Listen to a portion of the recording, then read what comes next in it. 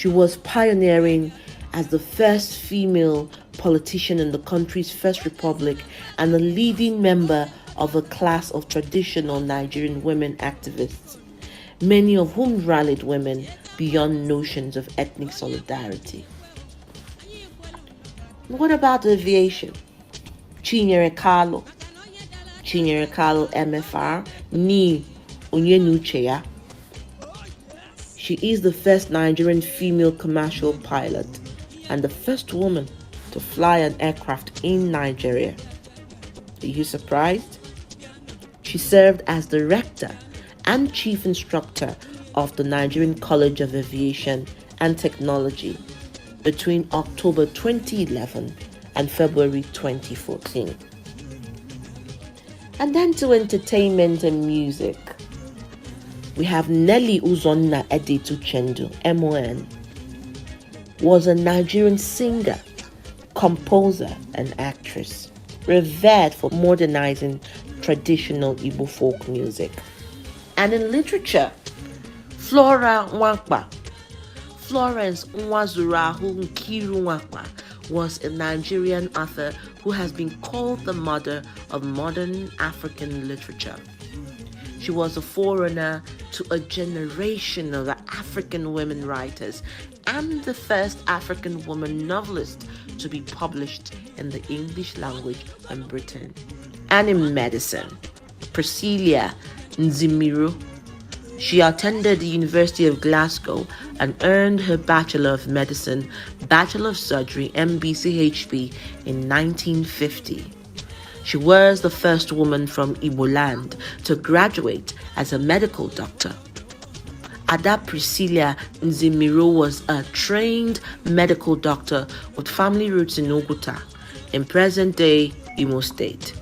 She attended the University of Glasgow and was the first woman doctor to work in the Igbo region of Nigeria. And the military.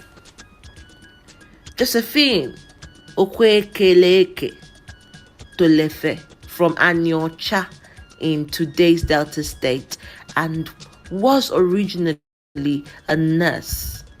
But she decided to join the military, having admired what she saw of women in the British Army and their bravery in defense of their country. She was the first female to be commissioned into the Nigerian Army and first to attain the rank of an army captain in Nigeria. She rose within a period of 2 years from second lieutenant to the rank of captain in the Nigerian Army before the Civil War. And to sports. Need to say we just finished the Olympics. Chioma Ajunwa Okpara MON became the first Nigerian woman to win an Olympic gold at the 1996 Summer Olympics in Atlanta. She equally became the first African to win gold at the Olympics in a field event. And today, she is an assistant commissioner of police serving the country. She remains the only woman to compete at both the FIFA Women's World Cup as a footballer and the Olympics as a track and field athlete. And the Aba Women's Protest of 1929. How can we forget? The very popular Aba Women Protest is one of the most notable historical political statements by women of the Owerri and Calabar provinces in Nigeria and the whole of West Africa at the time. The women showed power and resilience through their sit-in protest towards the colonial administration. They came in their thousands to protest against the warrant chiefs who they accused of restricting the role of women in government. Now, many of the warrant chiefs were forced to resign and 16 native courts were attacked. And then in 1930, the colonial administration abolished the warrant chief system and appointed women into the native court system. The rural women who were not formally well educated, had no phones or internet, were able to galvanize themselves across regions and achieve huge success. Now, the question remains, what has changed? Has our capacity as women waned?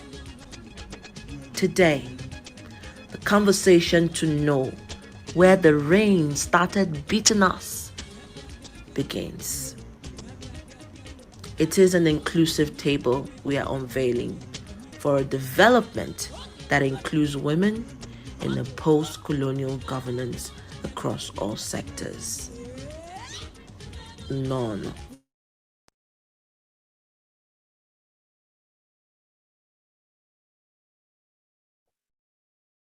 So welcome once more, everyone, to this wonderful event.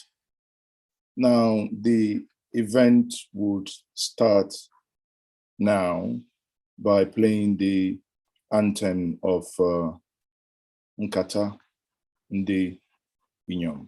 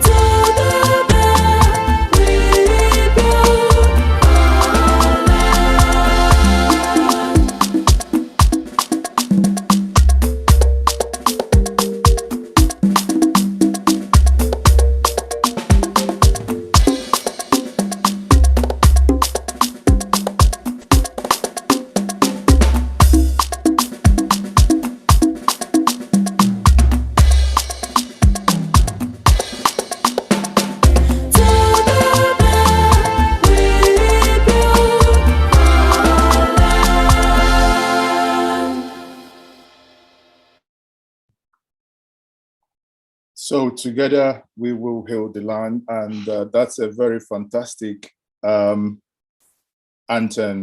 by Nkata Ndi Iyom Igbo. And we would start. I would have the privilege to introduce the moderators this afternoon. As it is, the first person to come on is Adora. Is Adora in the house, or did she log in with a different device? Adora, are you there?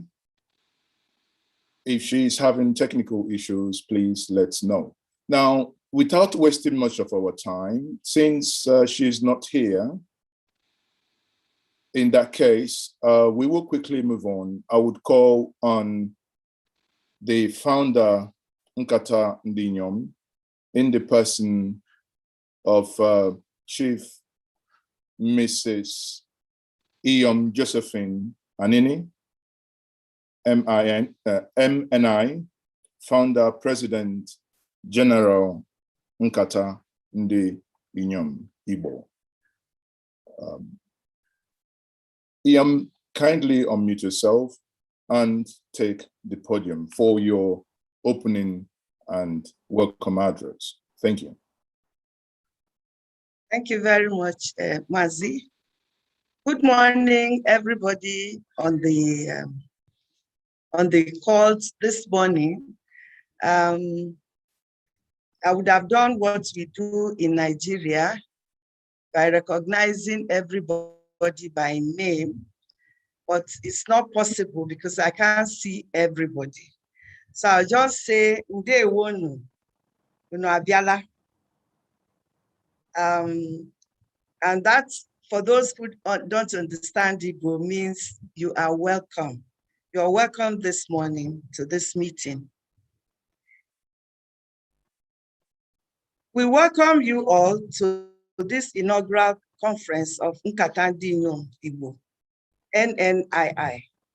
We appreciate the honor of your presence. Nkata in Igbo means conversation.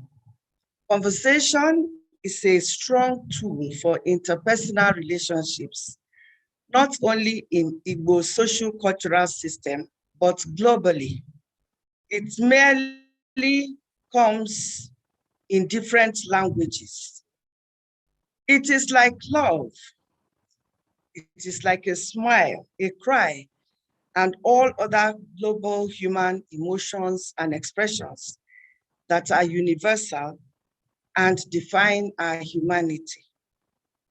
The birth of Nkata Ndi Iyom Igbo, by this time last year, at the peak of the global pandemic lockdown, was actually the arrival of a dream I have had for years.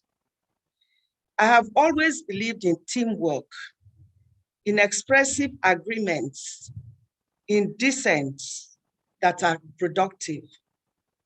That is part of what makes us human. So with the COVID-19 scare and lockdown, we were all forced to have some introspection and to begin a much needed Nkata about the way forward. So with a group of brave and committed women, we came together, even though virtually, and we are still virtual. We started the Nkata, we started the conversation. The aim of the group was specific. We are women, but how much are we pulling our weights to push for development in our families, communities, states, or the nation at large? Our motto in Nkata is partnering for development. We all know development only happens when there is collaborative and complementary leadership, when there is adherence to values that push for human integrity, resilience, and progress.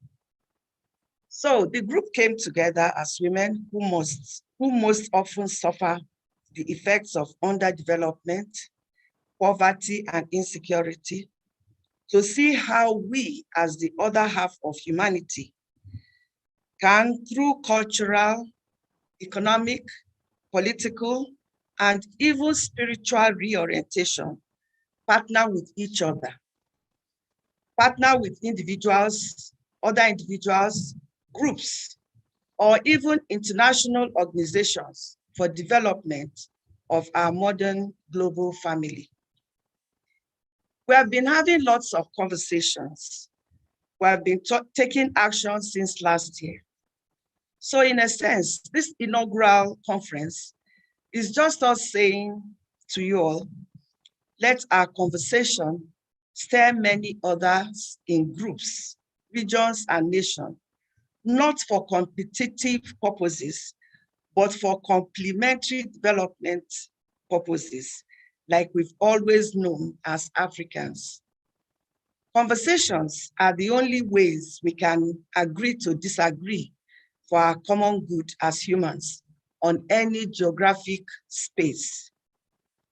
We, the women, are here to invite everyone to the table of Nkata as we all partner for our development.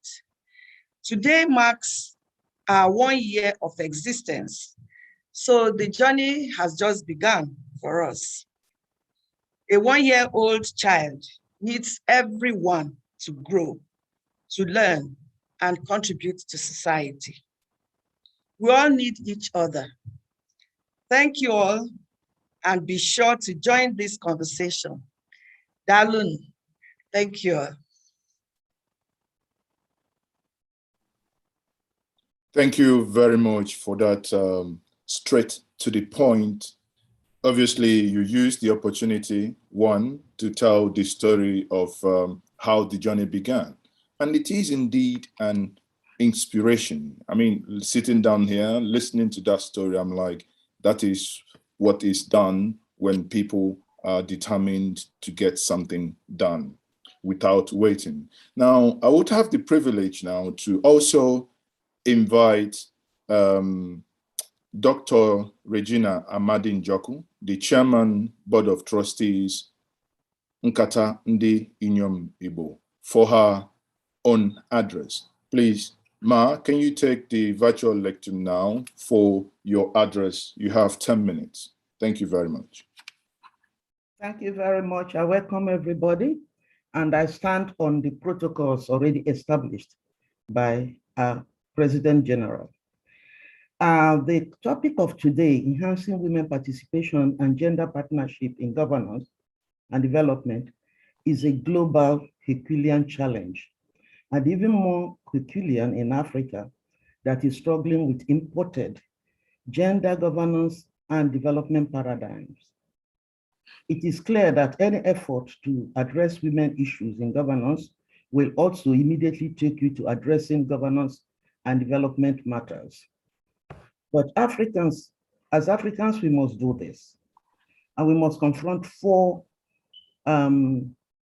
challenging realities. One is culture-driven disparity in gender human being evaluation of boys and girls. Men and women that produces a gender human being gap, which in turn generates all gender gaps in governance and development.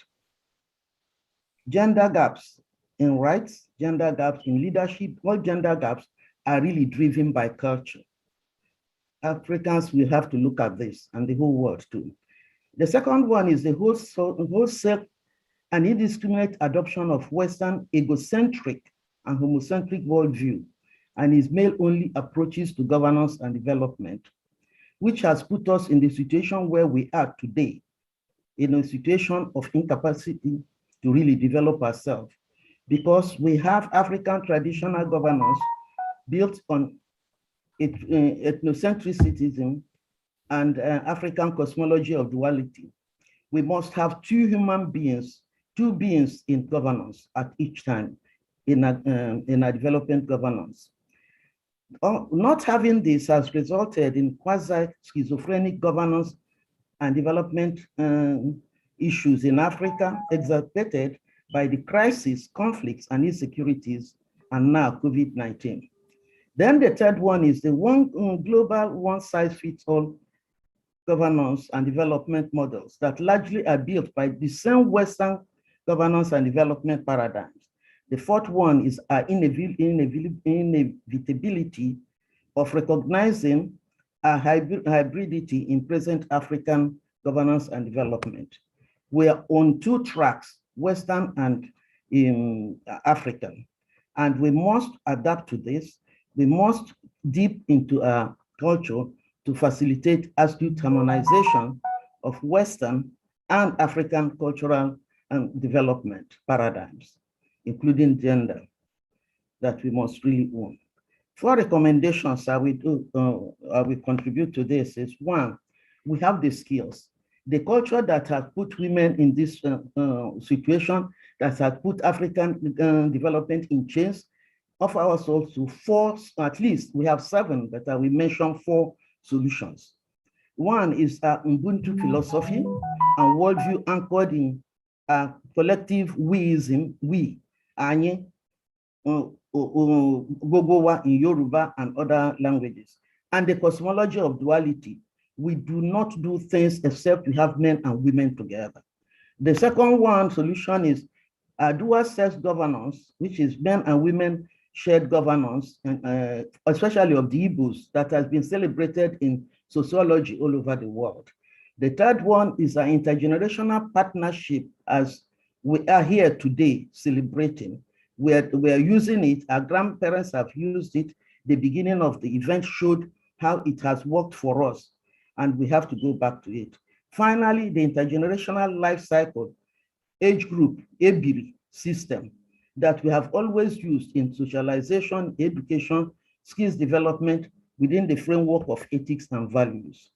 Now, these solutions are sorely needed now in Nigeria. We are really mired in crisis, conflict, and insecurities that we must address, all of us, men and women. And Nkata Women Association, aware of these issues, have made partner and dialogue, as PG has said, especially with the men, a central strategy for contributing to gender responsive and inclusive governance, especially in the East and in Nigeria. As a first step, we had an innovative approach. We have what I call a two-board mechanism. We have a BOT of trustees, women, the members, and BOA of advisors, only the men. And apparently 2 of them are today on this panel, Professor Naji, Bat Naji, and Mr. D.K. Chukwumerije. Before I conclude, I must really thank Senator Beribe for joining us today in this Nkata, and I also must invite him to share the outcomes of this event with his peers, on whom rests the huge responsibility of cropping legislatures, especially female candidates, through party politics and electoral processes, and mentoring the female novices in the art of legislation. As our ebullient President General always says, let the Nkata begin and let the Luta continue. Thank you very much for listening. Thank you very much for that wonderful speech. Indeed, let the conversation begin. For those who do not know what that once more means, in Igbo we say, Kayabun Kata Bidozia. Again, let that conversation begin. Now, permit me quickly to use the opportunity to bring in an eminent personality here, a man that many of us know so well, in the person of Professor, we're talking about Professor Bat Naji, who is the Chairman Board of Advisors, Nkata Ndi Iyom. I think I did see the professor here before. Okay, yes, we indeed is here. Professor, please, can you kindly unmute yourself and thank you very much. Thank you, Prof. You're welcome. Thank you. Good day, everyone. On behalf of the members of the advisory board of Nkata Ndi Iyom Igbo, I welcome all of you to this inaugural conference of our very distinguished women. I join in thanking our very distinguished senator and brother, Senator Enyinaya Baribe, for agreeing to be our keynote speaker today. We salute you. I congratulate the board of trustees and the leadership of Nkata Ndi Iyom Igbo for their vision and confidence in establishing this organization and nurturing it to this level to become a global voice for teaming Igbo women of achievement in the world. Earlier this week, I was a guest at the launch of a publication titled Making Africa's Population an Asset, produced by Africa Progress Group and chaired by our former president, Chief Olusegun Obasanjo. The report provided performance indices for a variety of issues for all African countries on how to turn our fast-growing population from burden to asset. They have performance indices for such items as out-of-school rate, unemployment rates, average food production, health expenditure, literacy rates, food insecurity, availability of rural electricity, child marriage, adolescent fertility rates, women empowerment, girl-child education, and so on, all of which you know concern our women and of course our men. One of my key take-homes from the report, even though it did not dwell on it, is that about 50% of our population that we desire to turn into assets is women. If we look at the projected total population of the world by 2050, it would have grown from the current 7.7 billion to 9.7 billion. Africa, however, would have grown from its current population of 1.338 billion to 2.2 billion. So during this period, Africa's population would have grown at double the rate of the whole world. Although the population growth is not evenly distributed in Nigeria, it is fair to assume that the population of Igbo land will grow somewhere between the world population growth rates and that of Africa. This would easily put Igbo land in a population of about 70 million people by 2050. Half of this figure, that is 35 million, will be women. That is, if we do not get dragged into a civil war that will reduce the population of our men. Ensuring that we do not get into unnecessary conflict with our neighbors and ourselves can significantly be achieved by having capable women who, by their basic nature, normally advocate peaceful coexistence. But this can only happen if these women are part of governance, leadership, and development. This is why the topic of today's inaugural conference, enhancing women participation and partnership in governance and development, is quite apt. Just imagine that this population of 35 million Igbo women alone is bigger than the population of most West African countries, except for Nigeria. That is, each of the West African countries would not measure up to the population of our women. Empowering them using performance indices advocated by the Africa Progress Group will greatly position our women for leadership in our world, where they can partner effectively with men in solving societal problems, improving our society to compete with strength in the world. Imagine a future where our men and women achieve literacy rate of 100%, and the young women are encouraged to be educated to hold employment other than only aspiring to be wives and mothers. It is a known fact that educated women are capable of making better choices, are better able to make better choices about childbearing, thereby curbing uncontrollable explosive population growth and significantly reducing poverty in families because they are more empowered to fend for their children. The challenge in advocating, say, delayed childbearing for women is that it further exacerbates uneven population growth in Nigeria. We can cure this problem by ensuring that all girl children are educated in such a way that they can start their childbearing as soon as they complete their tertiary education or whatever God allows them and their capability to achieve.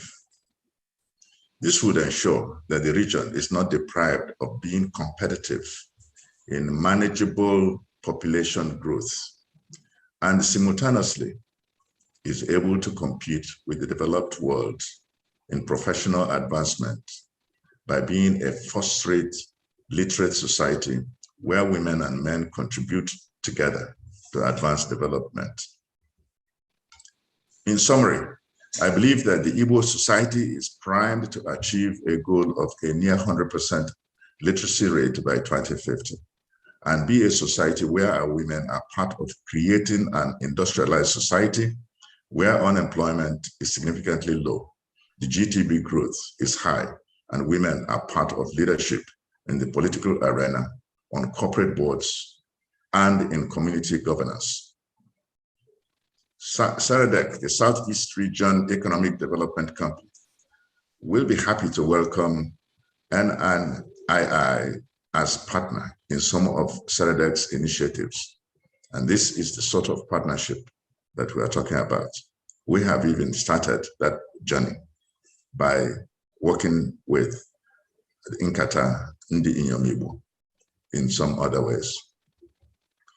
We want to encourage members of Nkata Ndi Iyom Igbo to gather the courage and position themselves to be the primary advocacy group for women and become strong partners with our men in governance, leadership, and development in such a way that they can be a counterbalance to the Apex Igbo organization, which is primarily led by men.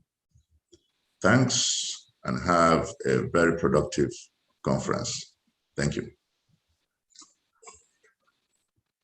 Thank you very much, Professor Bat Najide.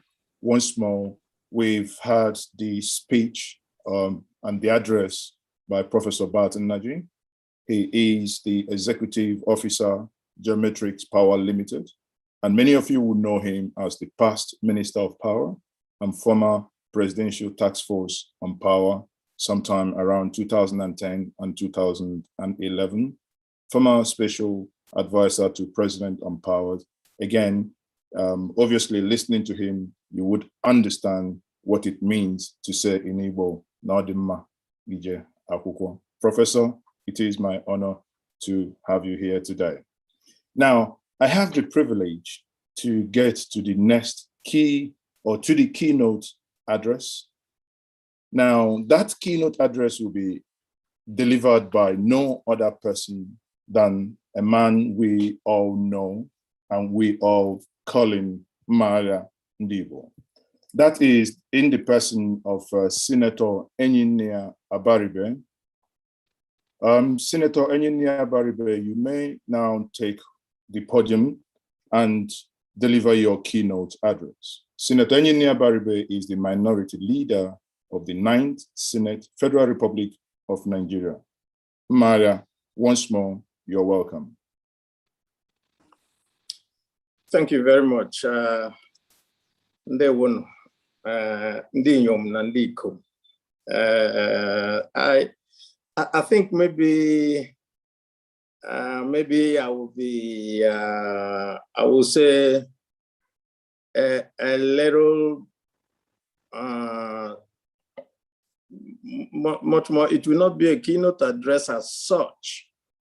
It will simply be a set of I will say reflections on what I think that you may need to know.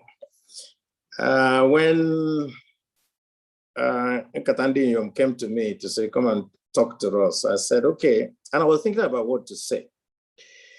Until a couple of weeks ago, something happened. And I think you need to know this. We, as the Senate, you know, we have been doing what is called a constitutional review. The chairman of that constitutional review panel, of which some of us were part of, from the different zones of Nigeria, or the deputy Senate president. And so he took us to Hilton, and we had this retreat, and we were going through all the sections of the present constitution. I know that a lot of people don't even want this constitution, but then we already have it, so we have to deal with it. And we got to a particular point, and that is the point about what to do about women and their participation in governance and politics. And it struck me immediately, oh, this has to do really with what we're going to talk about here today. So I took time, and I was very, very interested in what was going on. First of all, there was a recommendation by a legal committee that had been set up to give out recommendations on the different things. And it came to this crucial point, which was, how do you get women to be part of the political process in terms of increasing their number? This happened 2 weeks ago, exactly, increasing their number. And then there was this, I would say, recommendation, first by that small subcommittee, and they said, why don't we have more senators who are women? And the best way to do it is to increase the number of senators by making them 4 per state. And that that fourth person, because we're 3 now, that fourth person must be a woman. There were 5 women who were in that committee with us, and the committee was about 32. If you see the storm of protests from the men, just to make sure that no such thing was even contemplated, you now know that women really have a long, long way to go. First of all, I think Samamadi is here. They went down to the Constitution and said, that you're going to breach a part of the Constitution that says that you can't discriminate against anybody. So how are you going to now bring in somebody else and say it's only for women? But then that wasn't the one that really was very intriguing to me. The one that was really intriguing to me was that one of my colleagues from one of the northern states now said, I am opposed to this for a very simple reason. And we said, what is the reason that you're opposed to it for? And you won't believe what he said. He said, I come from a minority area in my state. And this Senate seat that I'm occupying now comes to us as minority. And that is the only way that has made us to even come to the Senate. If you now bring a woman, now here is the point.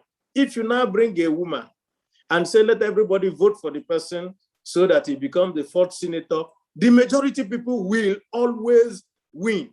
That means nobody from my place can ever be a female senator using this. So you could now see the interplay and the mix of local things plus minority, majority, and all that.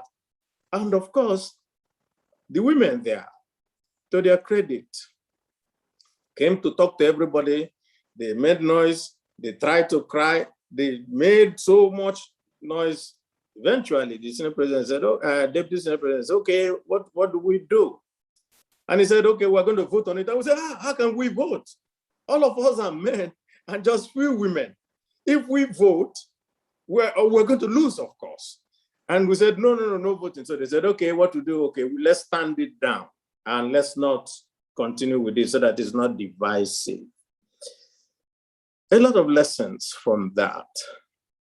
I've listened to Prof. and Regina about all the things that need to be done and how women have played a role. And of course, I also listened to the promo about women and so forth.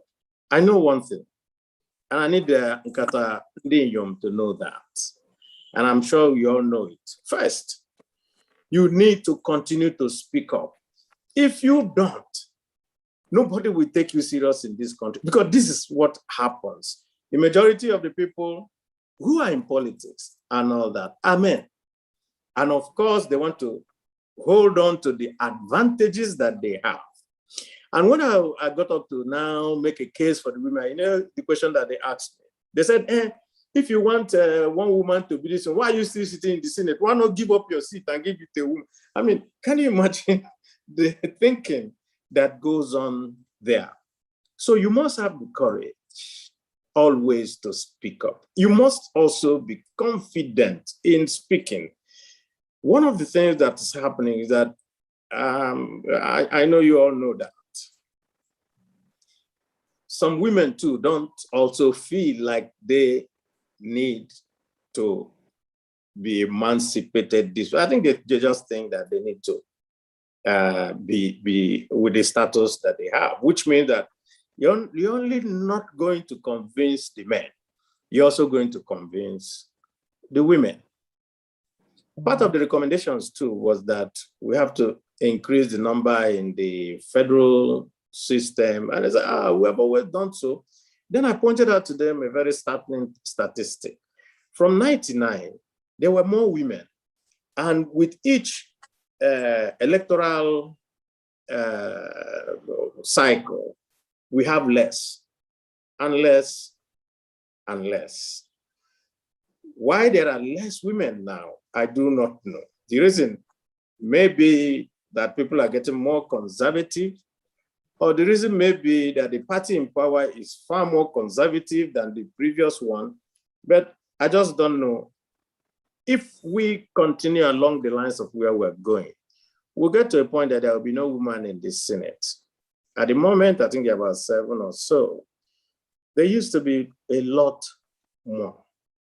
And what we find today is that there are so much difficulties in that.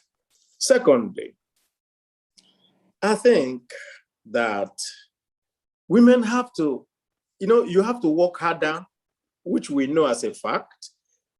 You work twice, you make twice the effort that men make in order to be recognized. And that is a pity. But then there's no running around or going away from it.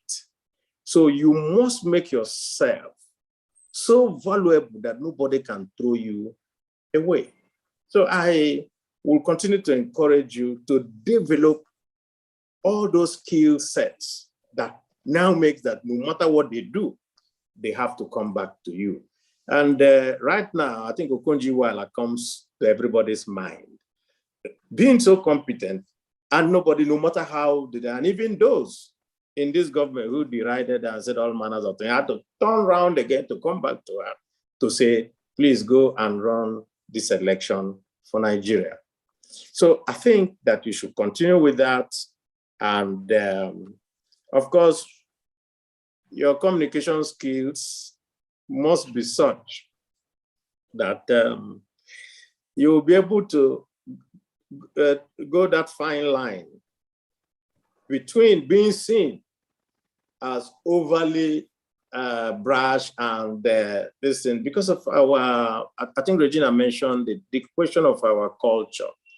And the culture is not just, at first we used to think that it was just the northern culture and all that, but it is pervasive all over the country.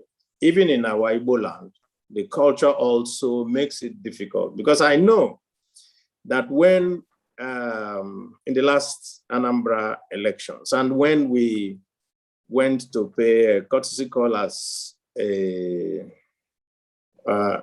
Senate minority caucus to Iyom Igbo in her bid to become governor, part of what it also told us was how men will make very mundane statements like, how are you going to be the person to give orgy to the men? Which means that in our own traditional local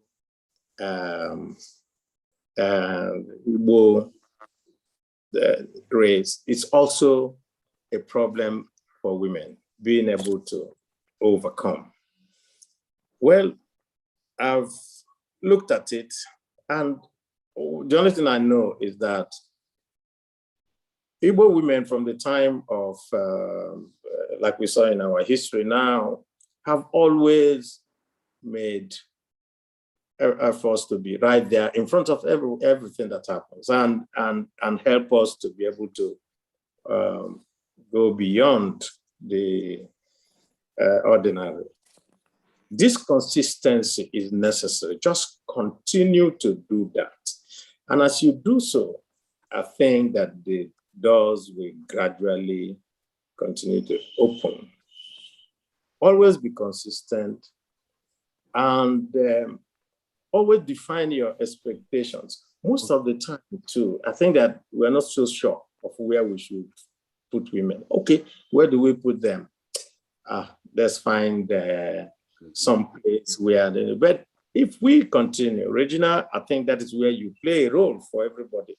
Help to continue to define for women, go here, continue here, and all that, and the sky will be your limit. Then, of course, finally, the thing that you're known for, women are known for integrity. Women are known for their, for the, whenever you look at any leadership role, people will always be sure that if it's a woman that is there, all the vices that the men always carry as a baggage on their back, you won't find it there. I wish Nkata Ndi Iyom very well.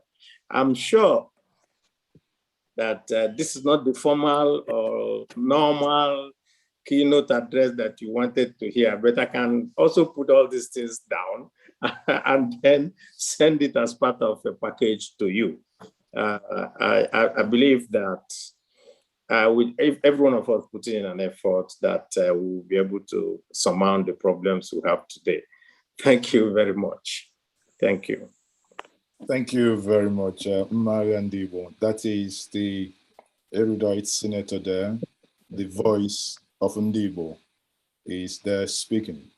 Now, obviously, he said this is not the usual way, but indeed, the message is clear. It's another form of delivery. The message is clear that he has delivered. Now, I would hand over to the next moderator that would take us in the next segment, that is Nnii Iyom. Please, can you kindly take over? Thank you very much, Nnii Iyom. Okay, Mazi, Ndewo. Ndewo. Ndi Igbo, Imela. Thank you very much, the Senator. Thank you, Professor Naji. Thank you, Ndariji. That is what we call her. And I didn't know the Senator was a feminist. Today, yes, I didn't know he was a feminist, but today I can confirm. Well, if you ask Iyom Josephine, she will tell you. That's fine. That's fine. So there are keynote addresses and there are keynote addresses. We don't need an epistle, but we've got the message. You're telling us to take our voice back, or telling us to raise our voices, and that's exactly what we are doing today. Some men, when they saw our notice, some of them were like, things, women things. What are we going to be doing there? And the question is, who are you without women? What can you do without women? Where will you be without women? So that answers that. So thank you. We are going to the first speaker, who is going to be talking about sustainable development. Why do women find it difficult to be active in politics? The major issue is finance. The major issue is the money. Elections are expensive, democracy is expensive, but culturally, women are disempowered. culturally women are muted, are supposed to be muted. But today, she's going to tell us what we can do to help ourselves to sustain sustainable ways of, okay. So she's going to talk about the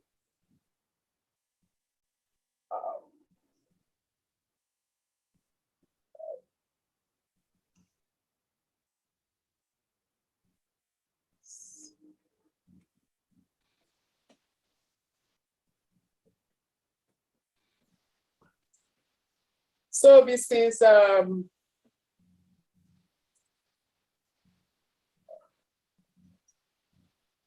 Onyeka Akpaida. She's a financial consultant. So she's going to talk about financial inclusion and microcredits for women. Mrs. Onyeka, I'm here. Floor, please. Thank you very much. Yeah, go ahead. Thank you, everyone. It's been great listening. First, I want to thank you for the consideration to be a part of this very powerful panel with my seniors in the industry in all ramifications. I stand on the existing protocols. I'll just quickly share my screen. Is it okay for you to, please? Or you know what? Don't worry. It's not. You can leave it. Okay. All right. So so my name is Onyeka Akpaida. I'm Igbo. I'm Igbo. I married an Edo man, so that's why my surname is slightly different. I'm from Anambra State and in Onitsha. And very interesting stories, because all the while I grew up, we've never really been, we grew up in Lagos, right? So I'm one of the people that they would say, my papa say I be Igbo, right? I wasn't really exposed, to the culture and the norms. It was only limited to the, to my immediate family. But I remember my mom is not, called Igbo, but she's from Delta, and she used to attend, if you're familiar with age grade meetings and all that for Ndi Onitsha. And I used to, tag along with her. And that whole, communal living, that whole collaboration, that whole, people supporting you, maybe when you have a wedding, you have something, you're celebrating something, I just noticed that whole thing about, people always wanting to rally around you. And for me, that was my, my first experience with community and how important community is. Now, today I'm going to be talking about, financial inclusion and women empowerment, and basically, how it translates to everything we are talking about. When someone wants to go in for politics, we have the senator here, you will know one of the core things you will need is money, right? And money is very key, especially in our climate in Nigeria. If you do not have money, you literally do not have any say. Now, what is one of the major reasons, apart from societal norms and culture, what is one of the major reasons why it seems women are challenged in Nigeria? It's because we do not have money. I'm going to be sharing some statistics, right? So as of today, according to a survey by EFINA, you have 21.3 adult Nigerian women, 21.3 million adult Nigerian women that are financially excluded in Nigeria. Now, McKinsey also gave a report that if we have full economic participation of women globally, by 2025, we'll be looking at an additional 28 trillion in annual GDP being added, to the world. And that just tells you that, we are literally teaching ourselves, men and women, when we don't have a lot of, women participation. For me, growing up, I went to school, grew up in a normal middle income family, I'm one of the fortunate ones. But then I came into Abuja by virtue of work, and I started to see a lot of, marginalization, with the northern women. It was a bit different because I grew up in Lagos, where literally everybody is a hustler, right? Everybody is active. You see Igbo women, Yoruba women, everybody's doing one thing or the other. And then working in a bank, you see situations where maybe a man dies, the woman has no clue how much is in the man's account. And then while they're trying to sort out legal issues, you see the family look like they're almost tending to serious poverty before, whatever intervention comes. And then it took me back to when I was growing up. My dad lost his job when I was about to go into, I think I was in primary school in 1996. He was retrenched after working for close to 2 decades in a formal institution. And you know, my family would have actually been thrown into serious utter poverty. Maybe they would have shared me with one auntie or one uncle, where you go here, you go there, you know. But my mom had a store, you know, she was selling in the market. So she had a shop and, you know, she used to take loans. I remember she used to, her account was in First Bank then. She would go there, you know, my mom is not complete. She's not, I mean, my mom just has senior school living certificate. She's not fully literate. I mean, she just stopped in secondary school. She didn't go to university, but she was able to leverage on her, you know, her marketing skills, her trade skills, to able to move the family from what would have been utter poverty to relative stability. And many times when I see marginalized women, or I see low-income women here, I always just wonder, like, if something happens to this man now, what's going to happen to these children? You know, like, what's really going to happen? So it's so important. We can't overemphasize the need for us to have women participating in the economy in one way or the other. It's a problem, it's a global problem. The senators said a lot of things, talking about how we should leverage on what we are known for, which is integrity. Today in our organization, what we do is we give low interest loans to women at the bottom of the pyramid, so very low income women with very, you can't even call them SMEs, like we call them VSEs, very small enterprises, women that with 50,000, you will see the difference in their businesses, with 100,000, you see the differences in their businesses. And since I started, I have not even recorded any default, because women, because of our nature of integrity, we are actually loyal customers to have. Women are known for loyalty, right? We are loyal customers to have, and then we pay our loans. We are like the best customers you can have. All we just need is for us to be equipped. And that's what I'm coming here to shed more light on why we need a lot of participation, not just by the men here, even by we, the women. Many of us don't even support ourselves. Now we have, there are a lot of challenges that you can see, you know, low literacy levels. I think Professor Bat talked about, you know, women going to school and financial, literacy, basically increasing the literacy levels of young women and ultimately young girls and ultimately women. Even we that we went to school, how many of us are actually very intentional about our finances? Many of us just have money, you keep your money in the bank and it ends there. But the world has moved beyond that. You know, now you have issues of, you're talking of stocks, you're talking of bonds, you're talking of cryptocurrency. There's so much happening in the world. But we are, I don't know if it's a culture thing, but we are just conditioned in a way to be timid, to be afraid. We're not bold like men are, right? I do understand that there are differences with men and women, but we need to come out of our shell. And it is, you know, it is on us to actually start to drive this movement of women being more courageous, women pushing themselves out there, women asking for things. Senator talked about it. Ask for what you want. You need to have your ask. You can't just go there and say, oh, anything they give me, oh, this is what I'm going to take. So I'm drawing the nexus between, you know, financial services, you know, financial and women empowerment, because you can't talk about that and not talk about women participation in governance. Imagine we have a crop of women.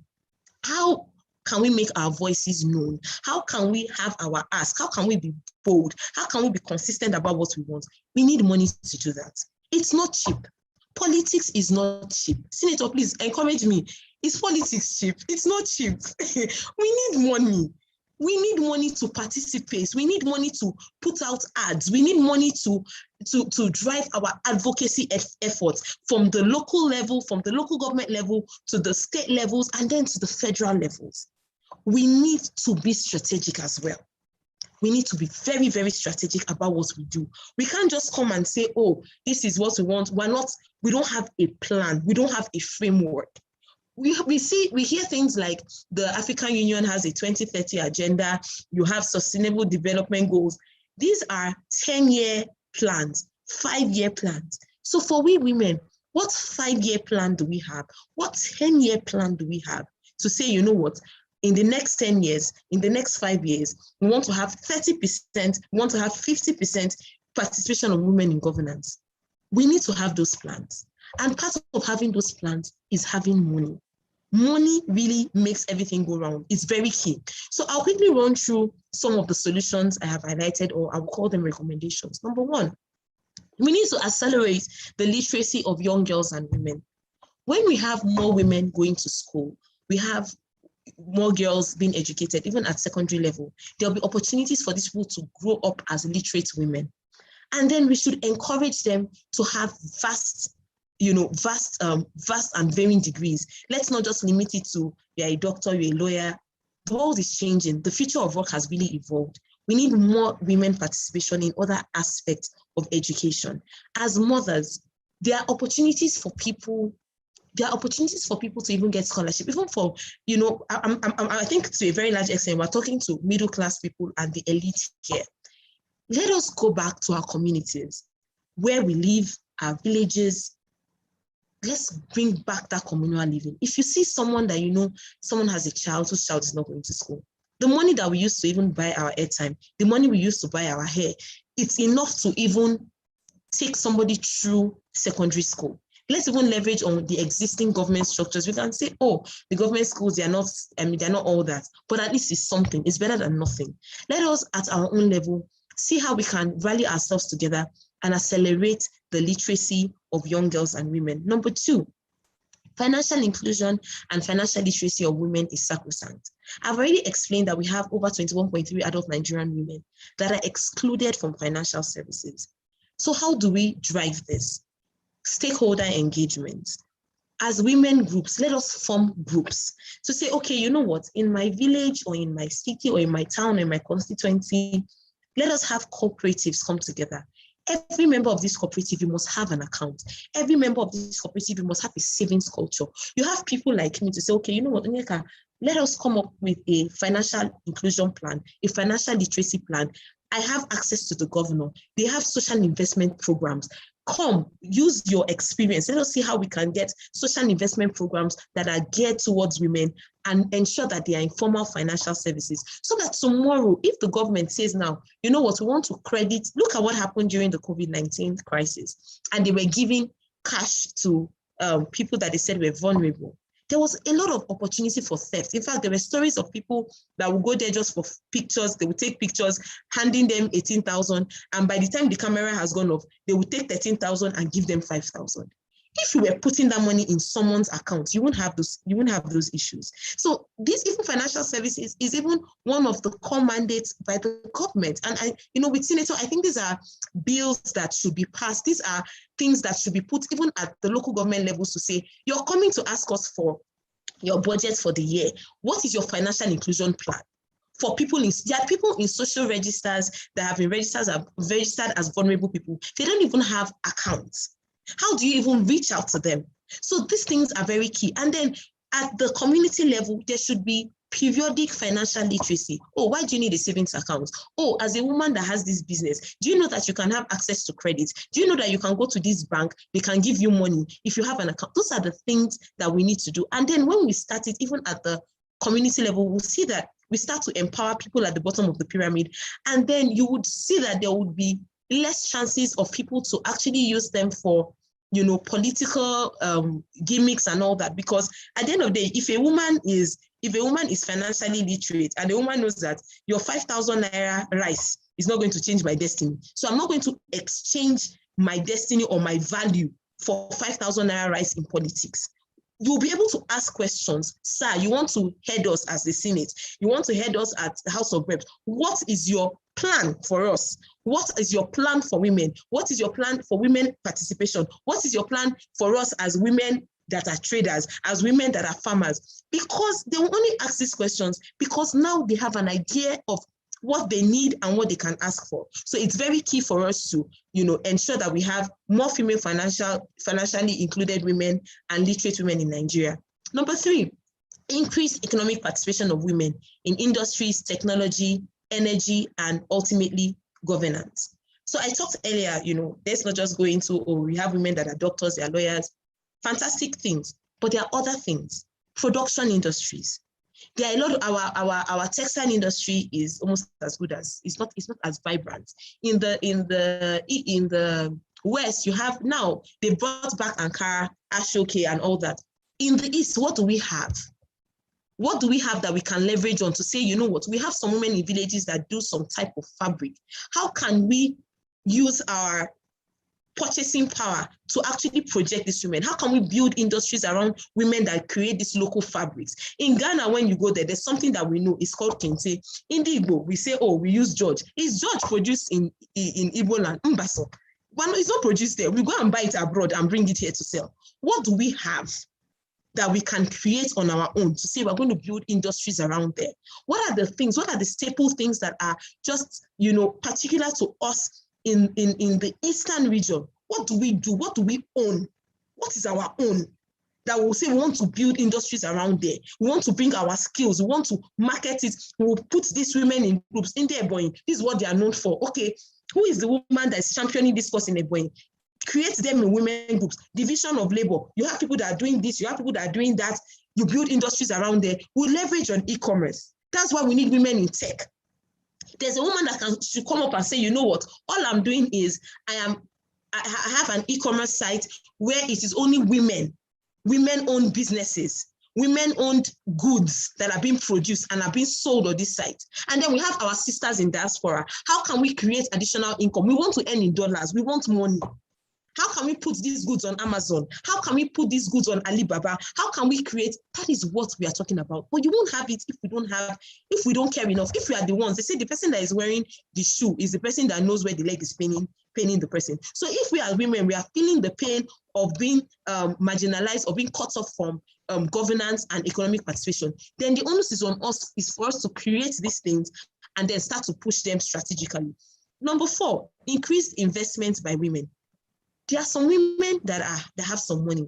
Let's not wait for the men to give us money. You that you have money, how can you be strategic to empower other women? How can you be strategic to empower other women? If a woman comes to you to say, my sister, this is the business I have. I don't know, I didn't grow up in the East, so I'm not quite sure of how this, our mentorship with men in trade, that you say you have boys and they will serve under you. When they are done, you will open shop for them. Do we do that as women? I don't know if we do that. I don't know if we do that. We don't do that as women. Why can't we also, this thing that men have done for decades, that even abroad, they use it as a survey and they use it as, they say this is what we're calling today and say angel investor. That is, it started from us. Angel investment started from us. Value exchange, you work for me. After a period, I will release you, do you freedom, as we call it, and then set up your shop for you. As women, are we doing it? You're a woman that you have sold, you know the tricks of trade, you know how to do food business, you're a caterer. How many caterers have you created under you? How many tailors have you created under you? Those are the things that we need. Those are part of the things we need. We need more women investing in women, not investing by putting it on your WhatsApp status, investing with real money, with real impact, with real cash, and with heart. Because if you're passionate about this thing, you will definitely find a way. There are some women that cannot enter the rooms that we can enter.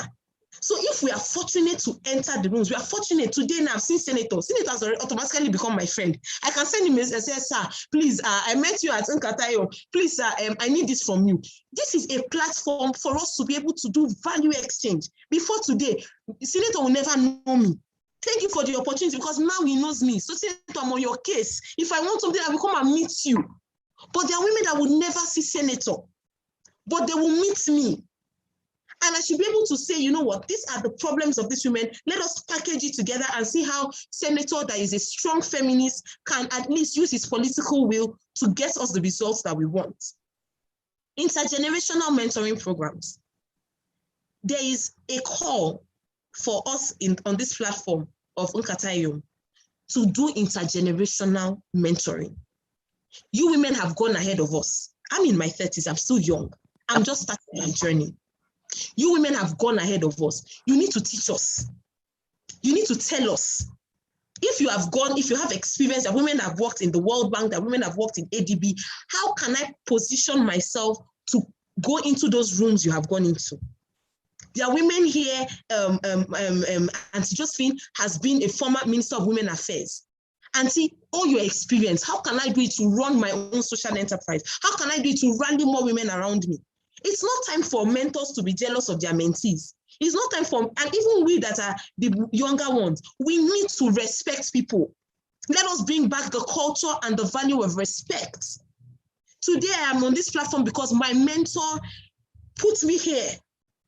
She put me here. She opened the door for me. If not, I won't be here. Yes, I have certain, I'm being recognized, but I don't take it for granted. When people give you opportunities, do not make them regret giving you opportunities. Don't make them regret giving you opportunities. So we need this intergenerational mentoring from top to bottom and bottom to up. Let us say, okay, these people have gone there. Ma, can you teach us this thing? Teach us this thing. Let us also enter the rooms. Okonjo-Iweala, it should not end with Okonjo-Iweala. She has gone far. We should be seeing who Okonjo-Iweala is pulling up. That will be taking off from her, passing the baton.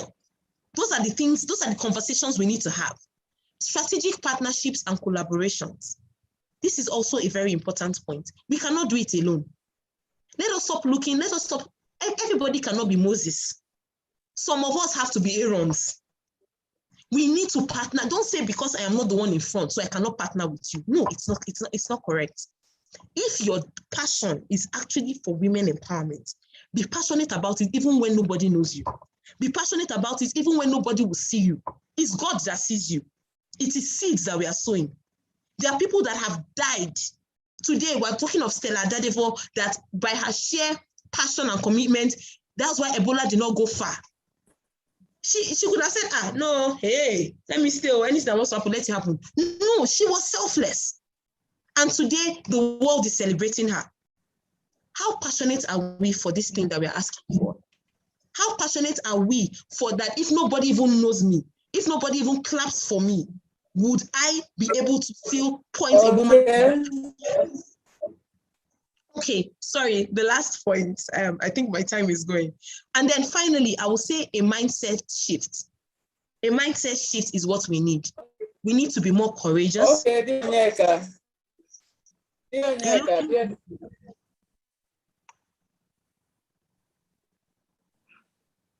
Just quickly round up, you have 30 seconds. Yes, I'm done. It's okay. Yes, I was talking about mindset shift. So it's time for us to also work on our minds, be more courageous, be very bold about our ask. And I'm sure, leveraging on all the other points that I have shared, we'll be able to get better results than we have gotten in the past. Thank you very much for the opportunity once again. I appreciate it. Thank you.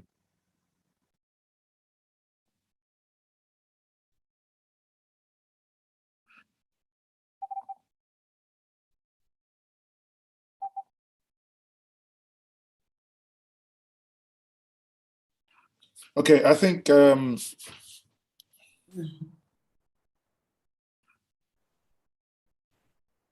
sorry, I think Nnii is probably having some technical difficulties there. Nnii, if everything is clear from your side, you may come back, please.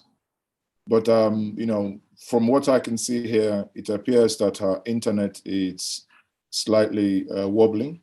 But let me quickly, bridge that gap while before she comes back in.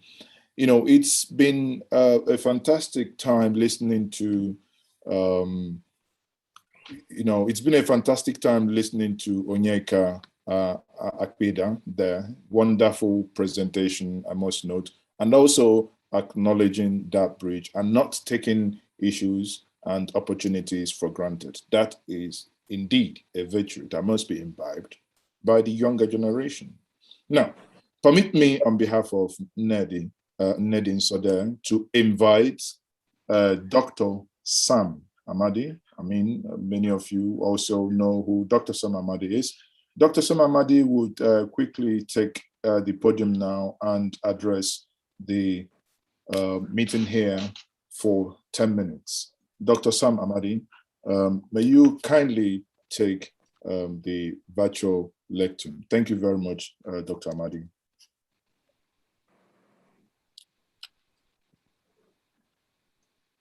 Okay, thank you very much. And I'm glad to be here and privileged to listen to Iyom in her welcome address, and of course, here Professor Badinaji in the keynote, and then my brother and friend Onaga, Senator Badibe is in the keynote actually, and then our sister.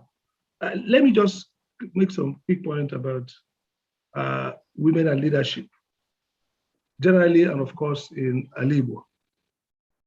First is that I think women should lead naturally, because in some of the materials I've read in leadership, in fact, even this COVID, we've seen one of the patterns, the emerging pattern is that countries run by women seem to have done well, better than countries run by men, generally speaking. And the reason, still people are still thinking about it, but one of the reasons given is the way women lead with more complexity, listening to diverse voices, have capability to work around problems, and then essentially empathy.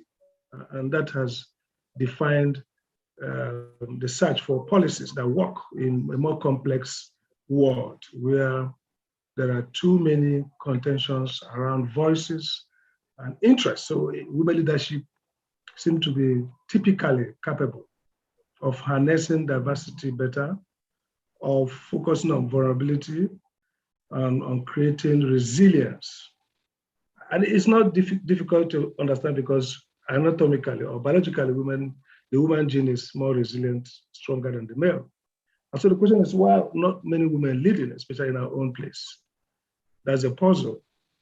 Again, research done by Gallup and others have shown that companies run by women are also outperforming companies run by men in general relative sense. If you look at the number of companies women are managing. And so there's some report that shows that it's actually seen better to work where women lead.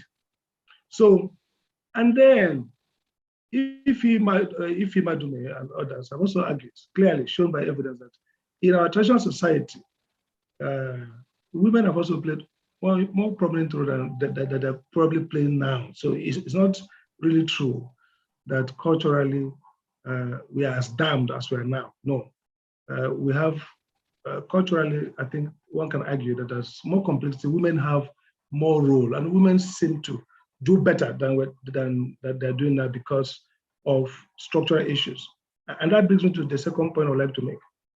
Many years ago, when I was doing some consulting for Nkoye, many, over 10, 15 years ago, on women issue, I've always had a view that the most important enabler for more women participation is dealing with the structural constraints rather than affirmative action. For example, if you look at when we had zero party option, more women became local government chairman for the simple reason that women are likely to be more popular, very popular in their communities.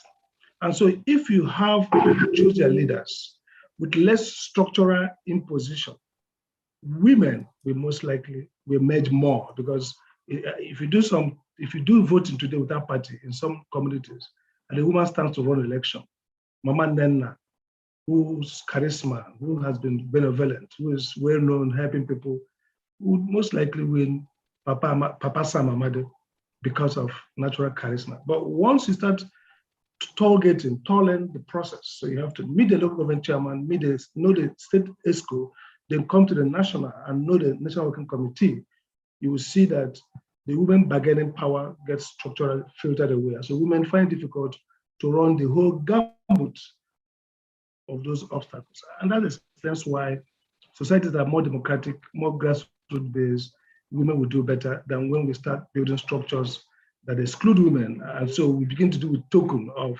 free, don't pay for domination fee, maybe one woman should come in. So those are efforts to try to deal with those structural crises. But if we remove those structural crises, reduce the campaign funding, financing, allow people,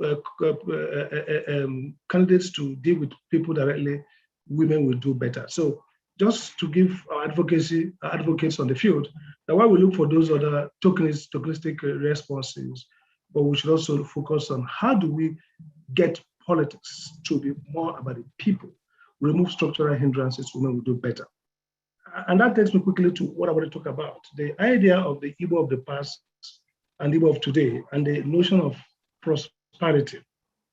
Our biggest challenge, and that's the view I hold, that the biggest challenge for the Igbo people today is how do we create more wealth and build greater technological capability.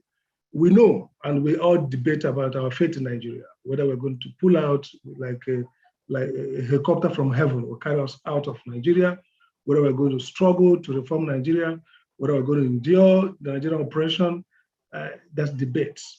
But what is clear in my mind is we need to reinvest quality leadership in our homeland, Igbo, stretching from the southeast to south-south, and even wherever we have significant Igbo community. And therefore, this focus on leadership, I'm a student of Emma Wara, student of Samuel Patley. And what Emma Wara era did, interesting, we were top in economic performance, education. People forget, apart from missionary schools, the only place we had government-owned schools in Nigeria as early as then was in the Southeast. Public libraries, first in the Southeast, what we call now Eastern Nigeria, basically. Cottage industry.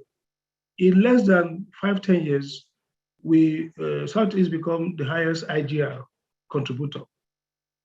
And of course, everybody now knows that it was the fastest growing economy in the world, but not just growing in terms of numbers, it was growing in terms of education, in terms of healthcare, welfare, some of the things that women, mothers, and our sisters care a lot about, quality of life. And so for me, that's what I look at. How do we create an ecosystem that fosters prosperity, creates equity, creates collective decision-making? And interestingly, the Eastern Nigeria then was not just about, technocratic production. So we had the Southeast Development Corporation that brought the bright and the best and the brightest to come together and create wealth at an astounding rate. But beyond that is the quality of political conciliation. It didn't have the level of political gangsterism we have today, where some persons arrogate to themselves. We saw collegial leadership. Emma and a collection of these great Igbo leaders were able to work together in the spirit of democratic leadership, real democracy. We saw great consensus building, and the result was the Southeast overtook its competitors at that period of time. So I want to emphasize 3 things in this narrative. The first is the focus on ensuring that there are our quality. It doesn't have to be PhDs or professors. The best and the brightest don't need to be academics. It could be even market men and women, but persons who show pedigree. We saw people like C.S. Mwapa, they are not academics, they are industrialists, who are part of that magic. Different people came in, professors and others, they were part of that. So it's a sense of getting back to our cultural value of selecting people based on the task they have to take. And that's why in the Igbo culture, wealth is revered, age is revered, talent is revered. So everything is revered and they are put in their proper place. So I think that part of the advocacy that women will take upon is to find a way in their typical style of not being violent and aggressive and walking around problem, to find a way to restore back this sense of leadership, this sense of leadership recruitment based not on attrition, where one person explodes his way to power, whether you're number 4 on the voters list, on the result sheet, or you're number 1 or number 10, you just explode yourself. But in a way that, we respect process and we allow leaders, elders, and every other person come to a certain level of peaceful recruitment of leadership based on quality, on talent, and their commitment to the common good. The second thing I think our great women and mothers and sisters can do is also an advocacy around restoring some level of communitarianism, some level of collective well-being. It's true that we are individualists in the sense that everybody wants to get better, and that helps us build wealth, build competencies, because nobody wants to eternally depend on another person. But it's also true that we're people who know how to work together, who know how to defer, who know how to build the community. And that's one of the things Abraham Wanko said, and I take it seriously. He says, if you are not contributing value to the community, you are not useful. So one of the things we should go back to do is to advocate for a sense of community well-being. That is very important so that our individualism, our individual enterprise and innovative spirit does not become a problem for our survival as a people. And our women are better, our sisters and mothers are in a better position to lead this advocacy because they have proven over time to be a voice that's much more focused on community and collective well-being than the male voice. And the third aspect of the advocacy that I think that this group and other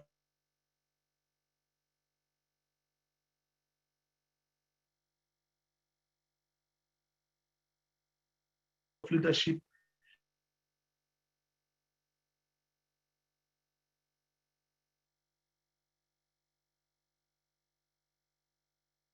in terms, we used to crowdsourcing is part of our heritage as a people.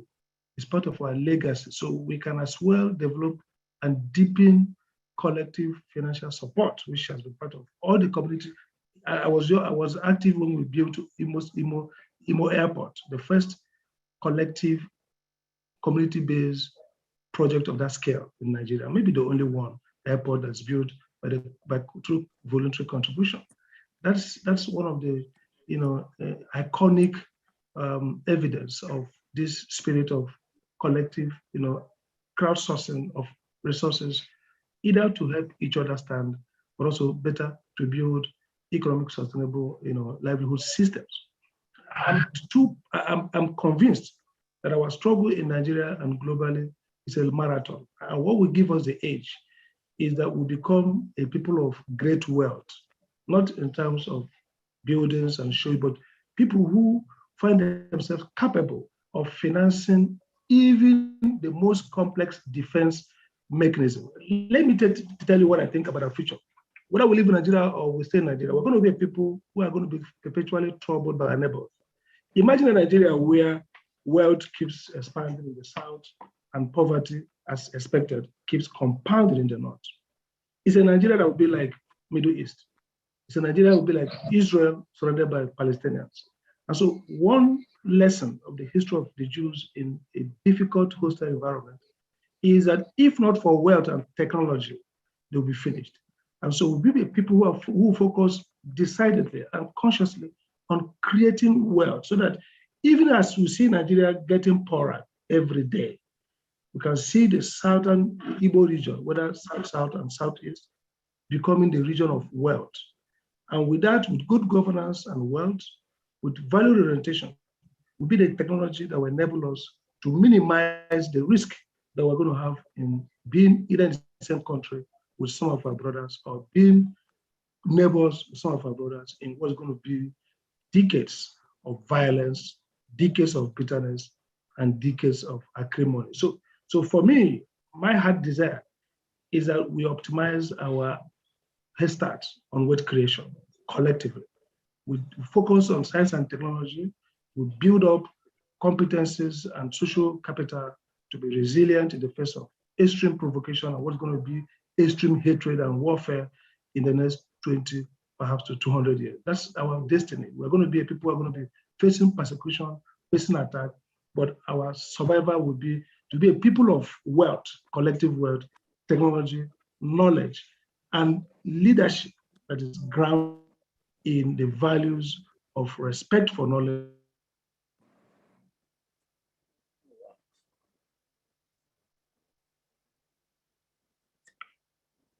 From history, from the cultural studies, from the women, from about different customs and community, women are tremendous assets, not just because of their numbers, not just because of their recorded and noted capacity for accomplishment in academia, business, leadership, but because of the fact that they bring the yin opposing the yang of our leadership culture. So where the men are going to be probably individualistic and much competitive and winner takes all.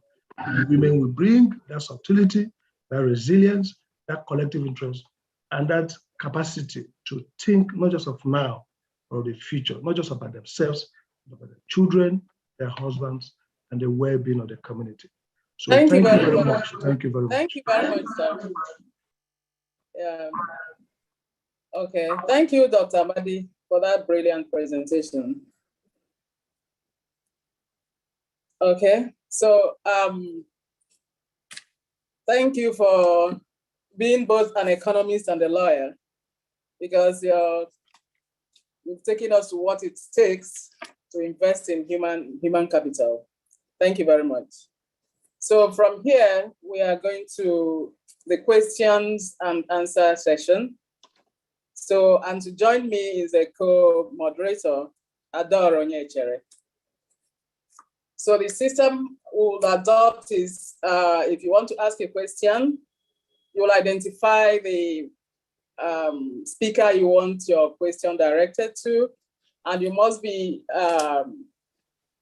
you must say your name, you must, your video must be clear, and you must be in a good environment.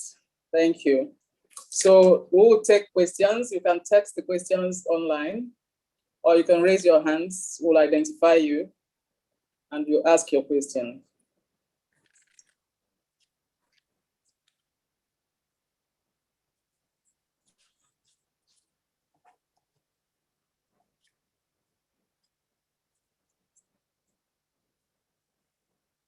Okay.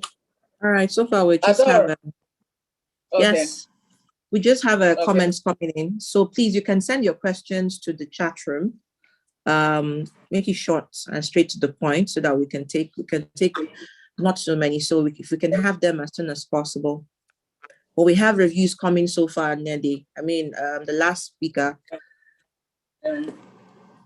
Yes, there's a lot of review on that and that of Onyeka, but we haven't gotten any questions yet. So, right, you can raise your hands as well.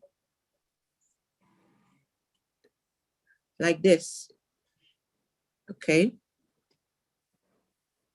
Okay, so there are some hands raised. Okay, let's start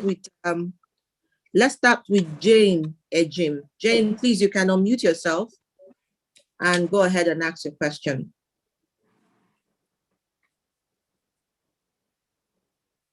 Hi, good afternoon. Yeah. Can you hear me? Yes. Right. Should I just ask to one person, or am I allowed to ask to two people? Just one will be fine. Just one. So, okay, I would direct it at, okay, I think it's even similar, the question I want to ask. Let me direct it to Senator Abaribe. Okay. And my question is, I'm just going back to everything you said, which I agreed with you 100%, that women shouldn't settle for less and get men involved, and as well as women should support women as well. I just want to put that comment in there before I ask the question. I really do believe that in Nigeria, a lot of women do not have women's support. Women join men in a culture that is already domineering to put down women and criticize women. And on its own is not quite encouraging. So now, having said that, on a men-domineering society where there are 4 pillars of things that is against women, the religion is against women, the culture is against women, the politics is against women, the educational system is against women. What can be done from the top? I know Dr. Sam pointed on certain things that some of the changes, I think, yeah, he did. But I want to ask you, what do you think that men in power should do to encourage women to be part of this system in Nigeria?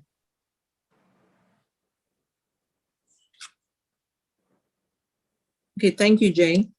Thank you. Distinguished Nesta, that question is for you. But before I don't know if you got her question.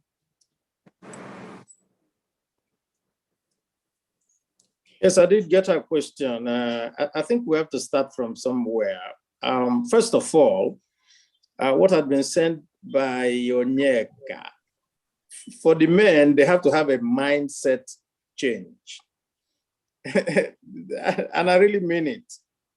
Some men just feel that women just don't belong to this area of, political participation. And that is maybe out of upbringing, well, the rest of the things, religion and so forth.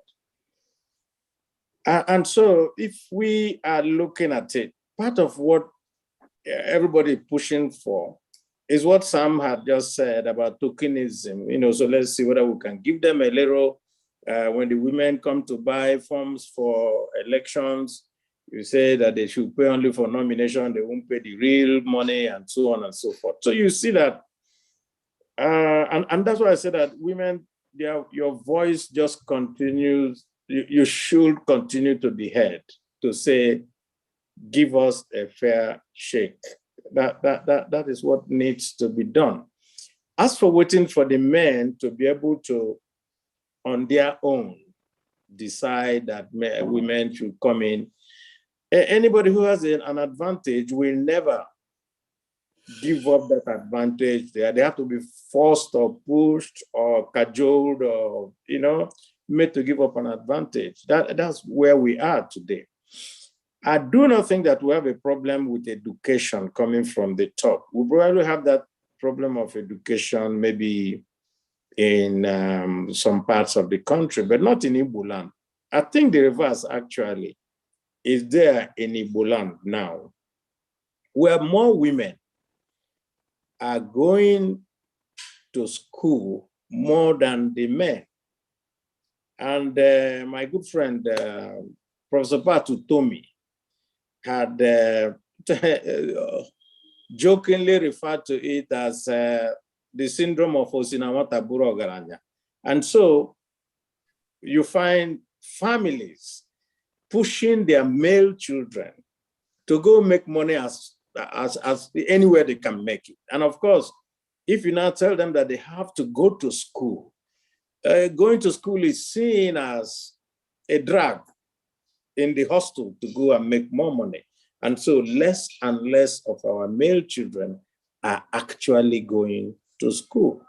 And of course, the corollary to that is where people ask you, who has education helped? You get the education, there's unemployment, you're unable to help your family, then ask that question. And you can answer that question. So for what men can do, or what people in top governance offices can do, first, like I said, there must be a mindset change to know that half of our population are not contributing strongly to our economic development and all the other indices of development for the nation. I think that is all I can say for now. Thank you.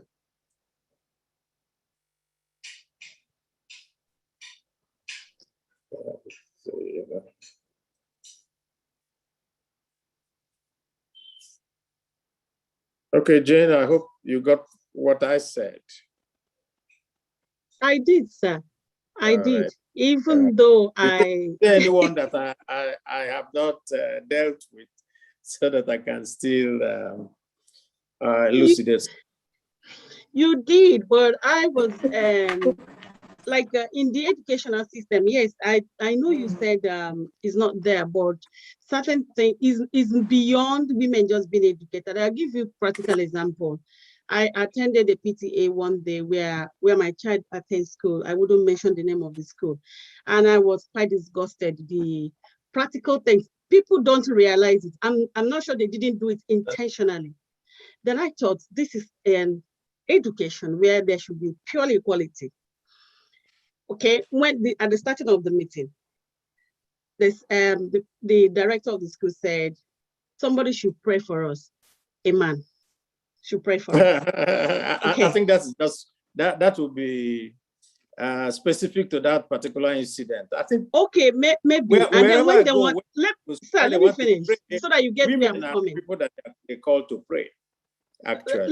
Let me finish so that you get where I'm coming. And then, yes, it is our tradition when during the breaking of kola, and they said, okay, we have to break kola as our permission to, as our tradition permits, it has to be a man. And I'm saying, what are you saying to these boys? You are indirectly bringing this culture of equality to the boys, telling them you speak for women.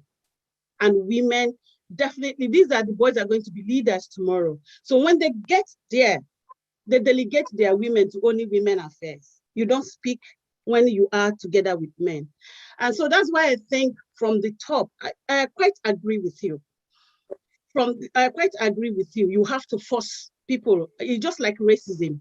Black people in Western country had to do more to get the whites to understand that you have to comply. You have to, they were forced to look at this equality thing. It's the same thing. Men has to be forced, but at the same time, where the culture, the religion, the politics is all heavy on these women, I still think that men has to do more. People like you who understand that women has to be brought along. If you don't give you a chance, we are going nowhere.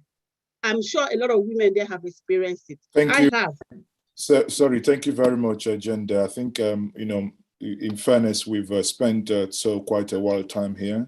Thank you. And sadly, sorry, I must intervene here so that we'll quickly move. I would call on Carlo Ijoma, please, Dr. Carlo Ijoma. What we will do moving forward is the questions will be taken, but the questions will be directed to a particular person. So we will allow 4 more questions, and that will be taken verbally. I believe that Adora would come up with the questions that are written in the chat room.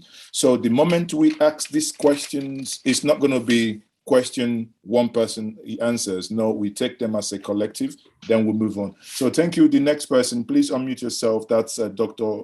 Carlo Ijoma, please, quickly. 30 seconds. Yeah, good afternoon. Good afternoon, and thank you for having me. Please, my question is going to the Senator. Please, Senator, can you address this forum on the best way women can approach or best practice we can include as women in order for women to be included in decision making, especially in the town union, in our individual town union? Like women are going in for August meeting now. By the time we are done with all the resolution, all the interests, all the intentions, all the approaches, and by the end of the day, whatever resolution we come up with will still be decided by the men. Why can't we have women, female or women president generals in our individual town union? Thank you very much. On that note, I must thank you once more. And please note, before you will be called upon, you must have your camera turned on. As long as you do not have your camera turned on, sadly, according to the rule, engagement, you will not be called upon. So the next person is going to be Nkechi. Nkechi, please. Nkechi Ali Balogun, I believe. Thank you very much, and congratulations to everyone on this platform. Thank you, highly esteemed Senator, and Mrs. Okpaida. For me, you slayed it. Now, we have a patriarchal system that is so empowered and ensures that women are relegated to the background. We know the problems of women. We are not here to start listing them. I mean, we don't want to sound like a broken record. Now, economic power, that is what has placed the men where they are. So my question goes to Mrs. Okpaida. Incidentally, you and I have the same background. My father is Enugu State, my mother is Delta. How can we prepare women to be economically empowered. Because once the woman is empowered economically, we can challenge the status quo. So how can you help us, Mrs. Okpaida, to draw an economic roadmap that identifies the women who can empower other women, so that we have a program that ensures that in the next 5 years, we have a critical number of women that are economically empowered to do some of the things that they can do? Thank you. Nnedi, please take over. Okay. Thank you for that question. Okay. Thank you, Nkechi Ali Balogun, for your question. Mrs. Okpaida, can you respond, please, in 30 seconds or less? Quickly, Nnedi. Mrs. Okpaida. Nnedi, if you can hear me clearly, as you know, the idea was to allow every question taken so that the panelists could come back and do that at once, please.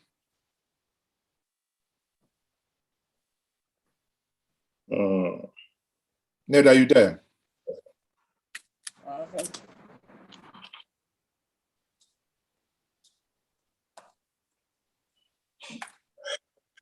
Ned, yes. Okay, the next question is from Dr. Christiana Iberi. How can we stop? Yeah, can you hear me? The next question comes from Christiana Iberi. And her question is, how can women stop women from supporting men? I think any of the speakers can take that.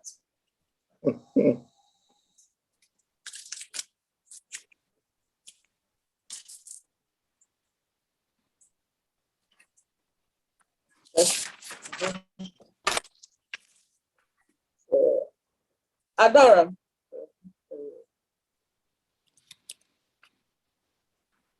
Okay. Yes, please ask them just to unmute me. Says, what do we do to increase women participation in industrial development? I think the question. So the top question.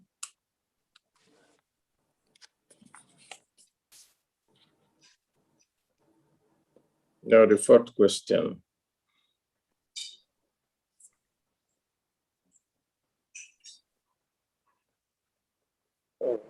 Can do differently to the question is coming from Divine Chidema. What can a woman do different to avert the discrimination from men despite being overqualified or fit in the role at hand?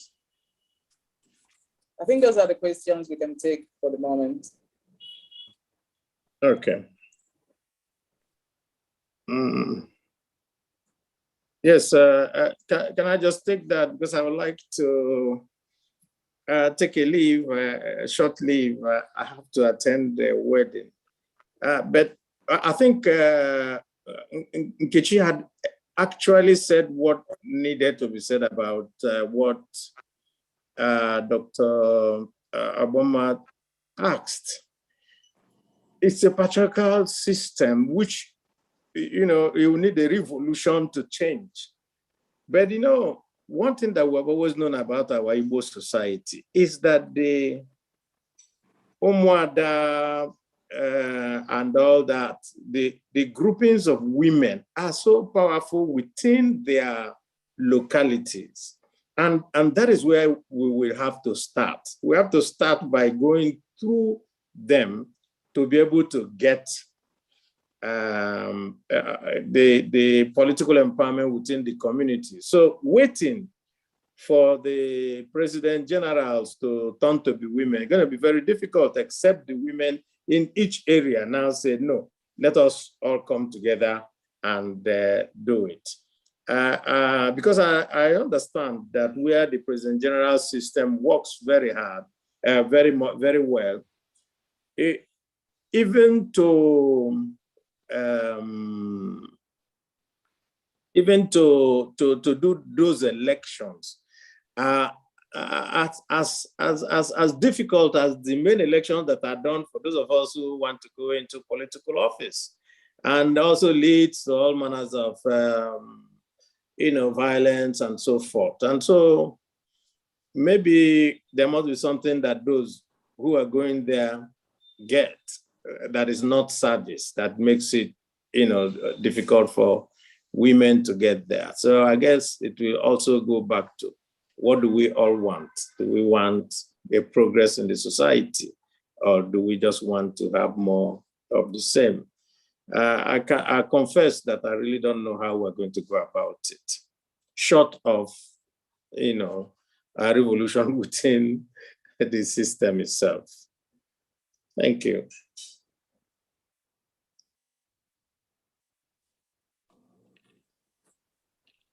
Mrs. Sapaida, can you answer the second question?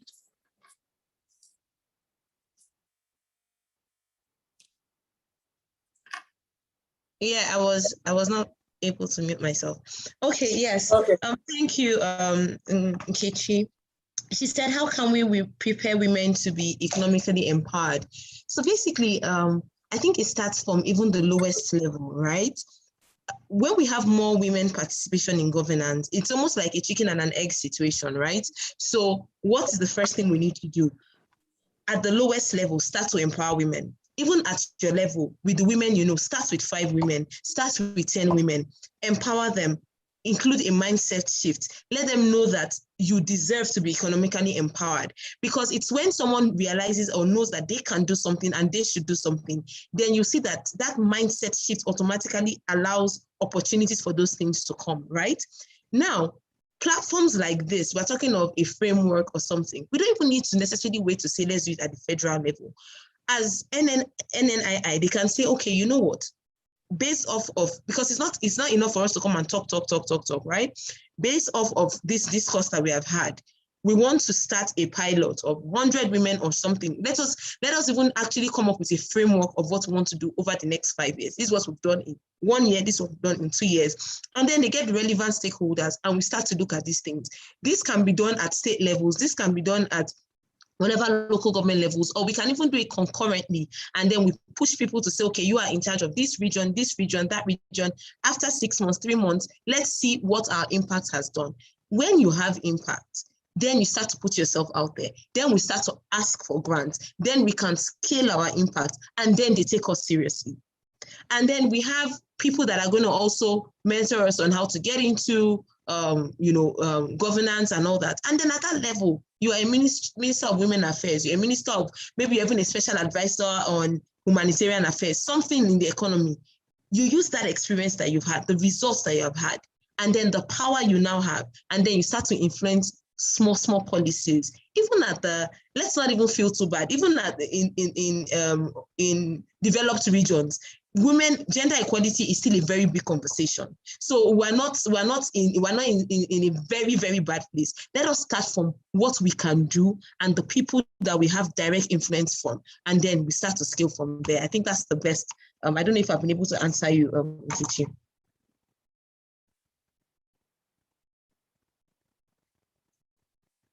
That's all from me, Neddy.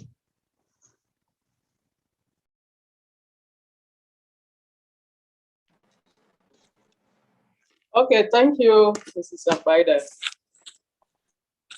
Thank you. So, Adora, are you on?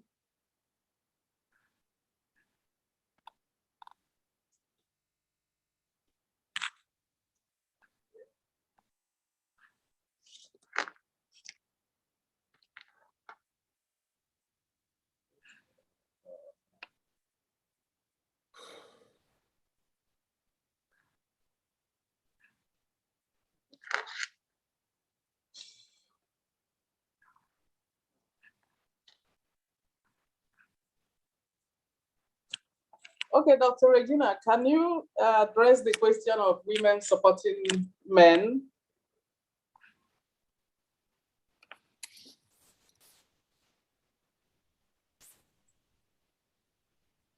Hello, doctor. Okay.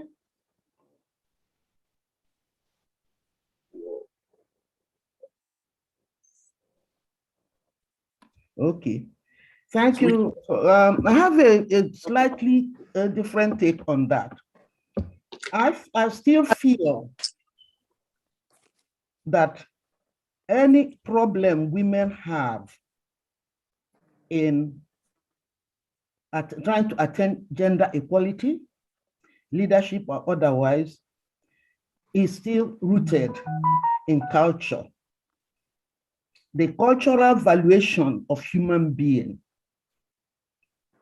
girl child, boy child, man, woman, is not equal.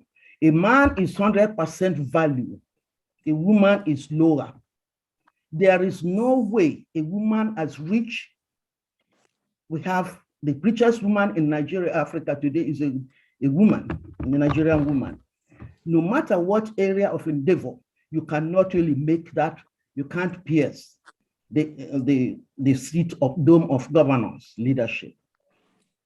Because unless we now address, and people are beginning to address them, and countries are beginning to address this issue of gender, human being value, we must address that. Then, because that generates all the gaps, I can give you an example. Gender pay gap, ILO for 100 years has been trying to equalize it. Today, they haven't. Yesterday, other countries in like Netherlands said it's even getting harder for them to do. Why? Because women are not viewed as 100% human beings in all cultures. They're dispensable, disposable, input, and that's the way it is. We need to negotiate that. That's one thing. The other thing is, who can do this? Who gave me this lower value?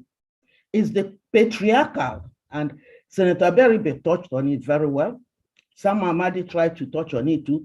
The patriarchal cultural mindsets of men and women. And men do not see themselves as stakeholders or beneficiaries of gender equality project. Whereas they're the biggest beneficiaries. Women, that's why women are always supporting men to climb the ladder of power, of wealth, we've been trained to be an input. Without us, nothing happens. And the man who put you in jail, put me chains on me, should be the one taking me out of this. But when they talk to us, they give us advice. Women should, women should, women should.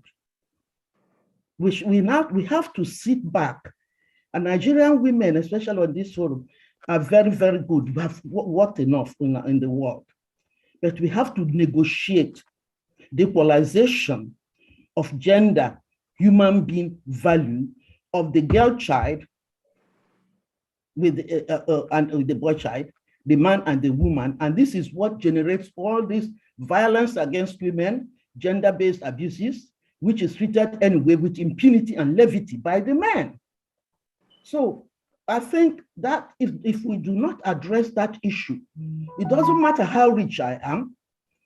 Picture this, the president of EU, a woman, went with her compares to Turkey, and there she was belittled, even in sitting arrangement.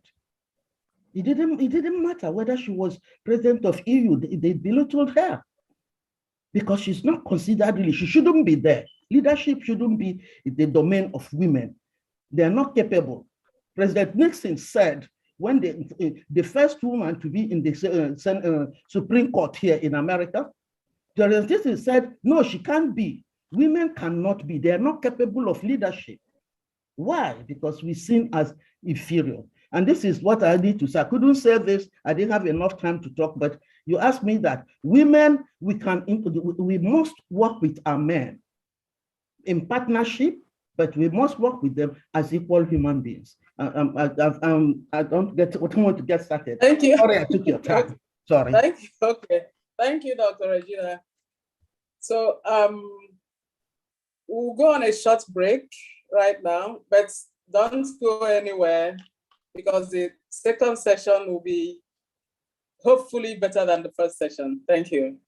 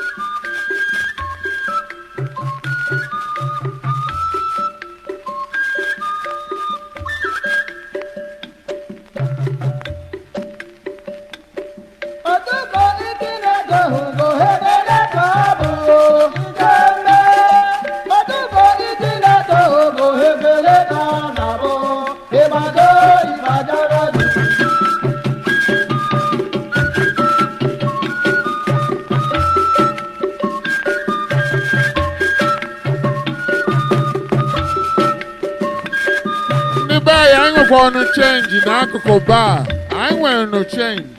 Akoko Bar. By the bar.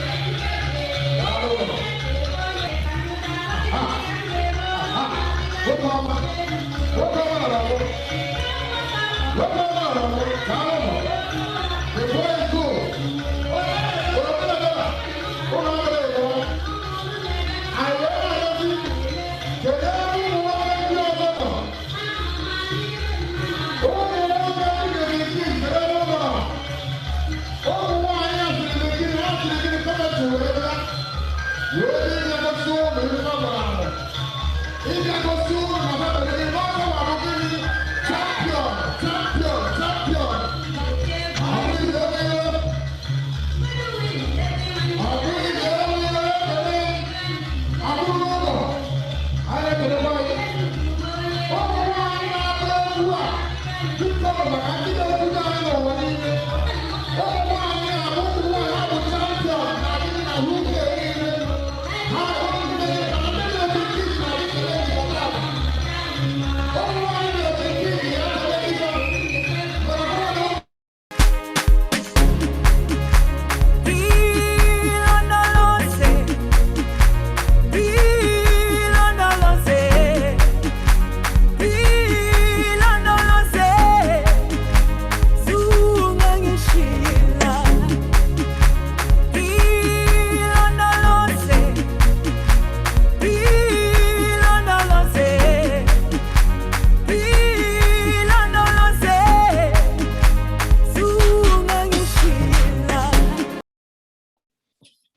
welcome back, everyone. I think the 10 minutes break was much needed.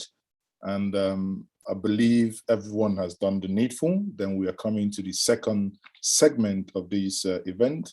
I would have the privilege to bring in Chizo Maliza to quickly, please unmute yourself and take over for the second segment of this event. Chizo.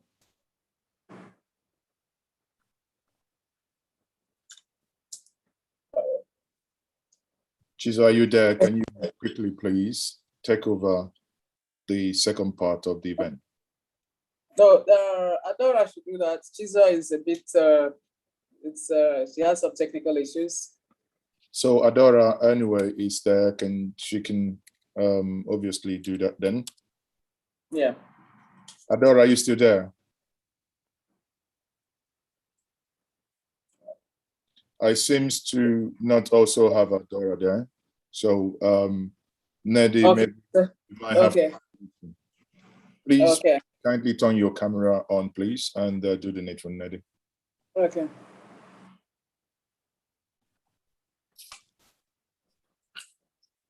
Okay.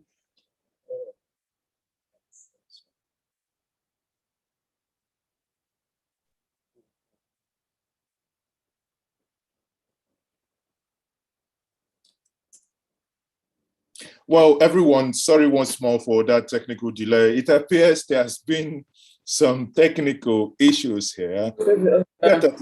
We will overcome all the challenges. So Nnii, if you're there, you can go on. Okay. If not, I'll kick.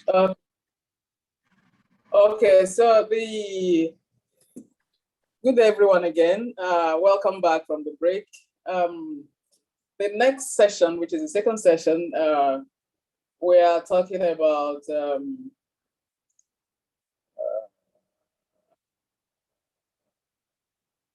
so we welcome Dike Chukwumerije, the poet, to give us an address. Dike Chukwumerije, please. Good afternoon, and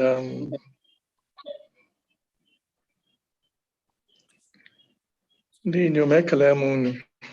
Aha m Dike Chukwumerije, nwafọ Igbo. I'm on Isochi, Abia State, and it's an absolute pleasure and honor to be here at this event.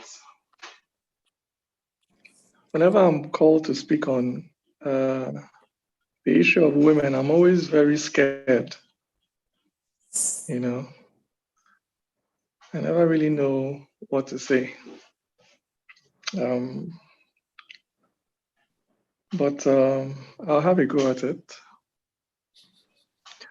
Let me start by saying that many years ago, I have two daughters. Many years ago, when the first one was still very young, she was about 4 or 5 at the time. She was having her bath, and I was in the room next door listening to her having her bath. And she started singing in the bath. And she was singing a song that is from a very popular musical, an old musical called Annie. She was singing a song from Annie, and the song went like this. It's a hard knock life for us. It's a hard knock life for us. No one cares for you or me. She was singing this song, and I was thinking to myself, this 5-year-old girl, what do you know about hard knocks or a hard life? But indeed, it is a hard life for women, particularly in Nigeria. When you look at the statistics, it's quite shocking. For a country that is 50% male and 50% female, to look at the entire legislature, for instance, and realize that less than 6% of it is women is shocking. Because it's like being told that Nigeria is 50-50 Christian Muslim, which it is. Well, there's an even split between Christians and Muslims in Nigeria. It's like having that split between Christians and Muslims and then being told that 94% of all the legislators in the country are Muslims. Nobody would accept that. Everybody would react very strongly to that unfairness or injustice would be very apparent to everybody. But we're very convenient in a society where population is 9% of all the legislative positions in the country are occupied by men. And it doesn't even raise an eyebrow. It just tells you what the kind of society we live in. And it's not just the North, it's also the South. It's not just the East, it's also the West, it's everywhere. I was telling somebody the other day that I went for a professional gathering, lawyers were gathering somewhere. And I sat down at the back and I observed that all the men were sitting. It was a gathering of lawyers from the Southeastern lawyers. All the male lawyers were sitting down. And it's only the female lawyers that were serving food, doing protocol, standing at the doors, welcoming people. It's such a cultural thing. It's so ingrained. When we go home and we're having a Umona meeting, young boys, some men in their 20s, 30s, 40s, and you have women in their 50s, 60s, cooking the food. How can I horror you? So the culture that just takes it for granted, that the man leads and the woman, no matter what, works in the back, is a very strong one across the country. And that power structure has to change. That power balance has to change. But when you're looking at a power gap of 94% to 6%, it's a huge gap.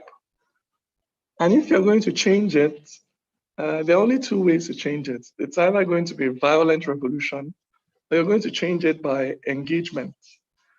I don't think a violent revolution is pragmatic or possible. So there has to be some positive engagement with this problem.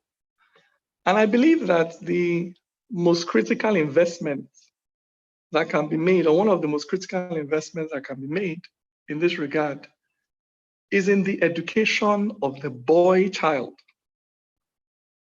The mentality of boys as they grow up.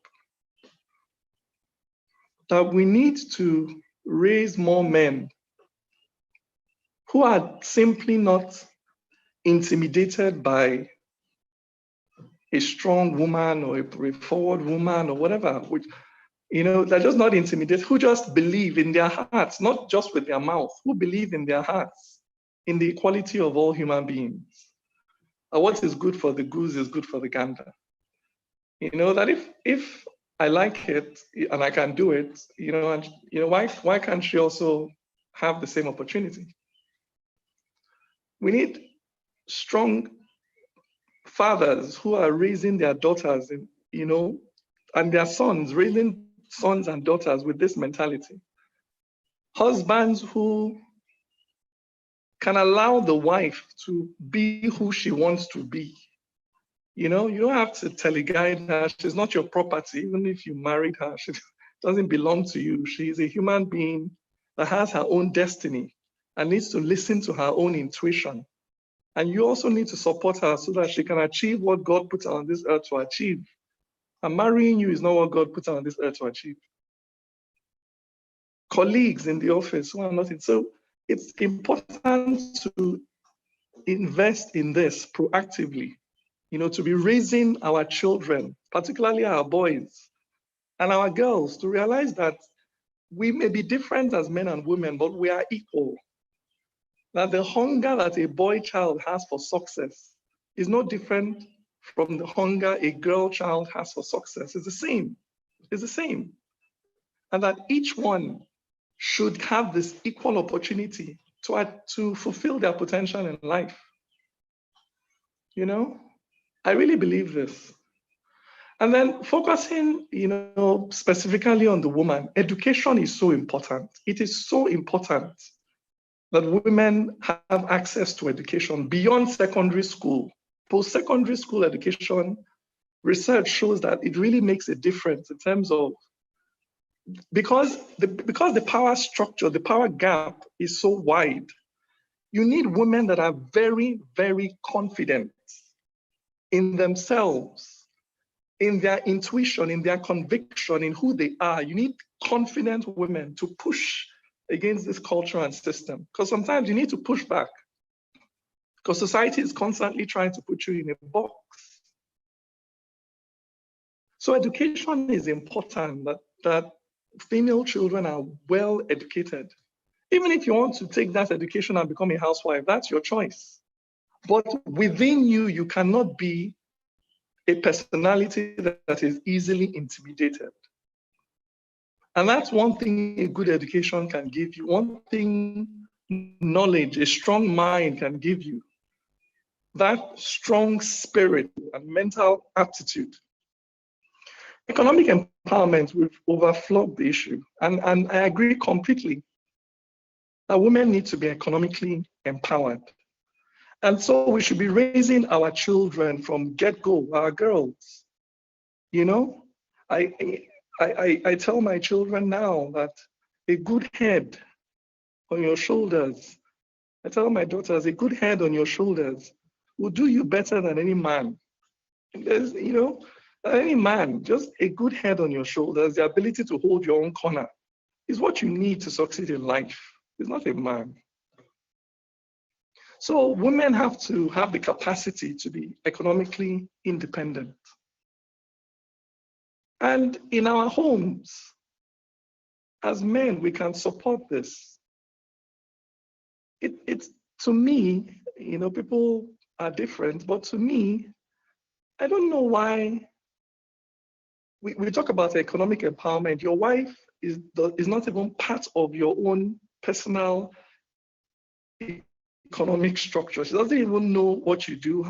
If you die today, she can't continue. She can't step into your shoes and continue. Where is the equality?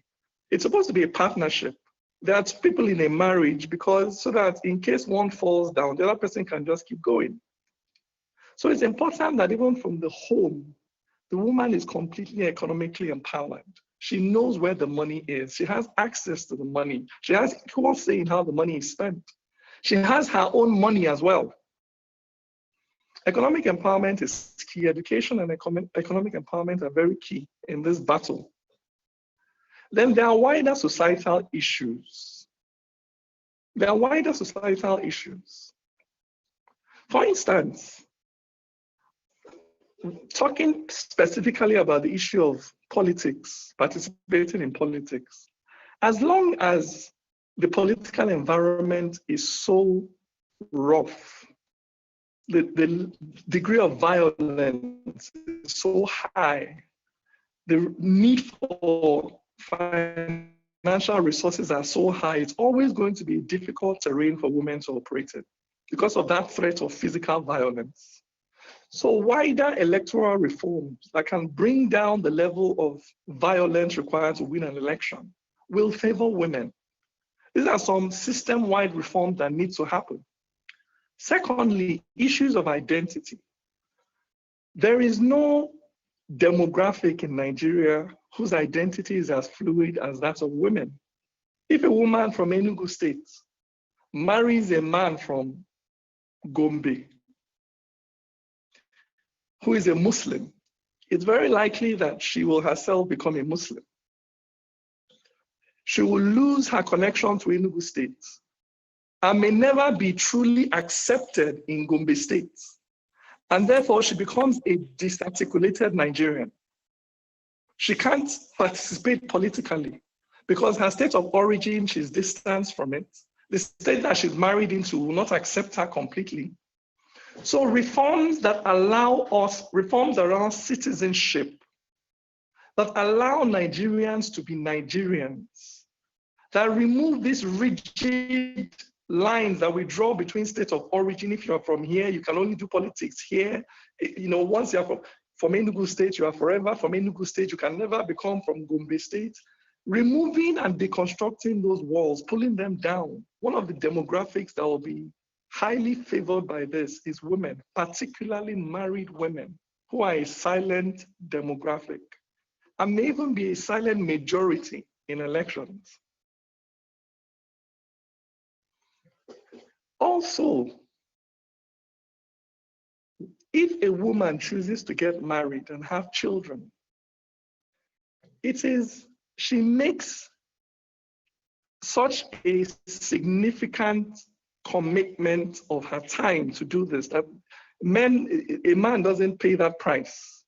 If a man can decide to get married and continue with his career as normal, a woman decides to get married to have children, and it affects her trajectory, it affects her ability to progress in life. Society needs to recognize the value, the sacrifice that those women who choose to marry and raise children, society needs to recognize and value that sacrifice. It needs to be valued. How can we be valuing our economy, putting value on every economic activity people do, and there is zero value put on the activity of a person who lives, sacrifices her career to raise other human beings for the perpetuity of this society? It's an immense sacrifice. It's an immense contribution to economic development and growth that government need to recognize. You need to value it as you're valuing the GDP, the work that those people that stay at home, whether men or women, those of us that stay back at home, the contribution we make to the economy needs to be recognized somehow by the government. And overwhelmingly, it's women that make the sacrifices. So I don't often describe myself as a feminist. I just believe that all human beings are equal and are entitled to the same right to self-expression and self-actualization, whether they are man or they are women. And I recognize that I live in a society that is deeply, deeply patriarchal, deeply so. And sometimes it is shocking to see it, how it is just taken for granted that women need to step down for men to move ahead. But this is wrong. We cannot challenge it by violent revolution, but we need to really begin to engage with people's minds to free it from these mental restrictions. That's why I'm always fighting against all these tribalisms and nepotisms. It's all the same evil, it's the same seed. The inability to recognize the humanity of the person opposite you. Just that in this case, it's because she's a woman. And you say, no, she can't do that. No, she can't do this. No, she shouldn't do that. Why? So I'm happy to be here and I'm happy to contribute my 2 cents to the debate. I am the way I am because I was raised by a strong woman, you know, who made me recognize, or who raised me to recognize the value of women. So I'm not in any way, I can answer sir to a woman. She can be promoted above me. She's just like me. What I want for me, she has a right to want for herself. And I have no problem with her achieving that. So thank you for listening to me. I appreciate it. Thank you so much, Dike. Thank you. Wow, that was insightful. Thank you. And I think, you know, for me, I think for a lot of young women as well and women listening to you, one thing you said is that there are wider issues to this perspective. you know, especially looking at the area of politics. And you said the ethnic bias needs to be removed, because when that is removed, it benefits more of our women, and especially our married women and even women in politics. So thank you so much. Some of the comments that are coming in their plethora, and you know, said we women have always brought into the equation gender inequality. However, we must continue to speak out, and that's one of the members applauding what you said. So let's move quickly to our next speaker. Our next speaker is Obianuju Kanu Ogoko, and I know she's standing by to continue to speak on this issue. We're still looking at issues of using voice. Obianuju, over to you.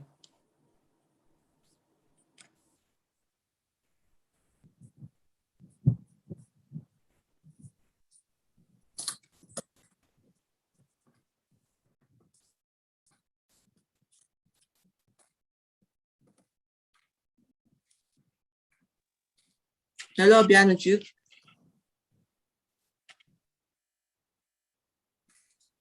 Good evening. Are you ready, Obianuju? Obianuju, kindly unmute yourself, please. Oh, okay. So I thought it was only the host that could unmute me, so I was waiting for that. So sorry about that. Thank you, everyone. I'll stand on existing protocol. Please, can you hear my voice? Can you hear me at all? Yes, I can. I'm hearing an echo. Okay, fantastic. That's fine. Been quite an interesting conversations have followed submissions, and it would appear that some of the things that I had hoped to discuss have been touched. But again, I'm going to, as I said, my name is Obianuju. The banner read that I'm a director for an IT firm, which is true. But through to what? I think I'm here because of the experience that I've had, especially in governance. First of all was starting with my academic experience. I have a degree in global development and international law, and then I came on to have very practical experience of governance and the voice of women. So my submission today is going to be in line with, I have three key issues that I'll be touching on, which is on partnership, governance, and development, and how does this lend women the voice that we would want to have on the space.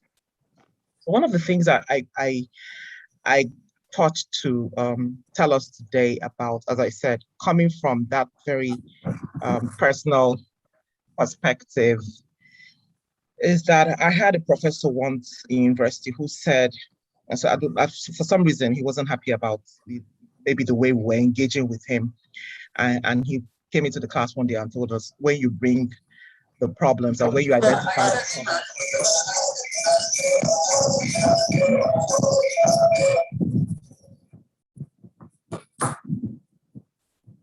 Yeah. So he went on to say, when you identify the problems, also bring solutions to the table along with your problem.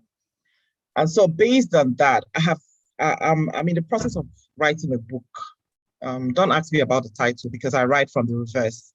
So I write a book, and that was how I wrote my thesis. I write the thesis, and by the time I'm done, the title would appear. But a page on it is something that I thought very importantly would help us understand where we are on women's inclusion, enhancement, women's partnership, development, and the rest of it. And on that book, on that particular chapter, I had done a categorization of women's participation. So coming from the development, I hear people usually, I'll be one of those people who would have this research, I will write a paper and come and read it. But as I said, personal experience. Based on that personal experience, I have a categorization of what do I think, or what has my experience taught me about women's participation and women's voice. And to be honest, I've had to unlearn. So you come into this space, you learn a lot of things. You have people who are throwing in the conversations that women are each other's problem, all this kind of lexicons. Women need to give women more money and all those. And for me, I said, okay, how do I even, so what's the problem?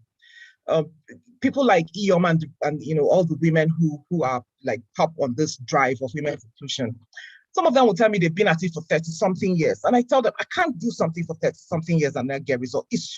I'll burn out. It's so much. And so for me, I said, okay, let me have a categorization in my book, women's inclusion. And I said, the first one that I came up with is that we have women, so on the scale of 100%, I said we have women who are passive participants.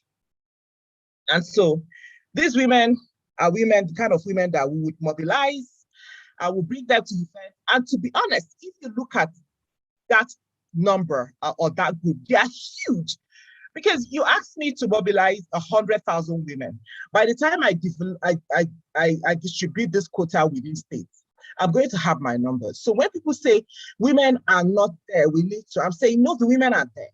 So the first categorization is the women who are passive participants. The second categorization I came up in my book are women who are proactive and active participants. And I describe them as women who would come in, for instance, you have Nkata platform, you have these women who are there and they will bring up suggestions, they'll bring up ideas, they are talking actively, but they really never want to go beyond those contributions that they make on the platform. And the third categorization are women who are engaged. And I could also describe them as women who are actively engaged. So whereas they are engaged, whereas they are active, but they have also gone ahead to engage with that system where they are being proactive and also being active on. And then I went ahead to give them percentages. And I said, the women who are passive participants, I gave them an 80%, which is huge. 80% of our women population are passive participants. So you have an event, you call them, they're going to appear there. But to be honest, they don't understand the ideology. They don't understand the mission. They don't even know what we're doing. I'll give you an example. I have my blood brother ran for an election, contested an election in the last electioneering cycle. And when I went to do grassroots, campaign for him, there was also a woman who was also running for opposition, but not the same as my brother. So I was campaigning for my brother. I was also campaigning for her. Because I think at some point my brother said, you can't just leave this women's thing out. I was like, no, it was good for her to get the position.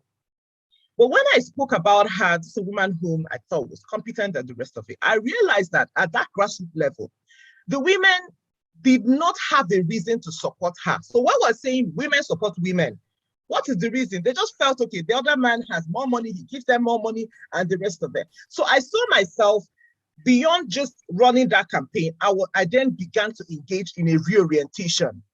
The fact that if we have more women, it will translate to their daughters being in positions in the future and all that. So some of these things, as I said, those passive participants, the 80%, the huge 80% are there. They are women, you can reach them, you can speak to them, but they really don't have an idea of what is happening now, which is also one, as I said, we have a problem. Platform like Nkata will begin to embark in reorientation. What mission? What are we telling them? We have an ideology. How are we communicating it to those very grassroots women in the local languages? How are we getting them to know that this is the mission or the vision that we have? The second cadre are the people that I described as people who are proactive and also active participants. And I place them at 15%. So as I said, set up a platform. You would never have a shot of women who would engage. Women will speak about everything, whatever it is you bring it, they will argue and talk. But you also see, you would notice that they don't go beyond that platform proactivity action that they take there. I think in one of the congresses that a party had, I had to literally call up women, and these are women that I have seen engage very actively in conversations. And I called them and I said, would you want to contest for the position of the zonal woman leader? No, I don't want to contest. I don't have the money. The men will not let me. They won't. And so we'll say, oh, But this woman is so bold on platforms. She speaks up, she engages, she has conversations. But then we now get to the point of where I feel, okay, so because this woman is very active, and I've seen her have very intelligent conversations, and she has a voice. On that space, she has a voice. Why don't we go from being active and having a voice to actual engagement in the process that leads to that inclusion that we're looking for? And I just realized that most of them did not want to be part of it. And they gave, you know, well, I would say some of the excuses they gave were germane, were salient, but it just now gave me the, I had the realization that beyond the women coming in, like mobilizing the right pool of women, you need to engage them, you need to embark on reorientation. They would become active, you know, how women on platforms were very chatty. But then how do we get them from that having a voice and being able to speak on issues to then picking up those positions in those spaces? That now got me to the final issue that Thank you, Joe. We know that you're going to be wrapping up very soon, because I know that you're very soon. In another 10 minutes, we'll be engaging us with our I'll be off. Let you know there's one more minute. Thank you so much. Thank you. And so I then went on to say, Iyom and all of us, we need to change our conversation. Inclusiveness, we have heard it. It is good. I think we have an idea of what the inclusion is about, but let us go to collaboration and strategic partnership. Yes, you want to include women. Collaboration, we need to identify the men. Iyom supported me in an election. She knew that the men were going to call the shots. So while we're all championing, Uju is going to be the national youth leader. We had people that we needed to go and engage with, which are the men. I also heard Senator Barry Bay talk about the issue where he had a few women and they were all asking for some quota. If those women took out time to go and meet all the male representatives or their colleagues and lobby them before that meeting, I can tell you that you will have more results. So I'm saying inclusion, fantastic. Let us move our conversation from inclusion. I can't do what Iyom has done. I can't be 30-something years talking about the same thing. So let's be a bit smart about it. Switch our inclusion to collaboration and strategic partnership. The men are not our enemies. To be honest, these are our fathers, our brothers, our children, our husbands. So let's find a way to get them into our space and start leveraging that the association, the partnership, you know, the relationship to get results for what we're looking for. So thank you very much. I hope I haven't spoken so much. Thank you so much, Uju Kanu. We know how passionate you are about the things around women and the great work you've done and is always doing, also still doing around that. We're very delighted to have you. Some of the biggest takes from your discussions today is the need for women to find voice, have voice, own their voice. It's also the need for women to build platforms, great platforms through which they can impact, such as we have today by virtue of Nkata Ndi Iyom Igbo. It's also the need for women to partner and partner with men, build bridges across every divide. And that resonates with the vision that we have at Nkata Ndi Iyom Igbo, because ours is to build women up, give women voice, we create platforms and create partnerships, bridges, and collaborative approach to achieving women inclusiveness. So we're delighted that you are here today.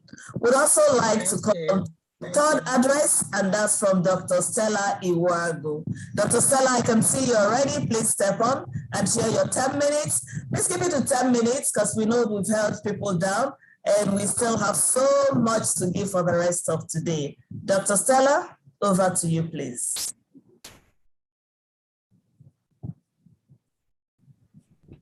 Hi.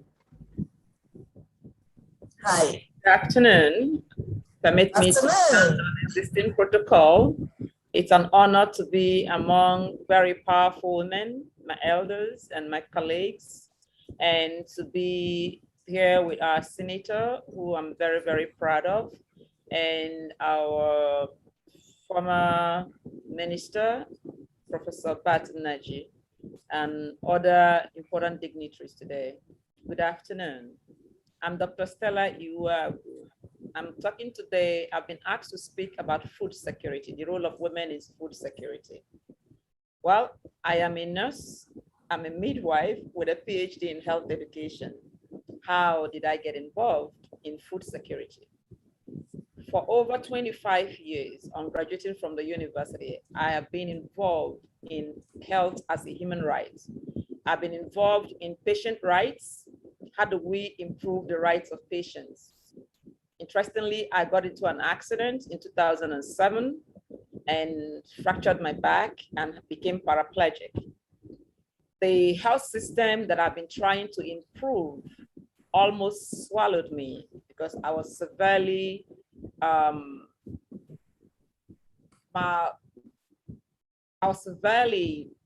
mismanaged at the National Hospital. I was eventually flown to Ghana and from there back to the US. But you see, on coming back in 2015, I lost my younger sister through the health system. They left pieces of placenta in her womb and she eventually died. A few months after, I lost my father. I came home from America where I was teaching as a professor. I came back to Nigeria, determined to focus on the health system.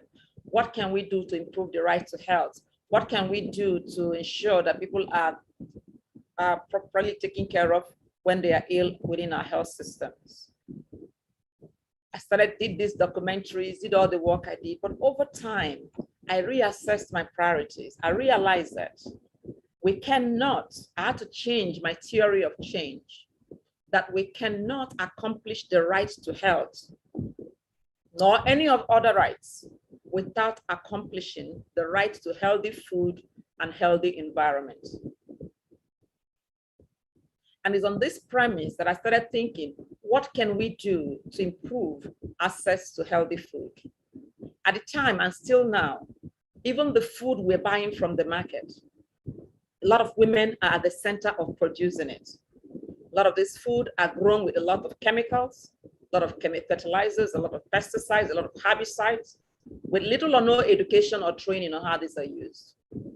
So when our people don't eat well, so you see, one, we have very high level of malnutrition. When we don't eat well, our immune system is depleted and we fall ill very easily. We have women who are suffering from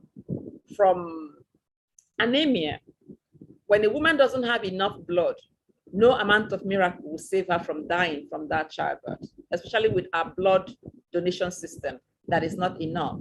So you see a lot of women dying from anemia and bleedings within our health system, when they try to deliver their babies.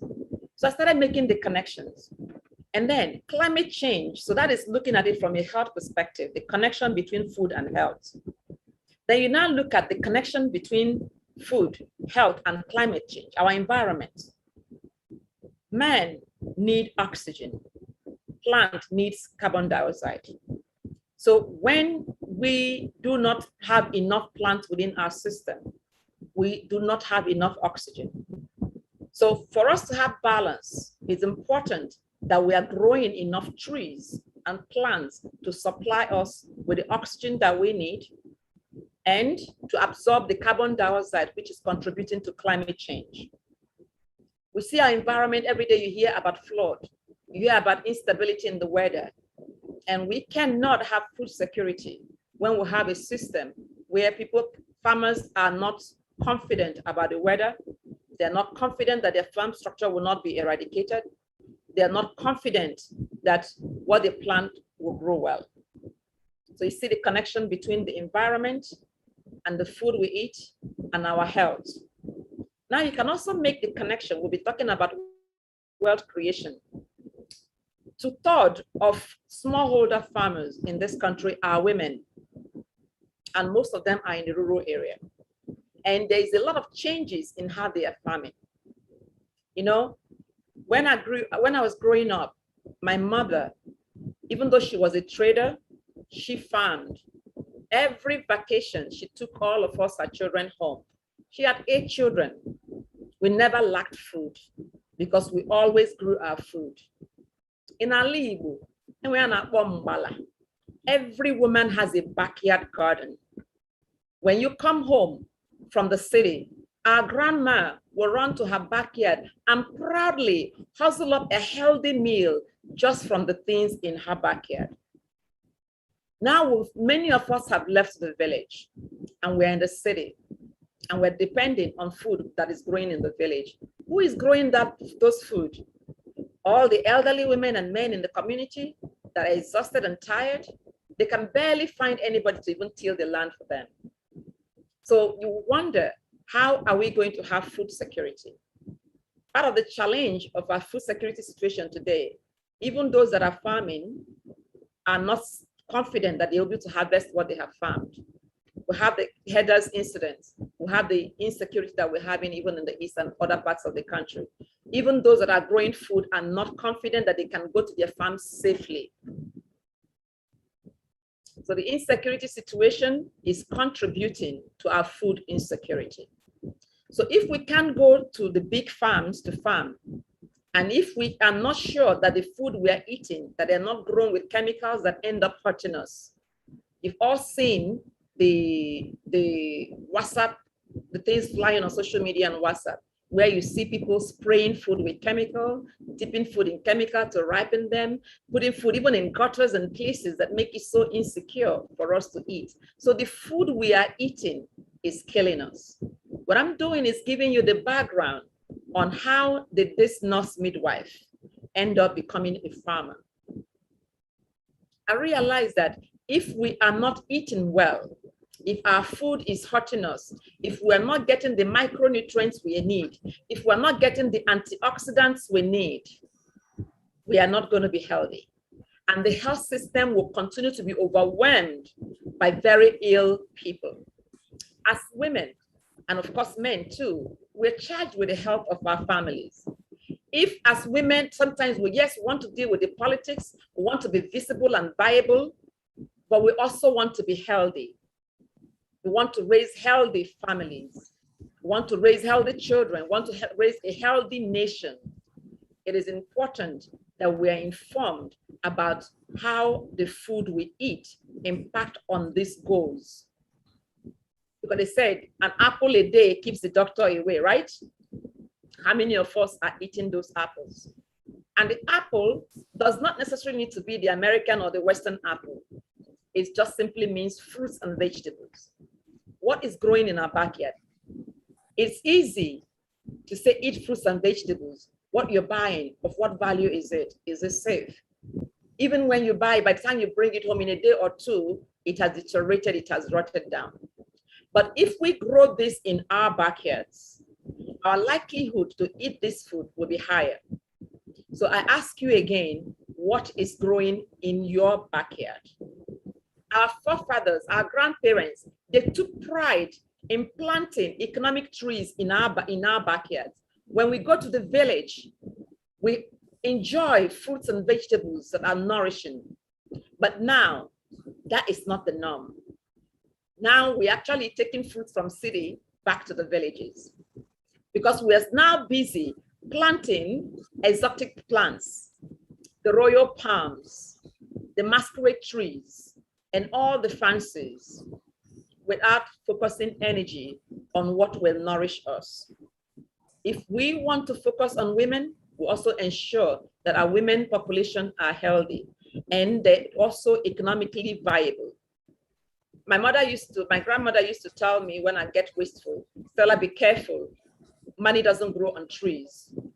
But now I've come to learn that money do indeed grow on trees. So if we're looking at economic empowerment of women and men and young girls, here at SD Farms, one of the things I did was start a farm called Sustainable Demonstration Farm.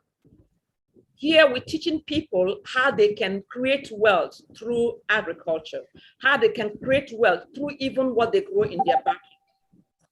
If we deal with permaculture, which is what this backyard farming that I'm proposing, encouraging means, it means people can grow their food and eat healthy from their environment. And if we teach our children, if we teach our young people, if we teach our boys and girls and men to grow food in their backyard, then we are on our way to economic independence.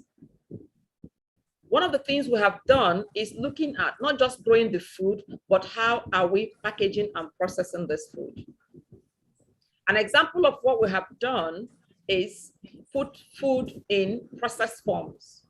For example, how many of you know that there are plants, things you can plant and use them for medicine, which we call mediscape? Planting what you can use as medicine. Scent leaf, for example, is a plant that we call nchuanwu, right? I'm coming up again. You would. We are totally enjoying this, but I'm coming up again just to remind us that we need to wrap up in 1 minute. Thank you very much. Really? Already time flies that fast. Anyway, time flies when you're having fun. We're enjoying it, but 1 minute. The point is, we must be able to, we must look into the issue of agriculture and food security and the role women play. We should start from our backyards. We should encourage our women, even as we are getting into politics or as our politicians are trying to emphasize, don't just give them bags of rice. One time I wrote a proposal to one of our senators. We can actually get the women to plant palm trees around their farms, plant economic trees around their farm, and then invest in processing.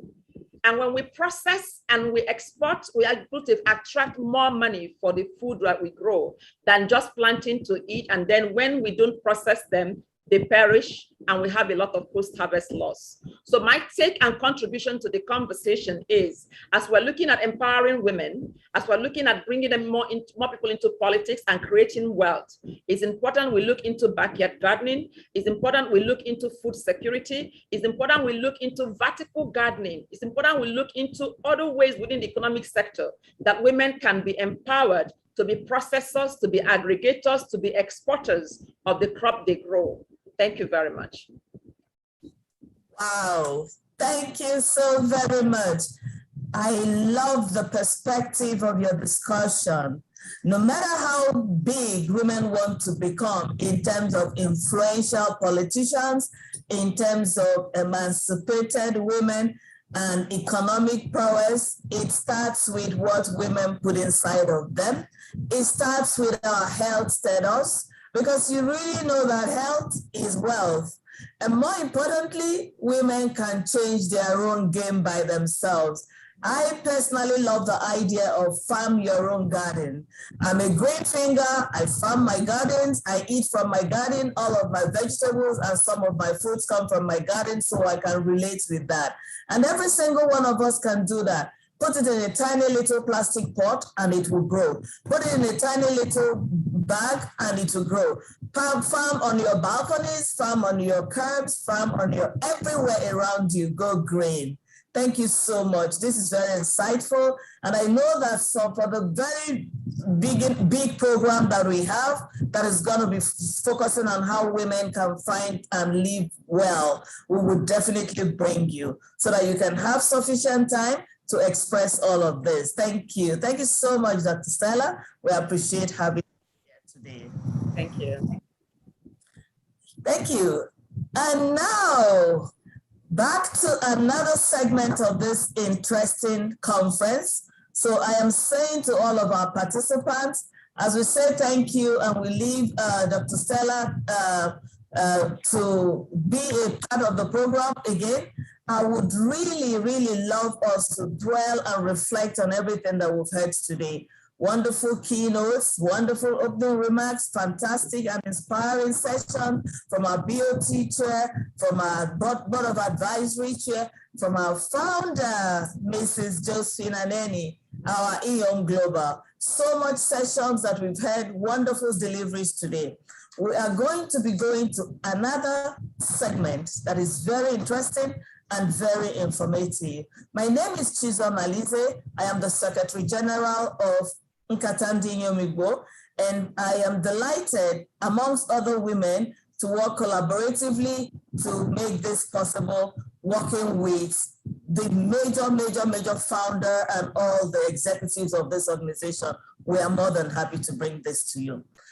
Before I introduce this plenary, I would love to talk about one great reason why we are here. I've found a few comments around some suggestions around women are always fighting women, women must stop to fight women, But for us at Nkata Ndi Iyom Igbo, we focus on the big issues. We focus on the things that advance women. And there are three major key tripods upon which we stand.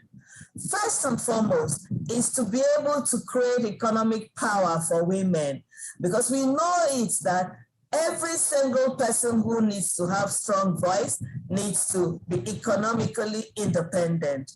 Another major tripod for us is political prowess. We want to be able to work as we are doing right now to put so many women in politics and positions of influence, because if you are not able to influence policies, we would continue to run around and dance around the issue of inclusion.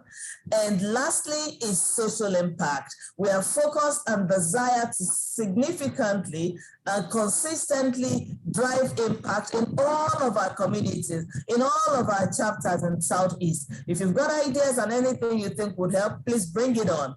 And so we are taking that as the major focus and would like the people who come into our fold to focus on these big issues rather than how women tear themselves apart, because that's really one story that is good for men, and I do not think it is the story that women should be promoting.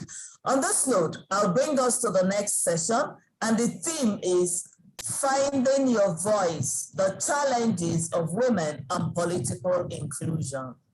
Why is it important for women to find voice?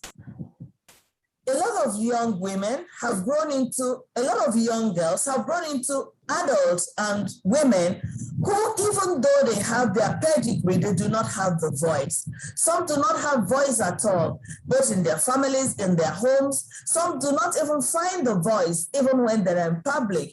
Even some, when they have broken out of those shelters, they still struggle with finding voice. Why do women need voice? To influence, to advocate, to impact.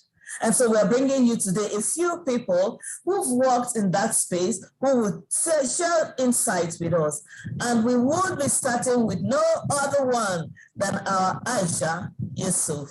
She would be talking on advocacy and the need for women to be more demanding in their rights.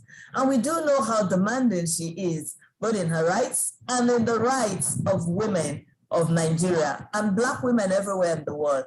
So Aisha Yusuf, if you are here, please come up and let's hear you and your passionate self again. Thank you.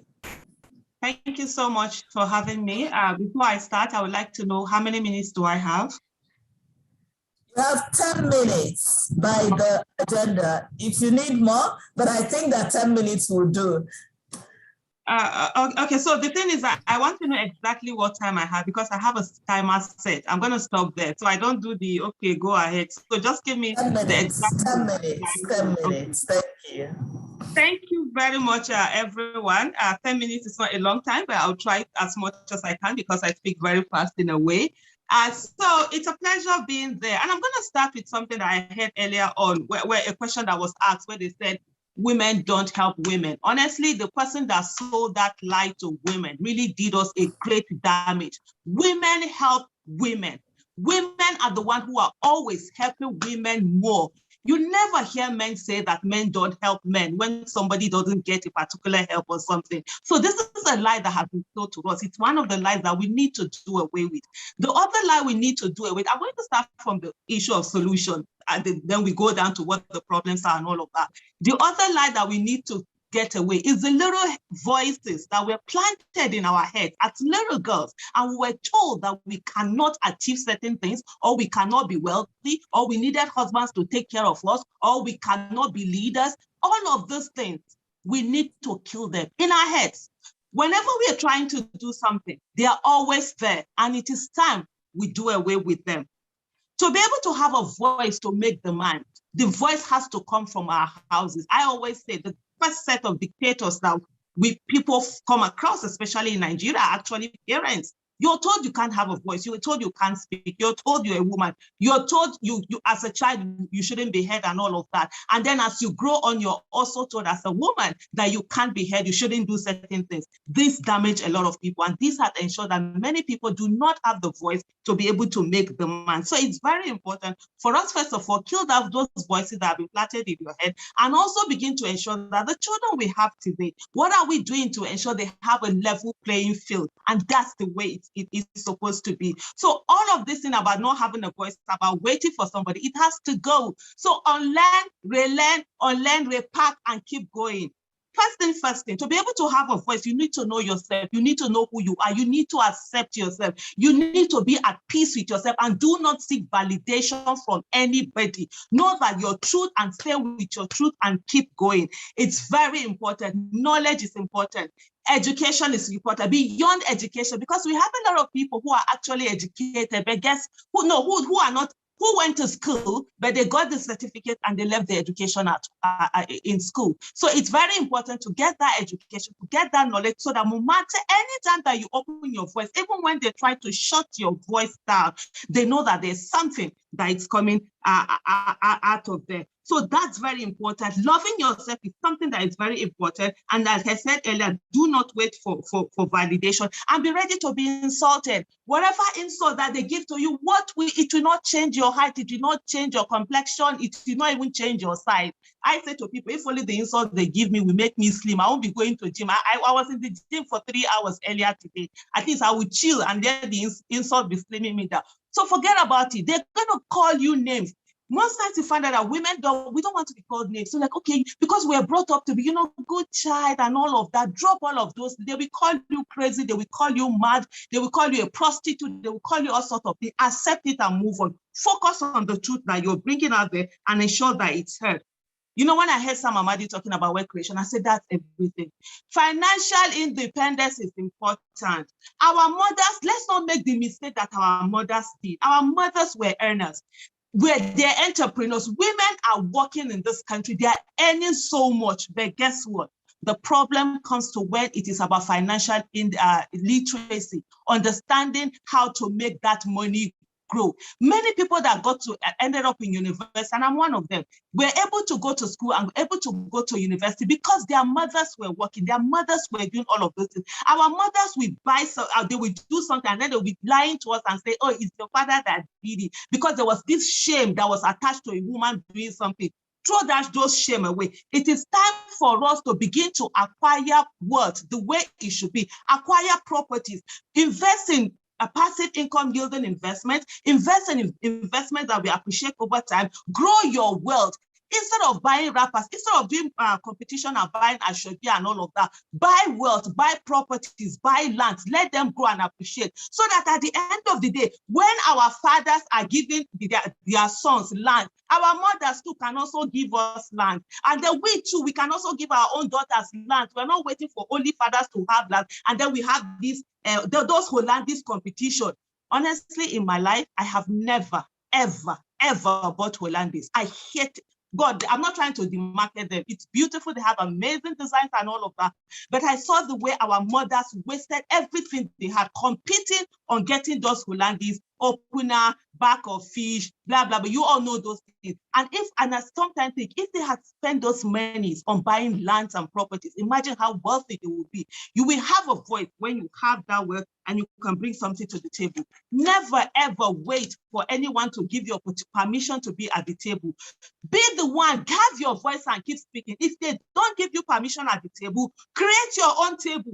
If you don't have your own table, look for a mat and sit there. They will call you mad, but guess what? They will still come and join you in that madness when you keep saying the truth and they know that they cannot shut your voice down. So these are the things that we have to understand. When we're talking about, political inclusion, politics starts from childhood. When our brothers were going outside to go and play football, our mothers kept us inside the house. We were busy sweeping all the time. We were busy cooking. We were busy in the kitchen. You are called a good girl, a good wife material if you know how to sweep and all of that. Those of us who didn't like cooking or sweeping, they told us that who will marry us. My youngest child is a girl. She's going to be 20 in December. And I have never, ever said to my daughter, oh, learn this so that you do it in your husband's house. Never. Or anything about, oh, this is your husband. No, no, you are a human being as you are.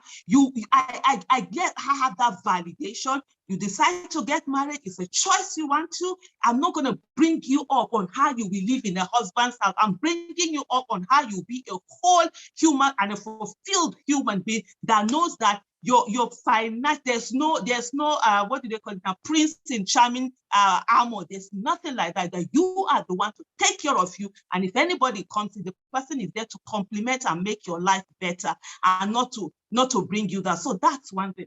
So while our brothers were playing football, as I guess what, they were already learning politics. The person that brought the ball controlled the decision, right? They made their names. And I love when DK made mention of the fact that when women get married, we change our surnames, we lose our identities, we lose our touch with our roots. All of these things are some of the things that have really affected us. But guess when you talk about leadership, who are the ones who are leading PTAs? Who are the ones who are leading the places where there's no money, the places where sacrifice is needed? They are all women. NGOs, social movements, where money is not being brought in. It is women that are leading, but yet when it comes to politics, when it comes to time where decisions are going to, where something is going to be gotten, we go to the back of the seat. Why? Because of those voices planted in our heads that we cannot be the ones to lead. We have to always say, don't be too forward, don't be too this. No, it is time to be forward. It is time to be heard. Don't wait for anyone to call you to that table. Be out there and do the thing that you need to do. Knowledge, like I said, it's very important. And most before I round up, I say I have about 2 minutes now. I talk about how we're bringing up our daughters, and we need to change it. We need to let our daughters know they are as equal as everyone, and everyone must do the things that they need to do equally in the place. Most of the time, we are the ones who have the right to change culture, and we need to begin to do it. I'm going to round up by sharing an experience with you. My mom came visiting, so she was staying with me, and she noticed that I wasn't entering the kitchen. And my mom said to me, why, the day I've been staying, I've not seen you cooking. Are you not cooking for your husband? I said to my mom, is there food? Is there any time that you didn't see people eating in this house? She said, yes, but you are not the one who is cooking. I said, why must I be the one who is cooking? She said, it's our culture. And I said to my mom, who are the people that put this culture down? And my mom said to me that, these old people, the people have died. I said, you know what? It is time that we set the new culture for others to come. So while myself and my mom were having this discussion, my husband walked into the house. He came back from work, and I said to my husband, oh, fantastic, your mother-in-law is worried about you. And he was like, okay, what? My mom looked at my husband, and she said to my husband, I want to apologize to you. So my husband was, taking about what's going on. She said, I noticed that that's what she calls me, has not been entering kitchen. And my husband said, why should she? Hey, he shocked my mama. I was just feeling cool there. And then when my husband, after the film, my husband said, the food is being cooked. There are people who are cooking the food. At the end of the day, what my mom said, she said, it's my husband that is spoiling me. This customs, this tradition, it is time that we stop them. It is time that we begin to allow ourselves to live and shatter every glass ceiling. Forget whatever it is that they tell you. Forget all those voices. Know that you are whole, you are enough, and we can. And in this country, by the time we get to that place where women are in leadership, indeed, truly, we will see the leadership that we need. Thank you very much. My 10 minutes is up.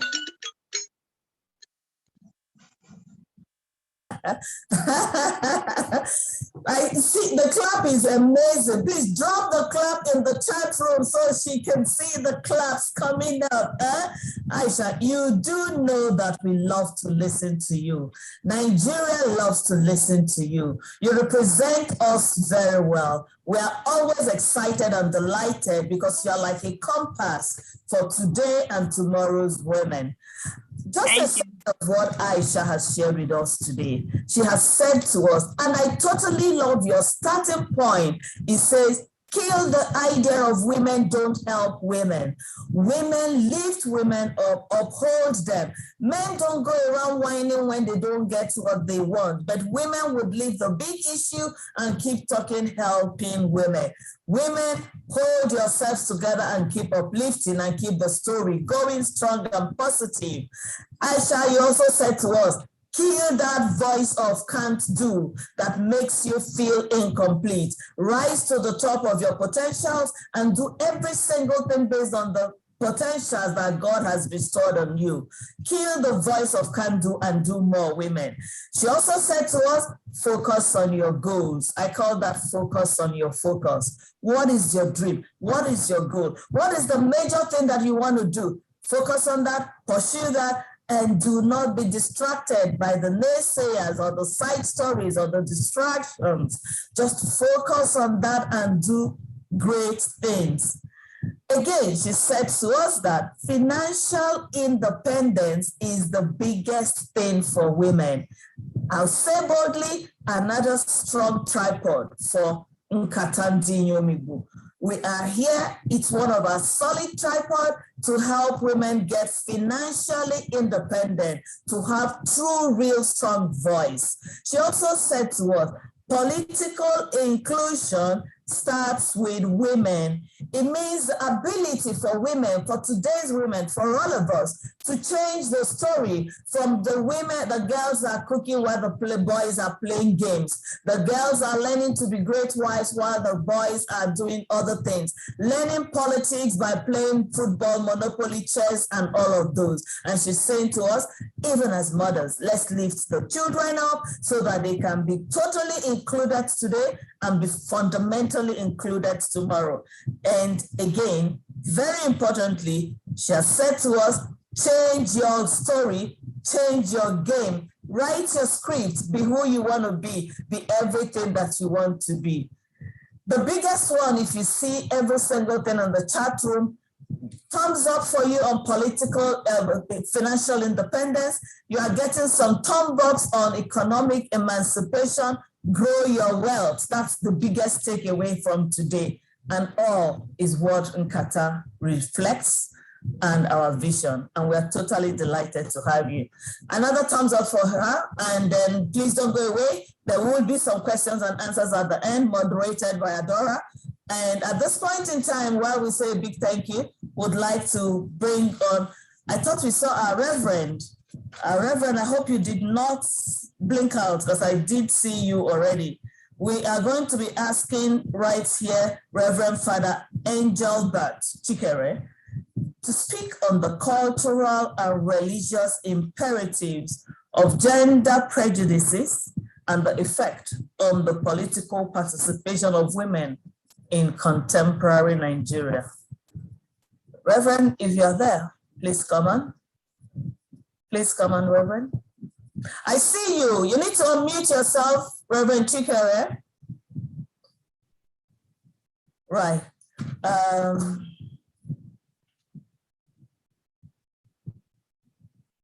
So I've given you the right to unmute. Can you unmute?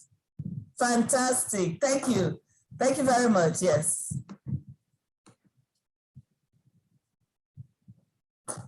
The floor is all yours.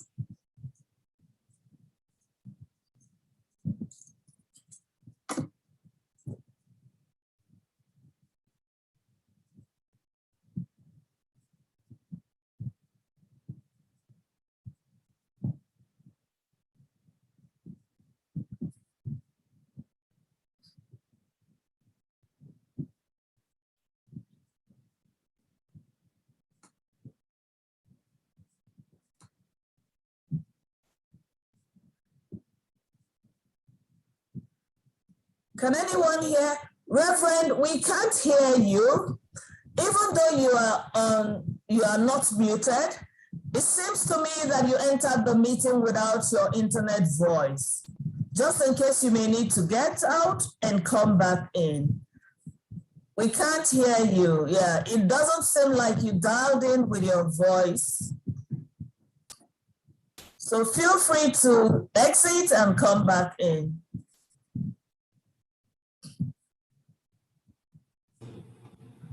Can you hear me now? Perfect. We can hear you super. Okay, great. I'm really sorry. My apologies on that. I'm using an external mic. I was saying earlier on, it's great to have been in a great conference with great speakers, Aisha, DK, and all the great minds that have left us with not just sound bites, but heart bites and mind bites that take us to places that we deserve to be, not just as but as a community and as humanity as a whole. Again, I'm going to be touching on two things, which is culture and religion.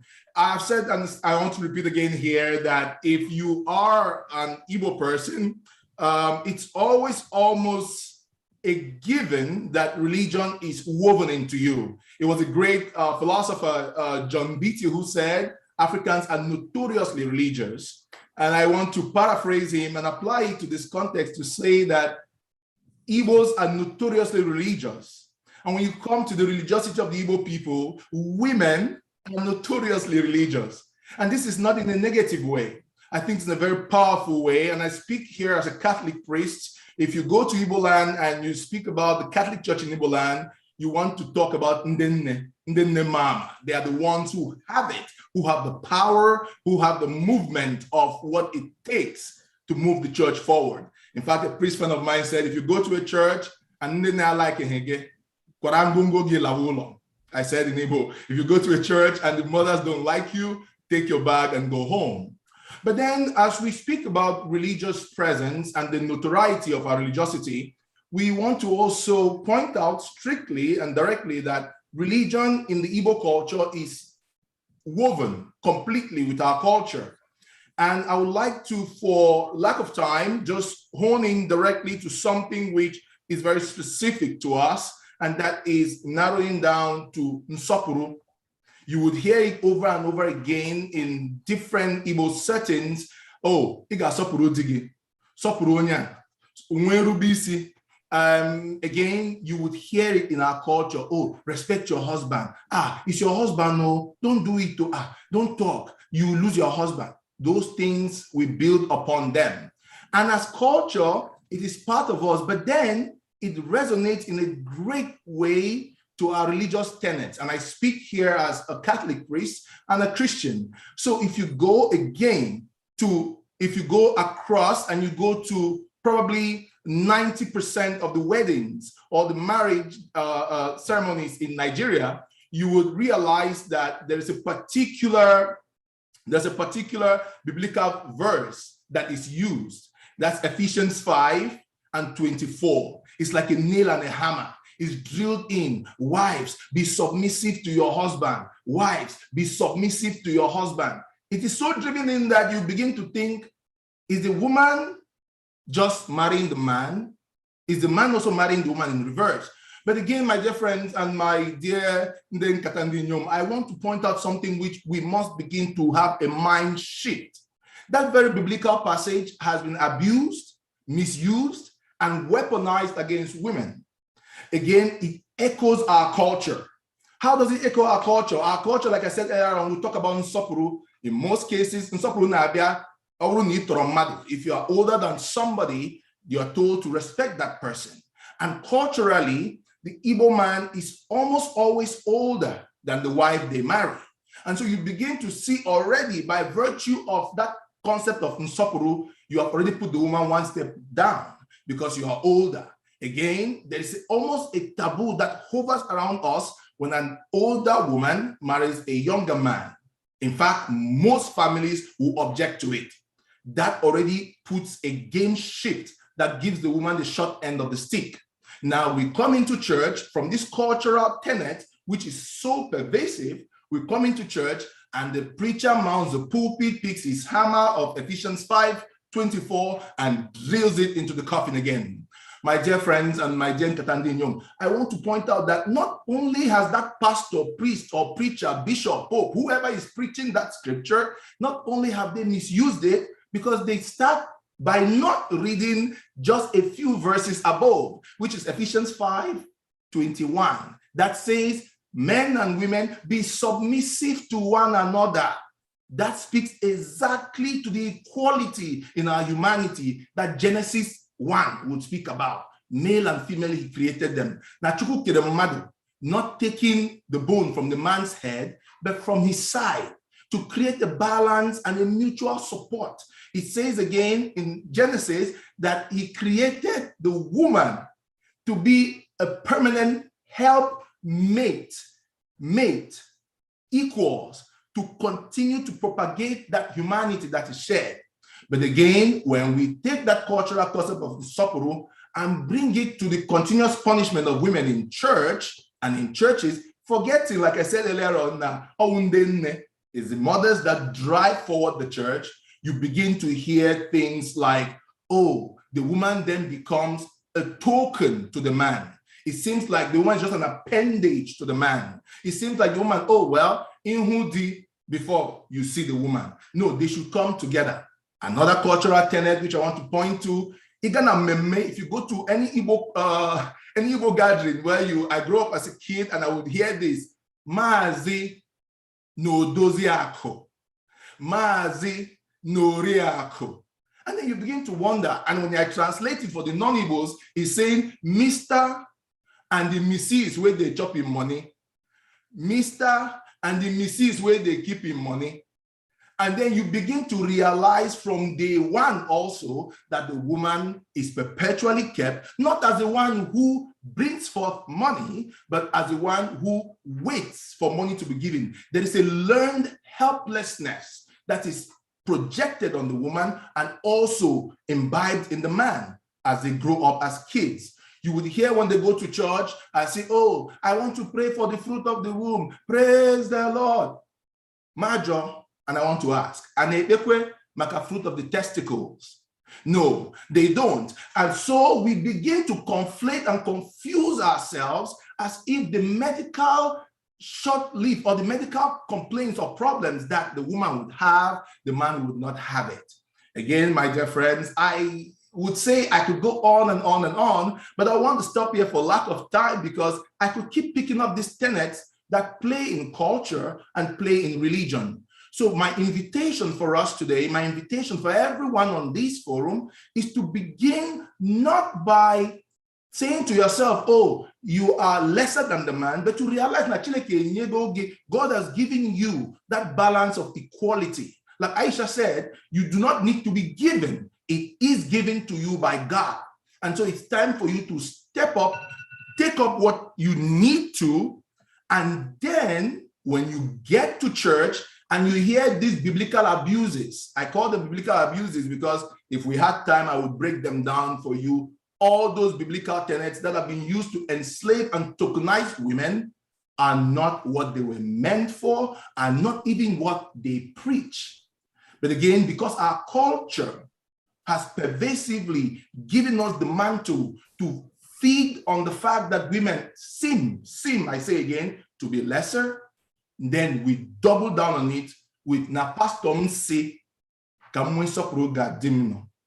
your pastor did not tell you that again, the man should love the woman the way Christ loved the church to the point of dying for the church. That is what the pastor doesn't tell you, which is also again in Ephesians 5. So we become very selective in our biblical usage that it re-echoes what our society has used to imprison us, first in the mind, second in the heart. So today I want to put it out to us that we are called and invited to liberate not just our minds, to liberate our hearts in the way we relate and educate, most especially our male children. Again, I can speak with this gusto, I can speak with this direction because I was brought up by a mother without a sister in the house, and she taught us strictly how to leverage complete respect for women. And I saw her do it, and so I can speak to it with such gusto. Again, Ndi Iyom, we have just started the conversation. As the anchor said in the beginning, Nkata Obidola. Again, we must continuously have it. It is education, education, education. Not in the schools, from the house. Nina Anishinulo, Mama, Fuama, Udo Dirono. Wow, wow, wow. Thank you so much, man of God. I'm sure that you can see all the hand claps. They are coming virtually, they are coming physically. The screen is filled with love for you. Thank you so much. So much wonderful share from our dear Reverend Chikere today. He started the foundation of Igbos, a notoriously religion and women deeply religious. A number of us have seen how mothers are made to carry blocks just so that their daughters can be married. It's only in the Southeast that that can happen. Notoriously religious. But he's also said to us today that God took the ribs right from the sides, not from the brain. And who else is better? That means God taught about equality and partnership. He reminded us also that God created the woman as a permanent helpmate, not as a slave. Fantastic spare and share there. He also reminded us that we should not continue to punish the woman and make her seem like a token. And women do not take tokenism and be the tokens in the hands of others. And very importantly, kill the deliberate projection of helplessness of women. Women, let's even not agree to being projected as helpless. But what about the fruit of the womb versus the fruit of the testicles? That is word marbles. We would always remember that, Reverend Chikere. Your sense of humor is unimaginable. And I tell you, the biggest takeaway that he has given us today is balance of equality. Women, Father Chikere's charge to us today is step up, take up the challenge, kill the biblical abuses, and go shine. Thank you. Thank you so much. Who could have done this better? Thank you. More applause for you, and I'm sure that you can see that. I'm sure you can see that. It's been a wonderful one, and we are going to continue in this discussion. And if my dear sister Ada is there, Ada, do you want to step up and take the rest of the sessions? We've got a number of them more. A couple more fantastic share from other people. Absolutely. Talking about, yes, thank you, Ada. Where's Ada? Absolutely. We are grateful to these organizations for partnering with us as we start this development conversation. We are grateful having you on the conversation table. Thank you. Southeast Development Commission, SARADEC, The Sun newspaper, New Telegraph newspaper, The Guardian newspaper, Vanguard newspaper, This Day newspaper, The Nation newspaper, Lagos Metropolitan newspaper, New Telegraph, The Cable, The Niche, National Newsbreak newspaper, Lux Hair, Yes International magazine, Alzheimer's Disease Foundation, Other Health Empowerment Initiative, Ikbank TV, Ohaneze Ndi Iyom, Chinto Technologies Limited, Nigerian Express, Frontline News, Optics Plus Nigeria Limited, Enugu Metro Online, WEWE Foundation, Women Foundation Nigeria, Save Our Heritage Initiative, Celebrating Icons with Ifi, Igolo Jaba Foundation, Nzuko Umunna, AIT, The Abuja Inquirer, and Njeje TV. Nkata Ndi Iyom Igbo, partnering for development. Thank you so much, and that was a thank you message from all our sponsors.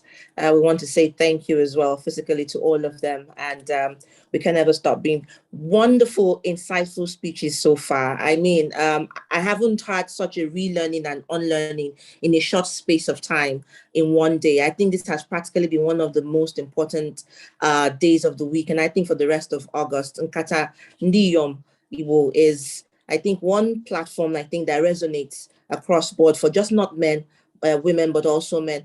And also talking about voices, just before we go into our question and answer session, I think it would be wise and candid for us to take some question, is the fact that, growing up, I also saw that textbooks, our curriculums in school had a way of leaning towards, gender identification for men and boys and girls. I mean, you open the textbooks and all you see is the boy is either playing football and the girl is washing plate, or the girl is sweeping, or the boy, is playing with his friends. And then you now say, okay, in the book there, what that resonates is that girls ought to be washing plates and fetching water by the stream, right from primary one.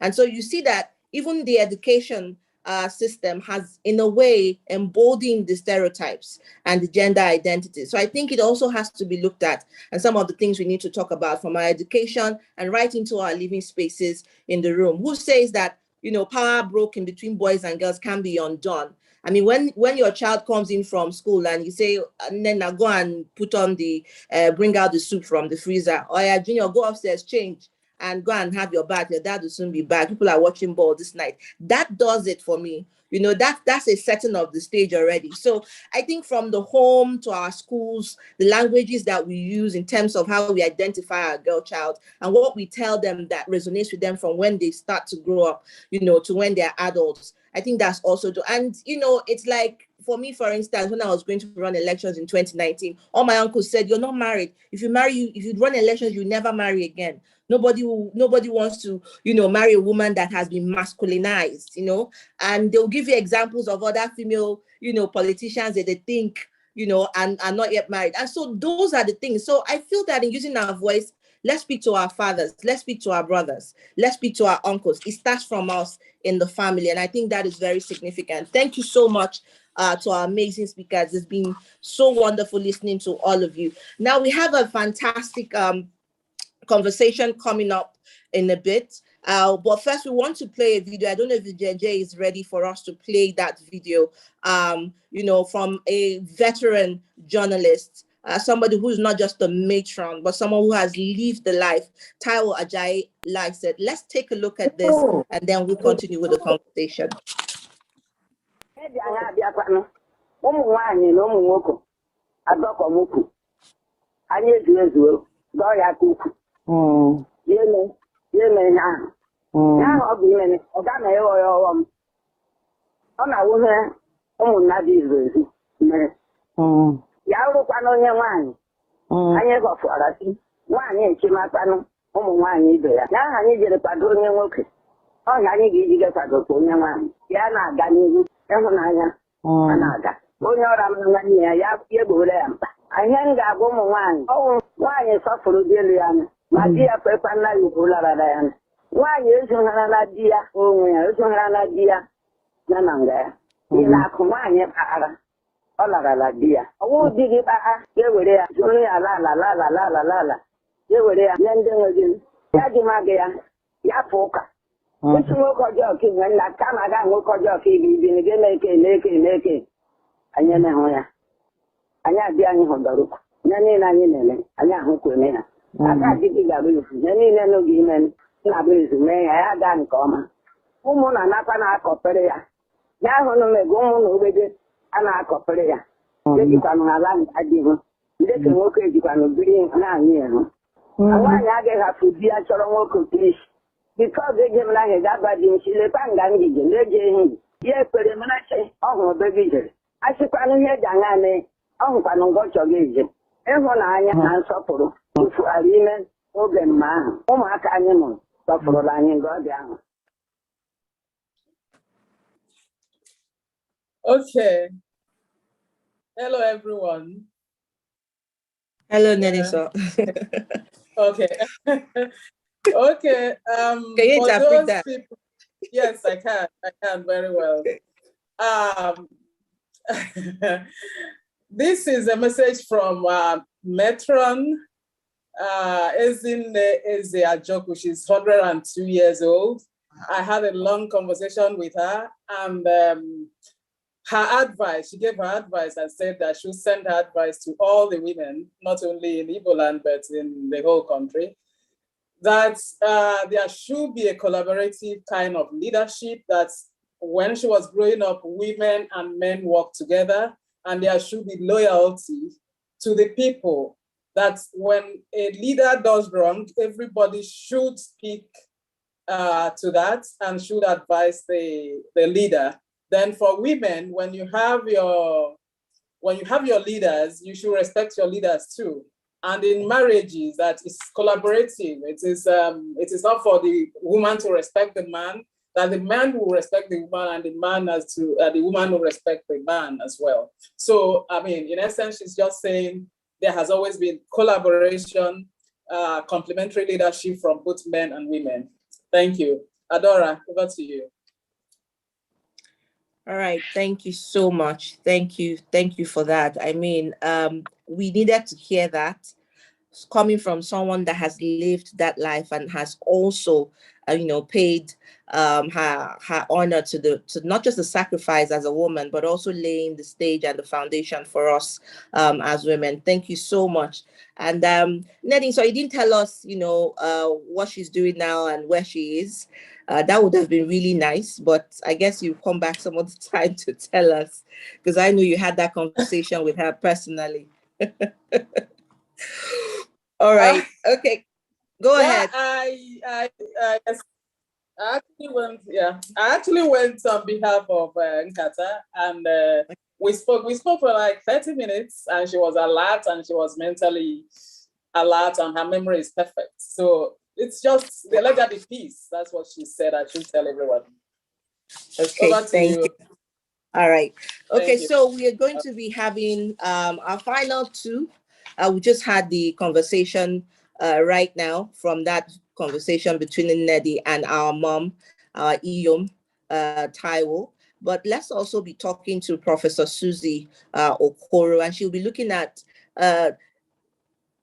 devolving the evolution of tradition and culture. That's a very deep one. And from what we have seen and heard over time in this conversation, you cannot take away the conversation of women's rights, women's voice, women's participation from culture and also from history as well. And so I think that in our times and in our conversation so far for young women, I think that this is one of the conversations that they would want to also listen to, perhaps to see a lot of unlearning and relearning possible in the process of this conversation. So I'll hand over the floor to Professor Susie Okoro, who will be talking and taking us through that conversation. Over to you, ma'am. Thank you very much, Nnii. I stand on existing protocol, and I'm so delighted, and I feel so blessed to join this elite group of women who are dedicated to bringing the issues concerning women to the forefront.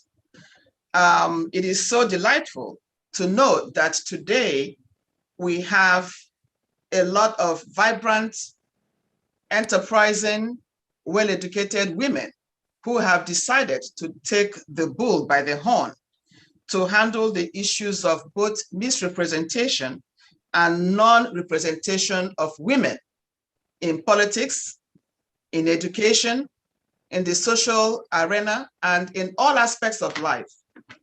In 2010, I began this journey to learn about Igbo women, not just women, but Igbo women, because I've always been intrigued by the quality of women we have. Yet, when you try to find out who they are and what they do, there is very little literature on Igbo women. So I Googled Igbo women in the diaspora. And guess what I saw? Sex trafficking, women prostitutes in Italy, Igbo women in all sorts of negative light. And I was infuriated. I was so embarrassed. And since then, I've been working on talking about Igbo women in the diaspora. So I thank you, Iyom, Josephine, and Nnii, for bringing this forum together for us to have a platform to talk about us in a positive way, in a way that will show who we are, what we represent, both in Nigeria and outside Nigeria. And when I got this topic from Nkata, I was like, okay, how do I approach the issue of devolving? One simple way I came across was just to break it down to what women do, to what women represent, to what women do to promote our culture. And who are those women? I have a very rich PowerPoint that I prepared, but I've not been given the authority to share it. So I'll be enjoying my slides myself, but I wish you were able to see the slides, because it will kind of let you see some of what my findings are, because 15 minutes is not enough to give you all the things I found out about Igbo women. All right, so to devolve, yes, please. The authority to share. You can go ahead and share now. Sorry. Oh, I can share it. Oh, wonderful. Let me see if I can. Oh, okay. Okay, let me see. Are you seeing my screen? Not this one.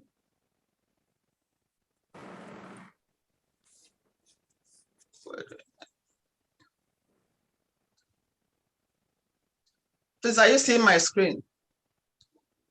Yes, we do. Oh boy, the wrong one is showing. Let me see. Wow. I'm sorry, my time is going. It's showing all the women in the diaspora I wanted to share with you, but not the information I want to share. Okay, so let me see if I can show my. Stop the share. Stop the Okay. share and reshare only the pick the yes. Okay, stop my timing, please. Let me sort this out. Okay. Okay. All right. Could, okay. Yes, exactly. All right. I just stopped the sharing. Okay, let me try this again.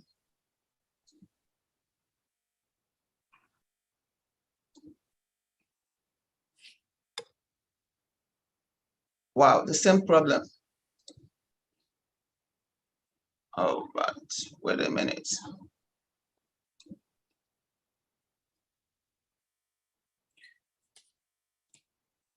Perhaps you can just take them one at a time and continue to speak to us, because I know that it will come up.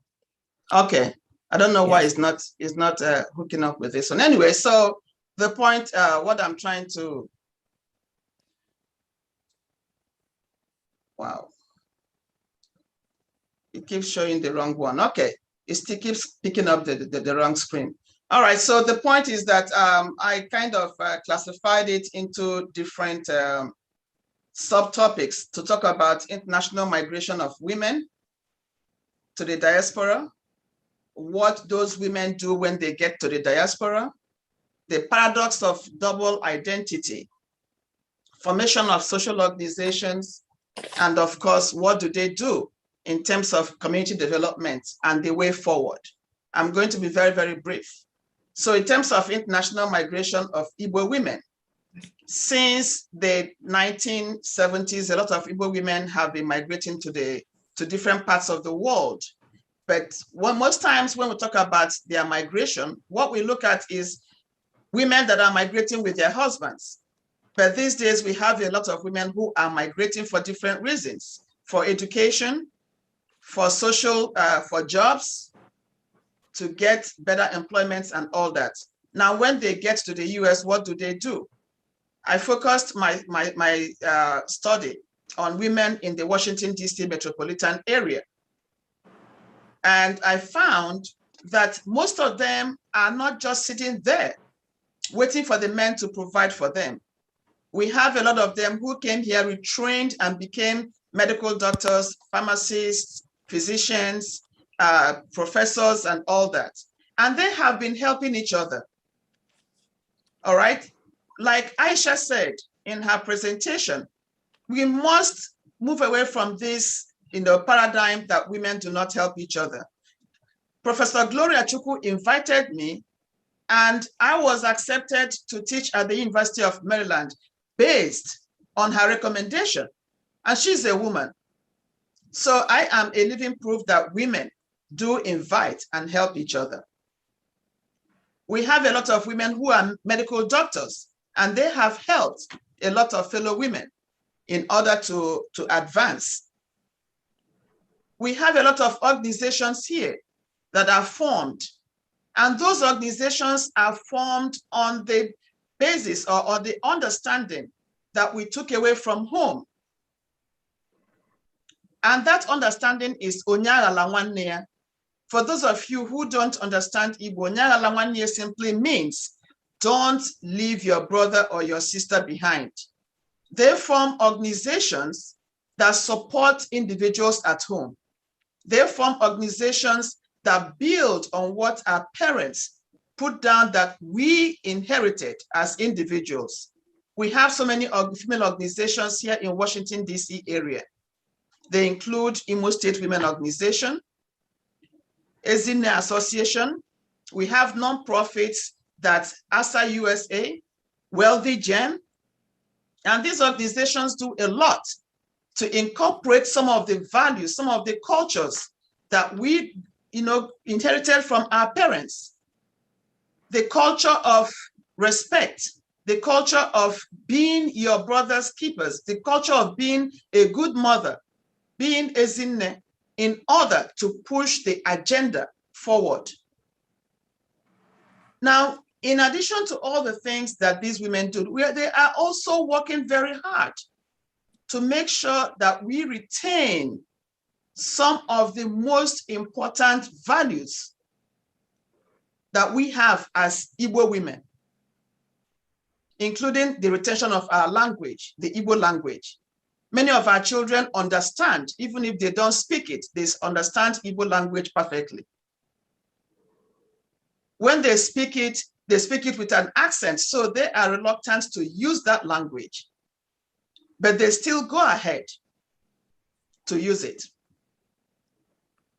So the big question is, why are we not making use of some of the resources that we have over here in order to engage in conversations that will move Igbo women and the Igbo conversation forward?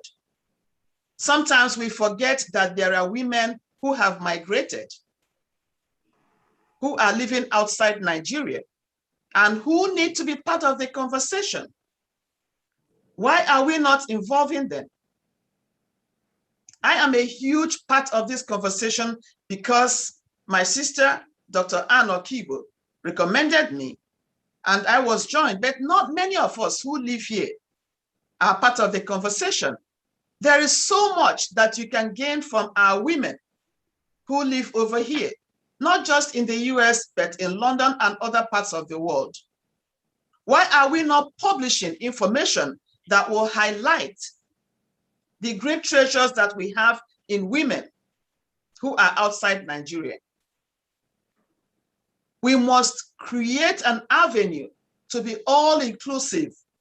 We have a lot of talents outside Nigeria that can be used. These women have not lost touch with home. They dress, whenever you see an Igbo woman, you will know in the way that they dress. Every Sunday, we are very proud to show off our modes of dressing. We are very proud to show off our Igbo-ness in the way we dress our children. When they have cultural activities over here, we promote them. When we host events, we cook our Igbo food. It is not out of place to go to picnic and see Igbo women over here serve owa, nkwobi, and some of those traditional food that Igbo people are known for. So Igbo women in the diaspora are very, very important in that cultural, promotion that will showcase the beauty of the African culture, the beauty of Igbo culture, the beauty of the Igbo women. Igbo women must not be seen as the intimidating, as the aggressive woman who is eager to control. We must change the conversation. When we come home, we want to be part of what is going on. Why can't we be part of the political system? Why can't we be involved in the politics? Why must we come home and feel, because of that problem of double identity? Why must we always be made to feel that, oh, you have gone to the US to enjoy everything that they have there, so why are you coming to Nigeria to also take part in whatever that is going on? We must stand as a united front to confront the problems facing the Igbo woman. Igbo women in the diaspora have a lot of talents that we can use. So I am trying to make sure that you are aware of some of the talents that we have available that can help. The issue of double identity has created a lot of problems because we are here raising our children in a dominant culture. There are so many things that we can learn from you that we can also use to extend the conversation to our children. But when they always feel ostracized, when they always feel, marginalized by our sisters at home, it becomes difficult to get involved. Sometimes we are looking for projects to embark on at home. We need people to help us, to direct us. We don't want to work with the government because most times, the government will take the money and nothing is done. We want to work with individuals. We want to work with people who can help us promote, use what we have. We call it diaspora integration. We want to use the experiences, the resources that we've been able to get from here to help people at home. For example, I belong to KRC Alumni Association, and you can't believe what they have been able to do in promoting and supporting the school because they are in direct contact with them. We have a lot of organizations that are looking for outlets to help. What we need from you is collaboration. What we need from you is, kind of being there for us and seeing us as part of the women working hard to make sure that the interests of women are represented. I have on this forum right now some of my colleagues from the Imo State Women Association. There are about 12 of them that I invited. We have the presidents of organizations here present. We have Dr. Uchume, who is here, and I think I saw Charity, who is the founder of a nonprofit, Wealthy Gen, who has been promoting and making sure that the widows in Anambra State are taken good care of. Her project needs the collaboration of women like you. We need to bring to the forefront many of the activities these women are doing. We need to bring to the forefront many things that we are doing, some of the cultural promotions that we are involved in to make sure that the interests and the cultures of Igbo people are promoted. Don't listen to people who tell you that all those women in the US or in London, they are all Nazis, they intimidate their husbands, they do this, they do that. These are part of the paradigms that they put out there to diminish the role of women in development. It is not true. We have extremely hardworking women who are doing everything that they can. They are doing everything in the diaspora to promote our culture, to promote our food, to promote our dressing, and to develop Southeastern Nigeria. What they need from you is cooperation, collaboration, and promotion of their agenda. Thank you very much.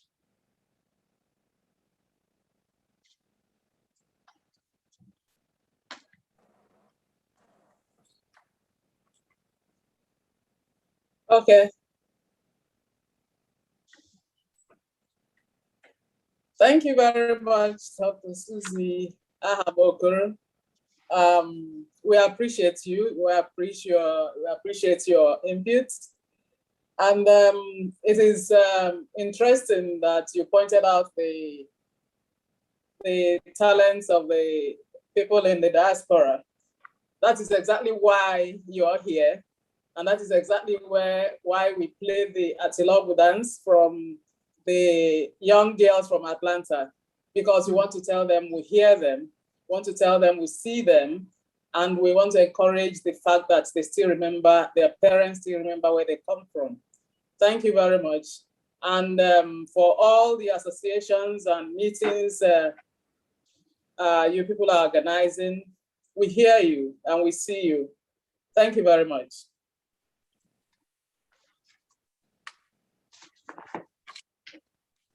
So there will be questions and answers after we call on our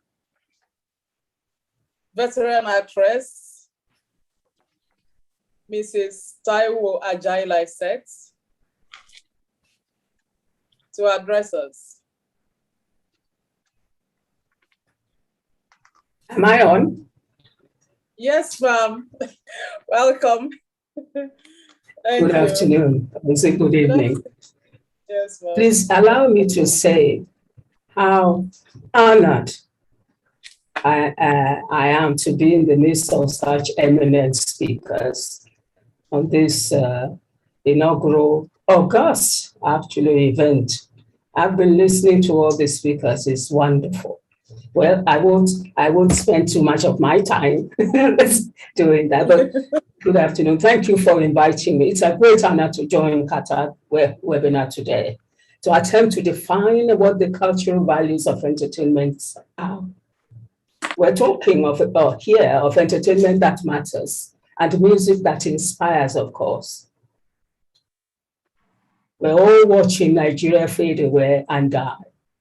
And it breaks my heart as we live the nightmare.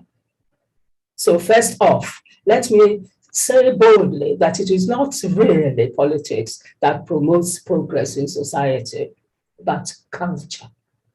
Entertainment must therefore respond aptly and decisively to the challenge. And artists like me should pick up the gauntlet accordingly. A horse may come from a line of blue ribbon champions, but until its will has been broken, its power endangers itself and those around it. You'll notice two important things about a thoroughbred champion horse. First, it hears many voices during the race, but it has learned to respond to only one, the voice of the rider. Its power is released and its full potential released only when it can be harnessed and directed.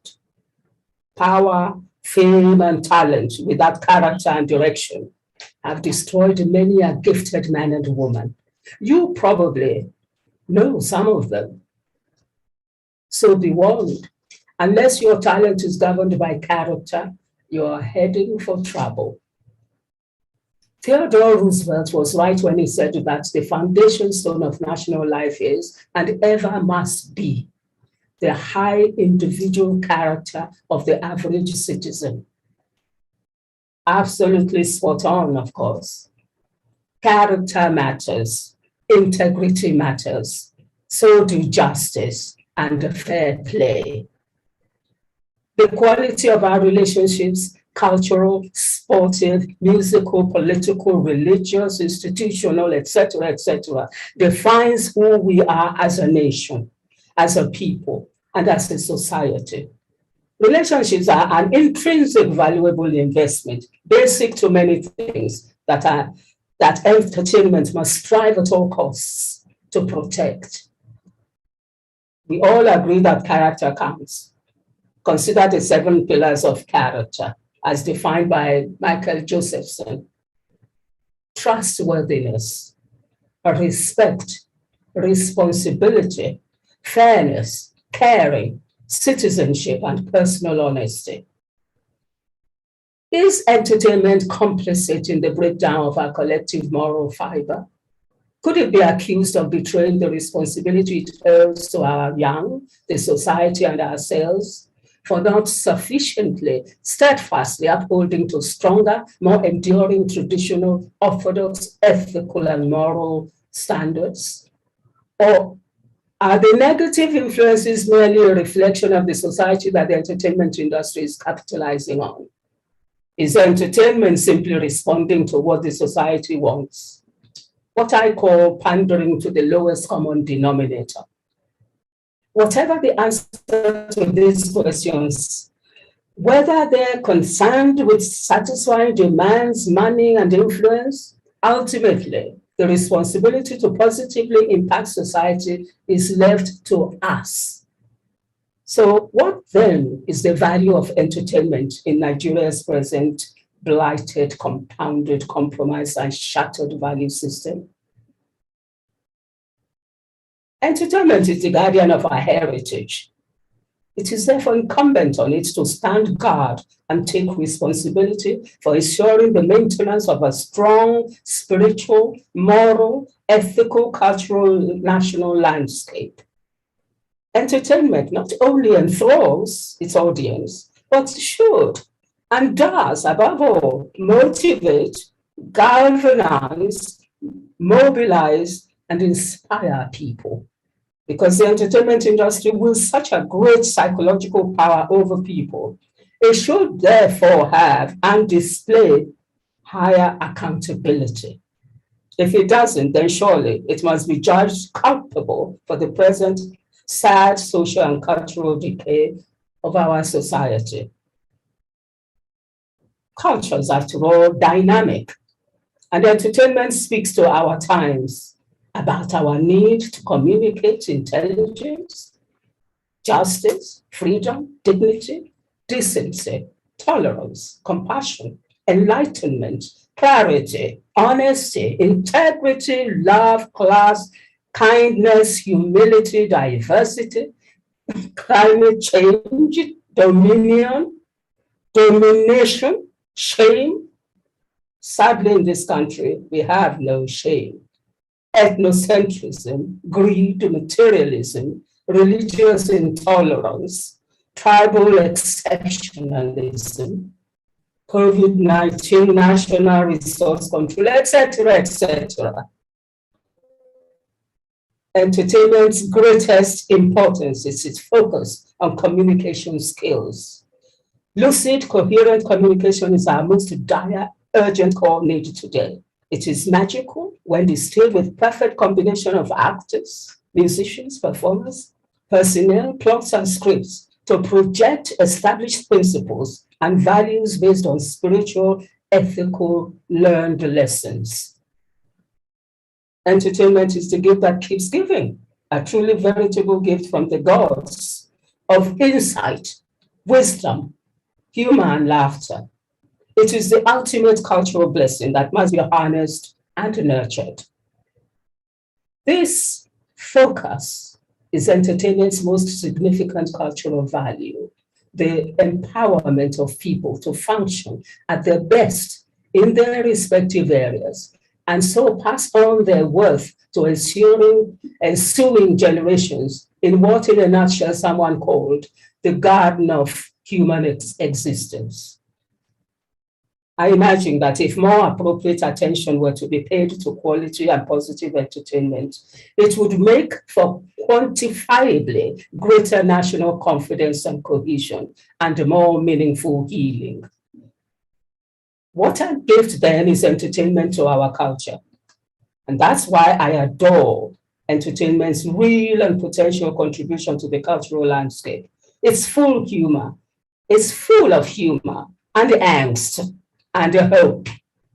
Our humanity, our vulnerability, our resilience, our can-do spirit, our sense of hope, our choices, and the lurking, elusive common sense, giving us this unexpected reminder of what is lovely in life.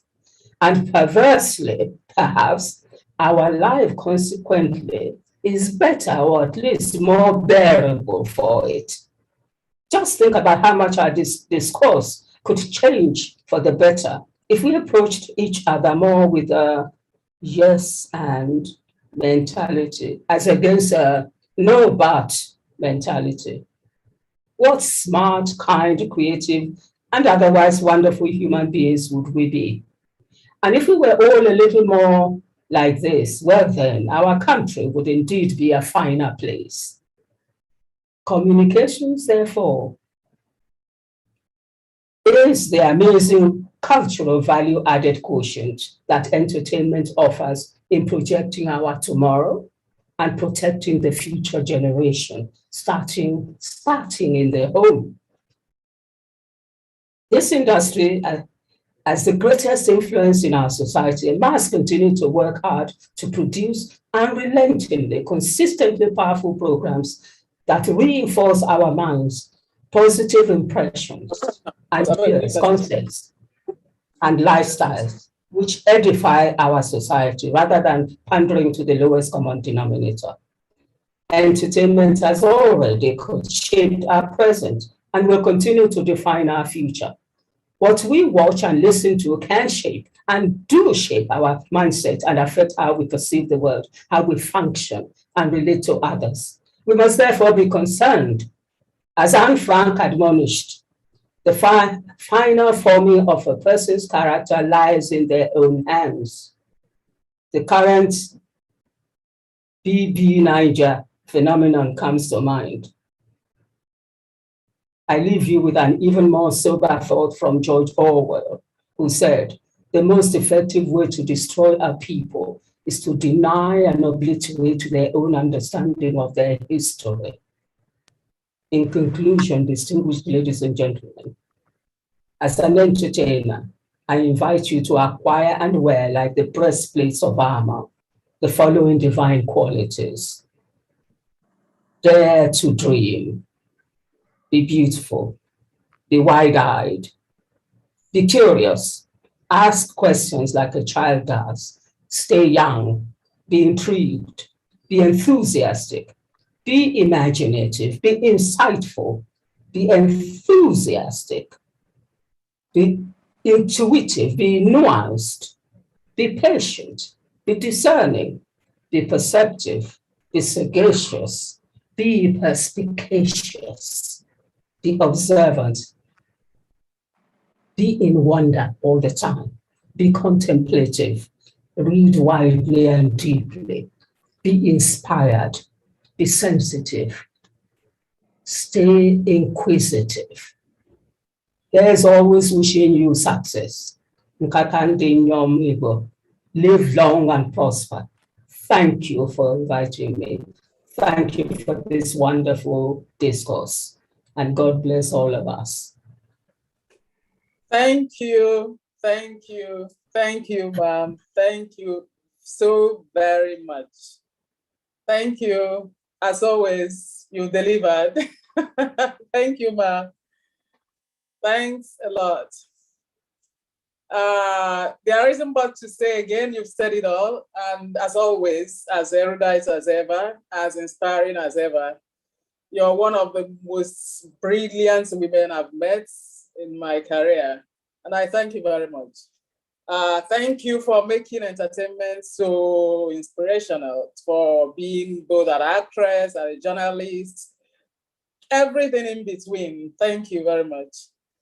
Okay, thank you. We appreciate you. Nkata is a platform is an all-inclusive platform where here we have from academia, from the diplomatic circle, from literature, from entertainment, from the youth, from the old. And now at 80, you're still as eloquent as ever. Thank you, ma'am. Thank you. We'll soak in all you've said. We'll soak in all you've said, and we'll appreciate you, and we'll always come back. Thank you, ma'am. Okay. All right. Thank you. Okay. Okay, so now we're getting into the questions and answer session. So we have to take questions for the last speakers, for Aisha, for Reverend Chikere, for Susie Okoro, and for Ma Taiwa Jaila said. So please send in your questions, but specific and as short as possible.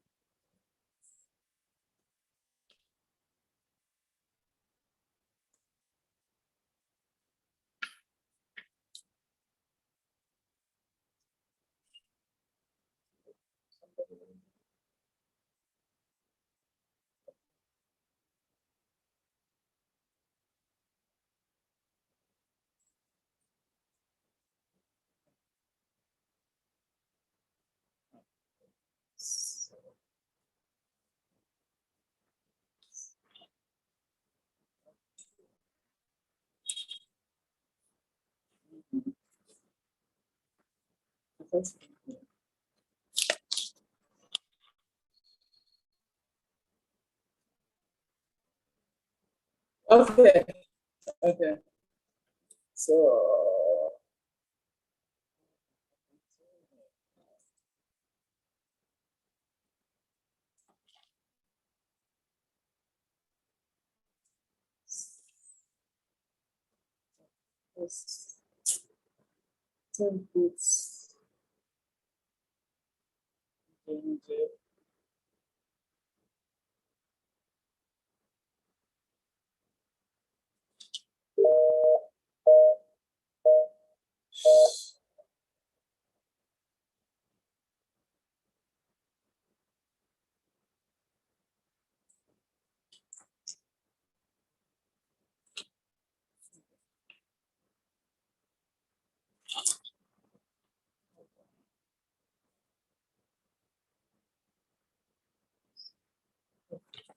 Hello.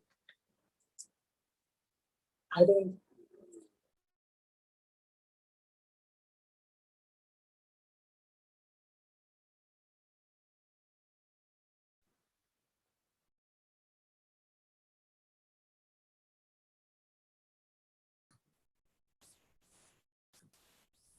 Hello. Okay. We do have quite a number of hands raised. And to go over the questions session, I would like to start to call on a few people. I would like to start with Mrs. Elena Wadinobi. And please, if you are here and you are listening, keep the questions short and straight to the point, and let us know who your question is addressed to. Auntie Mrs. Ajayi Lamed, the previous speakers. Is that not a hand raise? Okay, yes. We also have Dr. Ife Wanwakwesi, whose hand is raised. Please unmute Dr. Ife Wanwakwesi so she can ask her question. And please let us know who your question is directed at so that we can deal with them appropriately. And Mrs. Stella Odife right after Dr. Wanwakwesi. Dr. Ife, do you want to go? Thank you. Thank you very much, Chisom Alize. I do have a comment. I don't have a question. Am I permitted to make my comment? Yes, please make your comments, contribution, thoughts to the discussion today. Fantastic. Thank you all very much for this amazing conversation. I'd like to say congratulations to Iyom. She's a woman that I love so much. Now, my conversation is coming from the perspective of Mr. Chukwumerije. Mr. Chukwumerije, you did a fantastic job. Let's go to the root of our challenges. In this society, we have a lot of young people that are dealing with all kinds of challenges. The women are responsible for nurturing families. Women, we have to go back to basics.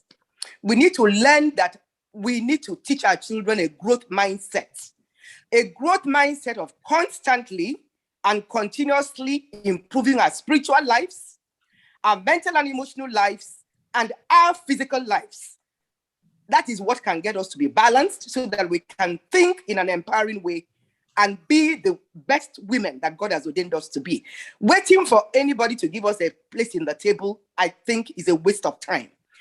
I don't care whether I am a man or a woman. God has given me the innate resources, the power to take decisions about my life and get to my God-ordained destiny. Women, we should begin to think about a grand coalition of all women networks into a one formidable network. We put in place objectives that can empower and encourage more women to go for political leadership. If we can do that, I believe we'll be getting closer to changing the narrative in this country. That is why at Women Alliance Group, we are passionate about it. You are aware that I've been pushing that agenda, and I think that that is the way to go. Go back to basics, grow principle-centered children, work on ourselves to be the best version of ourselves as given to us by God, make empowering decisions about our lives, take care of our bodies like the lady that talked about food and nutrition is very critical, and make our men to become more balanced because many of our men are struggling. It is women that are keeping the men and the children in their homes. Thank you very much for giving me this opportunity to impact. Thank you. Thank you, Madam Moderator. so when you called upon me, my microphone was muted. I've only just been allowed to unmute. I'm Eleanor Nobi, and thank you to the speakers for this very rich and profoundly illuminating sessions that we've heard today. I believe greatly in culture. I believe that we draw our way of life from culture, but also that culture is dynamic. In the Igbo culture in particular, we do have the dowry system. And when I got married, my father, in his wisdom, when my in-laws asked about a dowry, he stated very clearly that I was priceless and that nobody, absolutely nobody, could pay enough for his precious daughter. He was vilified for that. And today we have the sort of narrative where we speak about, I am giving away my daughter in marriage. But surely any exchange of money, no matter how small or how big, is a sale. And therefore I'm posing this question, not just to the speakers, but to all of us online.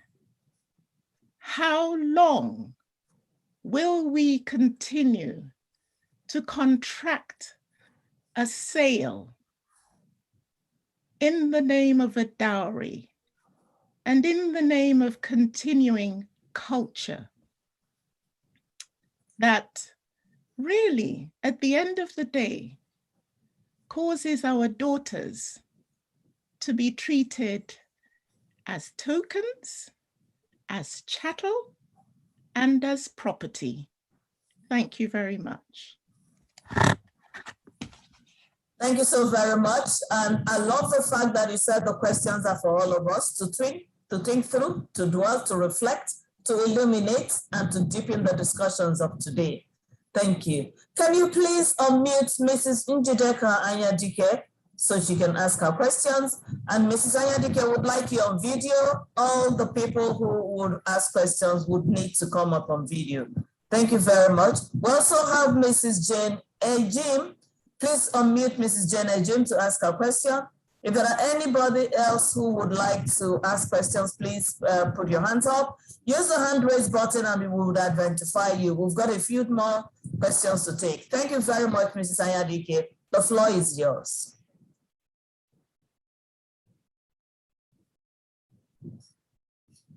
Mrs. Anyadike is still muted. And please unmute. Hello? Yes, yeah. We can hear you now. So thank you so much. I mean, it's wonderful. I just knew about the meeting and I jumped in, and I'm very happy. You know, I thank you, the organizers, for organizing. I was waiting for the Reverend. My own aspect is all these things are good, but if it will be long term and if it will really make the impact we want, I think we should also talk of there's a spiritual angle that is needed, because until something is, you get something in the spiritual, you cannot get it. When you are talking about politics, the major reason why the women are not getting there is because it's not just money. Money is important, and all the things said are relevant.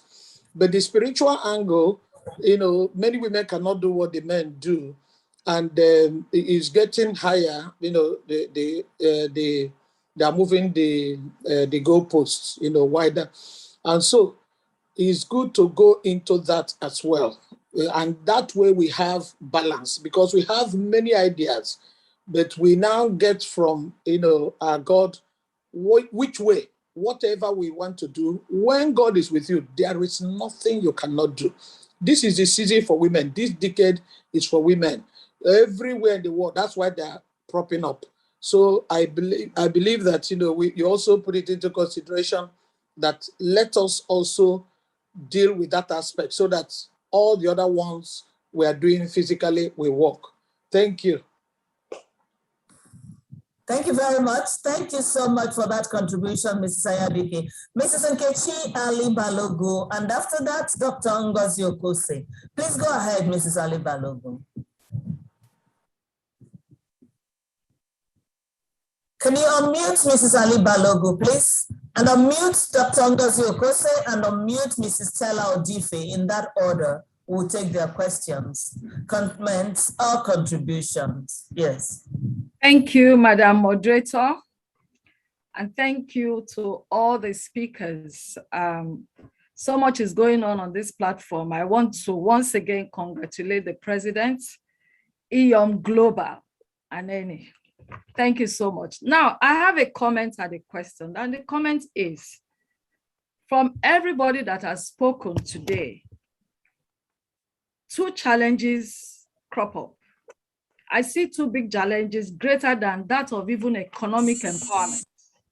The first is the ability of women to distinguish between their role as wives and mother and that of a career. When people keep saying, oh, we are smaller than men, we are made smaller than, no, thank God we heard it from the horse's mouth. We are equal. Your equality to man does not stop you from being a submissive wife.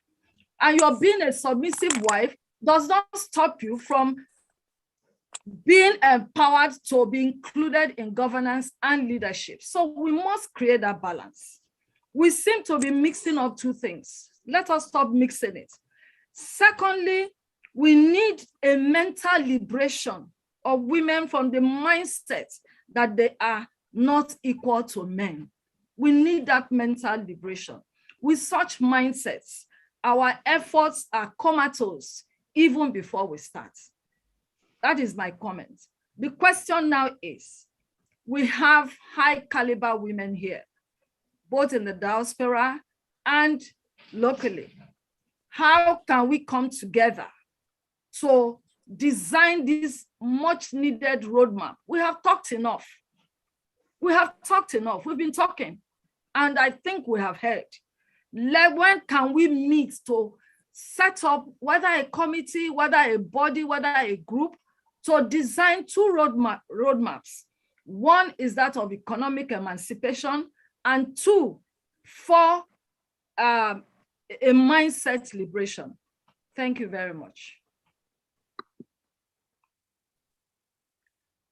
Thank you very much, Mrs. Ali Balogu, for the very wonderful comment and contribution.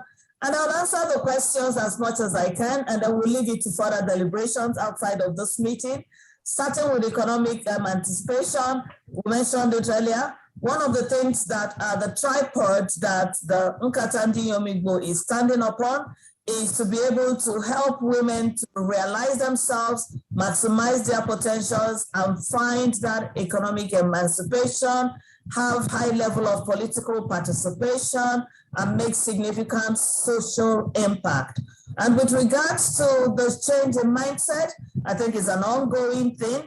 And when we go through some of the programs we're going to be having the rest of this year, that already is part of that program. And with regards to roadmap, several committees are also set up in Nkata. The reason that we've done this, to allow over 250 going on 1,000 women have such discussions that you have said. So that means on some day, somehow, we would all come back together again to be able to create that sort of roadmap and share with this generation and the generation to come. Thank you very much. And Dr. Kose now, and then we'll take Mrs. Stella. And Dr. Kose, please go ahead. Mrs. Stella Odife, please be on standby. Yes, thank you. And it's been very, very engaging. I'm calling in from the United States, and I checked in since 6 a.m. I couldn't even leave for 1 minute. I thank you all, and I really appreciate to be part of this conversation. But as most of the talk were going on, I was trying to listen in for an area that I know that is very, very important, especially on women issues, which is our mental wellness. And it's when Dr. Mwakwesel talked about the spiritual, I said, okay, somebody is heading there. And I looked in the chat and I saw somebody made a detailed comment about the life of some of us in the United States. Whether we like it or not, whether we're in Nigeria or we are here in the US or in Britain, many of us have emotional challenges. And I want us as a group to also pay attention to that. As we formulate to look at our economic empowerment, please let us also look at our mental, emotional empowerment, because without that, we can go nowhere. And we have so many women because of our cultural practices, they feel caged in. They are stifled and they don't even know how to move on. So I really want Nkata Ndi Iyom to really incorporate this as a major facet of this noble organization. It will help us a lot. Thank you for giving me the opportunity. And thank you, Chizo, always you. Thank you. Thank you. And thank you, KRC. I must be very, very honest. I'm super delighted that our dear speaker, Professor, we have Professor Susie. We recognize you boldly, Iyom. Sorry about that, but you know the way it is when the red queens are out. Yeah. Thank you, Dr. Kose. Thank you for the powerful delivery by our Professor Susie, representing KRC. We are super delighted to be making strong things happen right here. Thank you.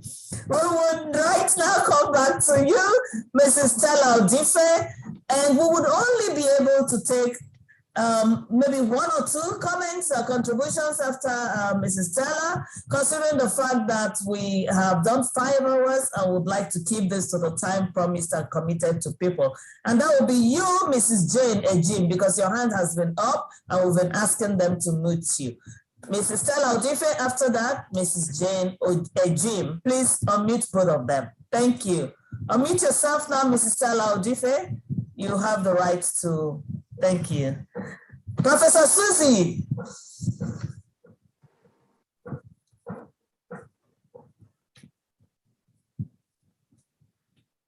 Hello? Yes, we can hear you. You are mute again. Just unmute yourself permanently.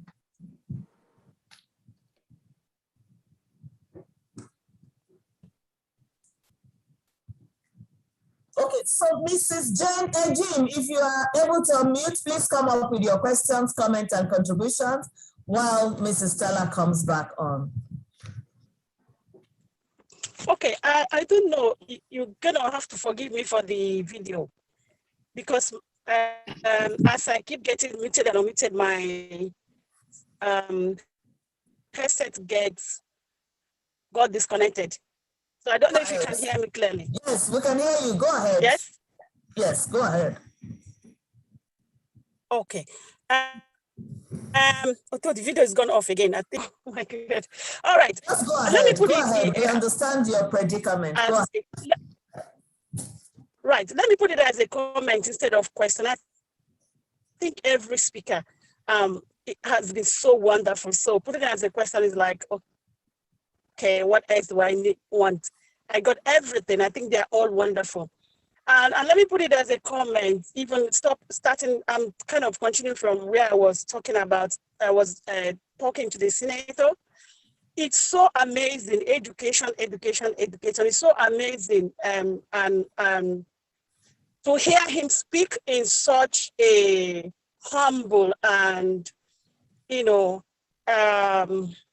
welcoming manner to women. It's kind of has educated me listening to the two men.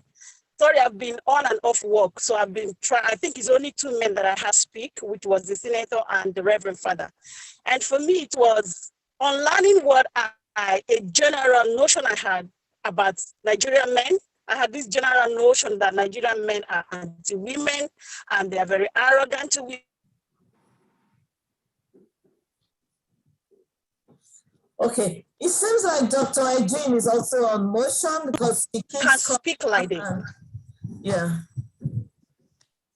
Right. We'll come to you, Mrs. Stella Odife. If you are ready, please unmute yourself and go ahead. Ready? Yes. I'm ready.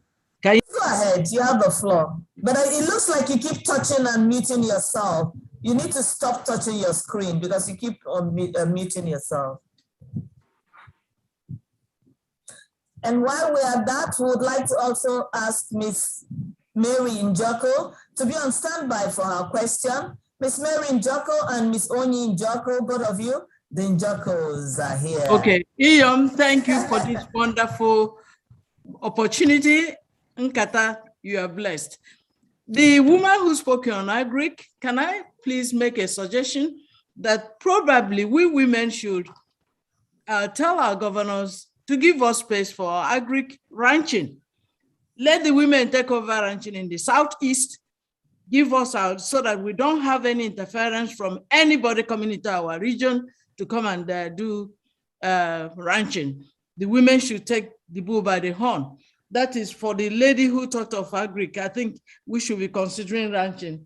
Then the woman on diaspora who talked about the negative exposure women are given. I was trying to find out whether you have tried, what efforts have you made to change the negative narrative? Because to do this effectively, you have to engage those international organizations that are involved on trafficking. Please, it's not really the Nkata group that will really have enough way of handling the problem of creating a better image on women. You people in diaspora could do more by trying to engage other international organizations. Thank you very much. Please let us focus on that Ahmadi's idea of going through the basis, killing the structure, arranging the structure. Can we say that any political party that does not allow women to be on the main structure of the party, we now, women will avoid them? Finally, thank you, Chukwumerije. We mothers must start from the basis. Thank you all. I love you all. Greetings from US. Just took a vacation. Thank you. Super. Thank you very much, Ms. Odife. We would like to just remind the speakers, you would have 1 minute each. That will be your final words, whether you want to use it to summarize on any of the questions that touched around your comments, your delivery, or your comments, or your wrap up, just to let you know. And you would all have 1 minute for your final word. And while we are at that, we're coming to Mary Njoko. If you're still there, ask your question. Onyi Njoko, your hand is raised, please go ahead. And Miss Aki Onoha, right after Onyi Njoko. Are they coming up to ask their questions, comments, contributions? We like that this is very engaging and inclusive, and it's just going real good. Thank you. Onyi Njoko, Mary. Yes, good morning. Thank you. Can you guys hear me? I was trying to mute my video, but for some reason my video is not coming on mute. So let me just say that this information was sent to me by Father Angel Birth to join, and I actually joined because I want to hear what he had to say. But let me start off by saying I'm very, very, very highly impressed with all the speakers, all our women, both home and abroad, who have come on this platform and spoke so eloquently. A lot of issues have been raised or were mentioned in this platform rather. And you're right, one thing has to be tackled, it has to be one thing at a time. But what I wanted to kind of ask is, so this is my first time about hearing this Nkata Ndi Iyom, this platform. So how do you guys put yourself out there? Because if it wasn't true for the Angel Birth, I didn't know that something like this exists. And I'm involved with a lot of organizations in the United States, both with nurses, physicians. So there's a lot of organizations that we're involved in, but I didn't know something like this existed for people back home and people back here. We talked a little bit about collaboration also, and I put in the comment that sometimes I see the collaboration with women being a one-way street where we, the women that are here in diaspora, are trying to reach out to the ones back home. We have a lot of missionaries, a lot of mission works, a lot of nursing organizations. We take these things back home, but we kind of don't see that reach across from the women from back home, reaching out to us. We're always the ones that are always seeking, reaching out to them, trying to find out how can we help? What can we do for those back home? But I think it needs to be a two-way communication also. And then there was a mention, let me real quick, I know we all have 1 minute. There was a gentleman by the name of Virgil that wrote something in the platform. I think somebody asked him to make some clarification. He made something in a statement of the people here, the women back here, were more focused on our families and stuff. And yes, we're more focused on our families, but I think what the statement that he also needed to add there is that when we say families, it's not immediate families, right? Because your family is your cousins, your aunties, your uncles. Yeah, so you have people in various areas, not your immediate families, when we reach out. But we are also involved in a lot of other things with our people back home that are not just families. So I think he needed to clarify that comment a little bit because he put a broad statement out there without enough stuff to back it up. And I don't know where he got his studies from, but he needs to clarify that statement. But for all of you guys, I'm very, very, very impressed. And I would like to know how I can be a part of this platform and getting more information on this platform. So if somebody can reach out, that would be greatly appreciated. Thank you. Thank you so very much. Would like to also call on, we already have you, Mrs. Aki Onoha. After that, we would like to ask Mary Ikoku to also share her thoughts. Mrs. Aki Onoha, please go ahead. And then Miss Mary Ikoku right after that. Please unmute yourselves and share your thoughts. Thank you. Greetings, everybody. My name is Aki Onoha. I'm speaking from Maryland, United States. Thank you, the organizers. You have done a very wonderful job. Thank you, speakers. Thank you, Madam Moderator. You went to QRC, I went to AGGS Enugu. We are doing marvelous things too. My issue is that I want to talk about diaspora. Some of us came here and for one reason or the other, we stayed behind, and we can assure you it has not always been that smooth, like Dr. Susie Okoro pointed out. But we have tested both worlds, and we are enriched by that. My question now is, despite all that I have read on this platform, how we fight here and all that, if somebody fights here, the person can also fight back home. My question is, how do men and women in Nigeria, and especially Nkata Ndi Iyom Igbo, help those of us in diaspora to be partners in progress, because we are richer by living in diaspora and we have a lot to offer. We meet a lot of philanthropists. We have a lot of organizations which we join. I come from Mbise. We do medical mission every year. Even in this pandemic, we have been doing many medical missions. So we are able to bring our wealth and knowledge back to Nigeria. And we are asking that you accept us when we reach out to be partners in progress. Whatever we do, wherever we are in diaspora is not our motherland or our fatherland. We belong somewhere and we want to be part of where we belong. Thank you and God bless everybody. Thank you. Thank you so very much. It's such a great honor to find somebody who is so passionate about giving and asking of opportunity to even give and lend her voice in the great things that is happening in Nkata Ndi Iyom Igbo. We've specially taken note of you, and just like several others who have helped, supported, and are still doing it, and yourself, we would get in touch with you, we will share vision with you, and we're so delighted that you also have offered. Thank you very much. Thank you. Mary Ikoku, you have the floor. If Mary is there, please go ahead. And Dr. Charity Ezenwa, please, after Mary, please come on. And I would like to ask that you unmute Miss Mary Ikoku and Miss Charity Ezenwa. 1 minute each person. Let's keep it brief and swift. Please, okay. Thank you so much, Jesus. That's a fantastic moderation. Anyway, I didn't expect anything less. And our global Iyom.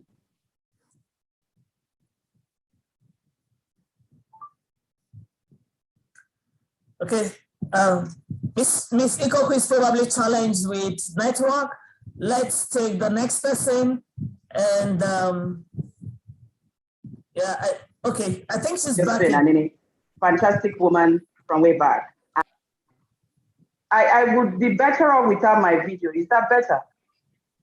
Yes, let's go ahead. 1 minute. You've taken 20 seconds, but please go ahead, my dear. Okay, before I'm cut off again, I just want to say thank you and well done. Fantastic job you're doing, Chizo. And to our global Iyom, thanks a lot for putting this together. I just want to say that every speaker have done amazing to the topic. And I want to give my sincere gratitude to every one of you, the planners and everyone. Now, I want to just give a heartfelt and very sincere apologies to our sisters in the diaspora. I read that comment in the comment section. I don't live in the diaspora, but I apologize on behalf of all of us to our sisters in diaspora. You do so much, and we acknowledge your work. We do not know where this statistics is coming from, but people have rights to their opinion. Even as a young little girl, I remember many times our Nigerian men do come home to look for wives, and they always look for nurses, doctors, pharmacists. I never knew what that meant until now that I've become an adult and I begin to see the real issues. You don't take a woman from Nigeria as a slave and take them over there and want to sit around and say you're a businessman. And this is one of the issues. And we must not overlook it. And we need to protect our sisters in the diaspora. This is a major issue. We've had women go down 6 feet for this reason, killed by their husband. And a woman here wakes up to say, we hear you people fighting. Please, the reason they are fighting because they have laws that back them up. They have laws that protect them. And they have every right to utilize those legal frameworks to keep their sanity. Because we do not have those laws here, hello, do not be jealous about our sisters protecting themselves. Those women who were nurses that were being married then, now as an adult, I do understand what that means. I have decoded that whole process. And if you haven't done that, that is when it is easy to point fingers at our sisters abroad. I have a cousin who you all saw on the CNN. The lady called Joy, who was on CNN, they arrested her and said she was going to bomb the White House. That is my cousin. She was going through marital problems. The man who married her from Nigeria made her, she was a nurse, had 5 children, everything was taken away from her. She became schizophrenic. And now she's dealing with mental health. You want us to continue to have more women in that regime? Hell no. Please, our sisters in diaspora, we love you all. We see you. We know the pains you go through, and we applaud you. Please use the law if that's all the option you have. We are rooting for you, and we know that you believe in the culture, especially the positive ones. Keep going. Nkata Ndi Iyom is not here to condemn any of you. And if you fight for your life, fight on. You have our support. Thank you very much. Thank you. Thank you, eloquent powerhouse, Mary. Thank you so much. All right, we've got a few more hands up. We're also mindful of time. We'd only be able to take about 2 or 3. And after that, 1 minute to all of the speakers so they can also share their thoughts. Would like to take Ms. Veji Onyene, And we had called on Dr. Charity Ezenwa earlier, and then we'll take all of our speakers. We know definitely every single person has so much to say. We can also drop them on the chat boxes, considering the entire and the rest of the other programs we have lined up for today.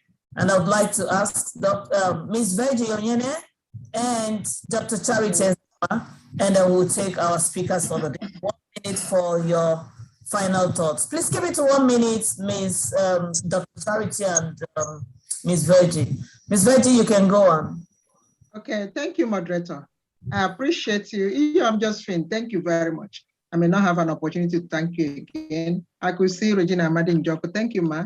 I have been on women and gender issues for a very long time, and that had taken me to different parts of the world. I've been to Washington, D.C. several times and launched programs with the Black employees of Calicut University of America. And that provoked my interest into what I found my sisters going through there. And then I now said it now because I heard all that, in fact, I taped all she said, all Professor Susie said.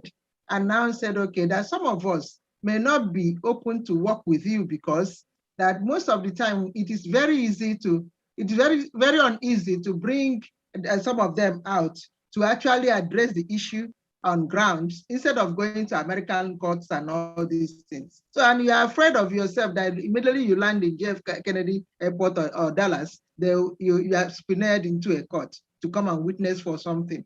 So that was actually what I said, is that is our own discouragement, it's our challenges. That's what I said. I did not say that my sisters should die in domestic, out of domestic violence. America does what they call my sisters, being in my sister's place. And I've been in my sister's place since 1996 through Ford Foundation programs and all. And I'm meeting Mama Regina Amadi Njoku for another time. We were in New York together with late Philip Ekejuba. And all these. So what I'm saying, I didn't mean any harm, please. Thank you. Understand me, please. Thank you. It's always good to clarify communications and position, and we recognize that. Thank you. We had actually mentioned Dr. Charity Ezenwa. If you want to come up now, please, that will be the last question, comments, and contributions, so we can listen to our very erudite speakers. 1 minute each person. Please go ahead, Dr. Charity. Hello, everyone. Thank you so very much. Thank you for organizing this wonderful conversation. In fact, we should have this very often, and because such conversations are very, very good in uplifting spirits and empowering women all over the world. My name is Dr. Charity, and I'm speaking from Maryland, United States. Thank you all, everyone that have spoken. And if there's one thing I can make out of our conversation today, is that women have a lot to offer. Women have all it takes to do great things. Women have everything. We are competent. We have everything that is needed to partner for development. And there's one thing that most of the speakers have mentioned. It is in the mindset. And our goal, or our goal of kind of achieving that mindset shift, to make sure that women know that they are capable of doing great things. And in order for us to achieve that mindset, it's all about empowerment. Empowerment in terms of economic empowerment, in terms of believing in ourselves.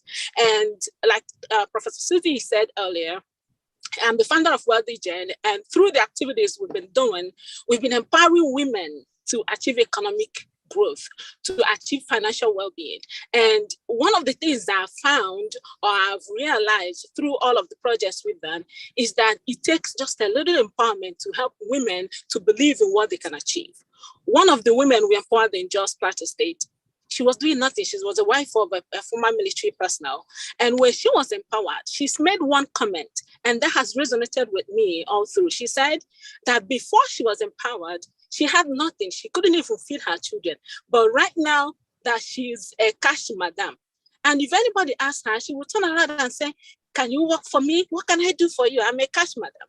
And as we speak, she has employed about 3 different people to work for her. And she comes up to speak. She's on social media talking. And it shows the little thing that women can do when they're empowered. So my question to us today is, how can we do it collectively? A lot of people have said, from most of our speakers here from Maryland or in Diaspora, there are a lot of organizations that are doing a lot of things. People do things individually to help reach out to our community back home. But it's not really something one person can do or one organization can do. My question is, how can we collectively partner to make sure that this effort reaches back home and is more effective in empowering women for that development that we care about? Thank you.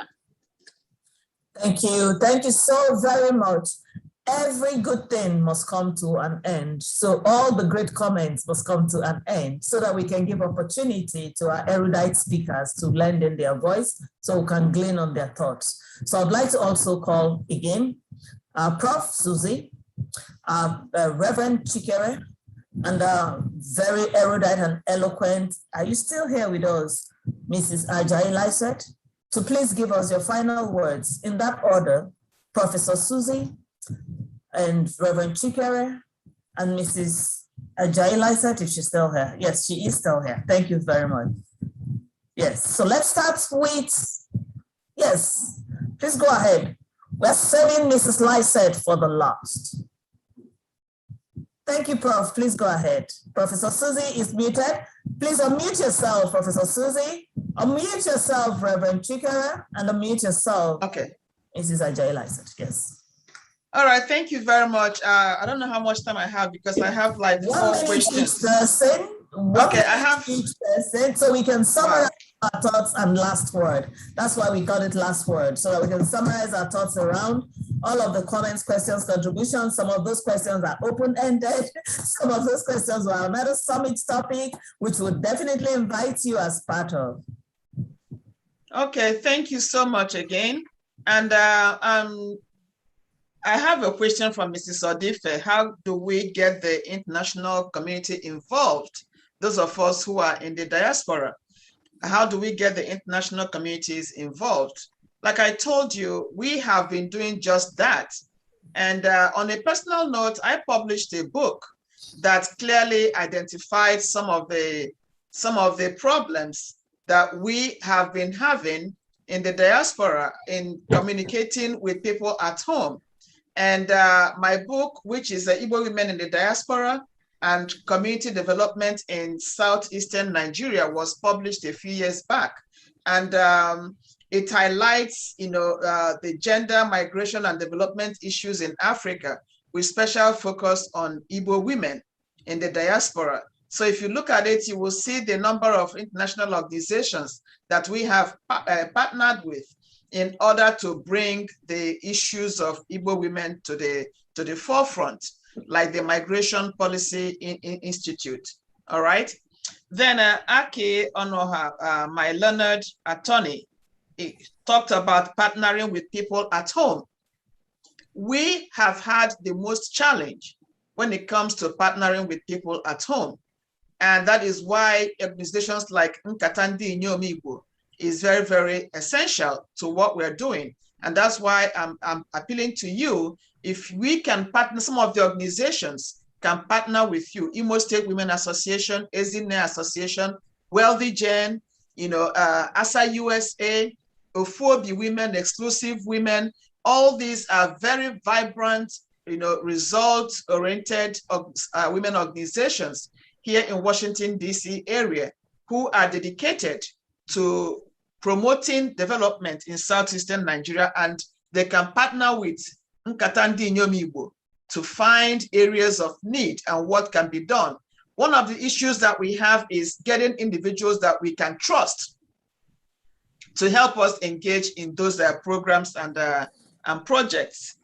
All right, now Mary Njoko talked about women taken abroad and victimized, and how she feels the pain of those individuals.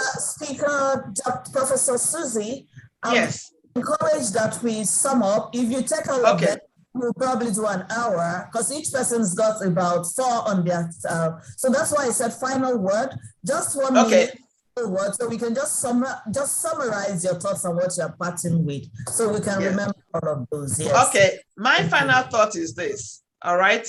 Women in the diaspora have a lot to offer. Women at home. We want to partner with you. We want to work with you. And we also want to take on political positions in Nigeria so we can participate in governance and help to push the issues concerning women forward.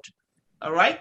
And when you hear about women being nonchalant, it's because we have not been given the opportunity. When you give us the opportunity, we will perform and we'll be partners in progress. Thank you. Thank you very much. And Reverend Chikere, final word from you. 1 minute, final word as we summarize, because we have overshot our time extensively. And we would also like to give final words to our very distinguished Board of Advisory chairperson. And that's Your Excellency Barton Naji. Final word for you, Chikere. And so it's just a reference to a question, this question that came up on the screen about how can we get more reverends to be positive-minded or progressive-minded. I always don't think I'm progressive. I just think I'm authentic, which is a subtle way of saying we stick to the truth, we tell it the way it is, we get to scripture, we open it again. And just to that point, we get a lot of education to become a priest. A minimum of at least, if you're very brilliant, you get, not even very brilliant actually, you just get 8 years of studies and above. So you get 2 degrees, a philosophy degree and a theology degree. So there's great education. Those who misuse the education do exactly what Aisha pointed out. You go to school, you get the certificate, and you leave the education in school. So to that point, I want to make a quick distinction between gender equality and role.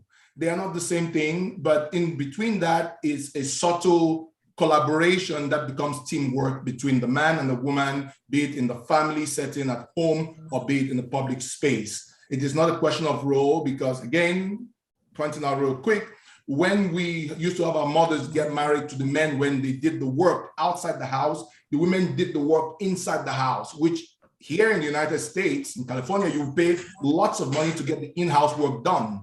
But back home, our women do it and it's not regarded as work. That's a question to role and understanding. The other thing you want to point out real quick also is just that as these roles, quote unquote, the man's role meet, when the woman starts doing it 9 to 5, like the man does it 9 to 5, then the question becomes who provides? So then you understand clearly because work is done externally by both the man and the woman, role can no more play. When you come back home, you have to collaboratively raise the kids, collaboratively support them, and that way you can start speaking authentically of love. Thank you very much for having me here, and I appreciate the Nkata Udodirunu. Thank you very much. Thank you so very much. Ms. Ajayi Lycett, final word from you. Thank you very much. 1 minute final words. Thank you very much. Thank you very much. I concur with Father there. Only to say that women, I'm energized. I'm very happy to find that women are finally beginning to see that they got the power, that the men don't have to hand any power over to women. Tradition is shackled us with that. Patriarchy is blighted our future. And to tell you the truth, I think women really, this is not to say there's any adversarial relationship between women, but we women actually operate the traditional system. It's the women who circumcise the young women, right? They're the people who insist that they're going to give them the right of passage by circumcising them, which is a very egregious crime to them. We are the women, we are the people who entrench these patriarchal laws. But as I said, I'm very happy to find that we're beginning to discover our own divinity. I think we're confused by tradition, not to know this. And so I welcome Father Chikere's visit here and his presentation about that. I think we have to work. Somebody said we have to work about our mental health. We have been so confused about what our role is. All this business of being second-class citizen to men. I don't think there is any religion, well, certainly not the Christian religion, not the Bible, says that we have to subordinate ourselves. We're mates. And I'm going to offer something very controversial. Forgive me, Father Chikere. I think God is a woman myself. I'm very serious about that, because I think God packaged himself, came on earth, and invested women with all the divine qualities. We are the people who populate the world. We are the people who have gestation. We are the people who bring life there. And then we raise these children, we nurture them, we suckle them. We are tolerant, we are loving, we are all the divine, we have all the divine features that God has. And nobody can convince me that we are not God. It is the reason why we multitask. We can do this and we can do that.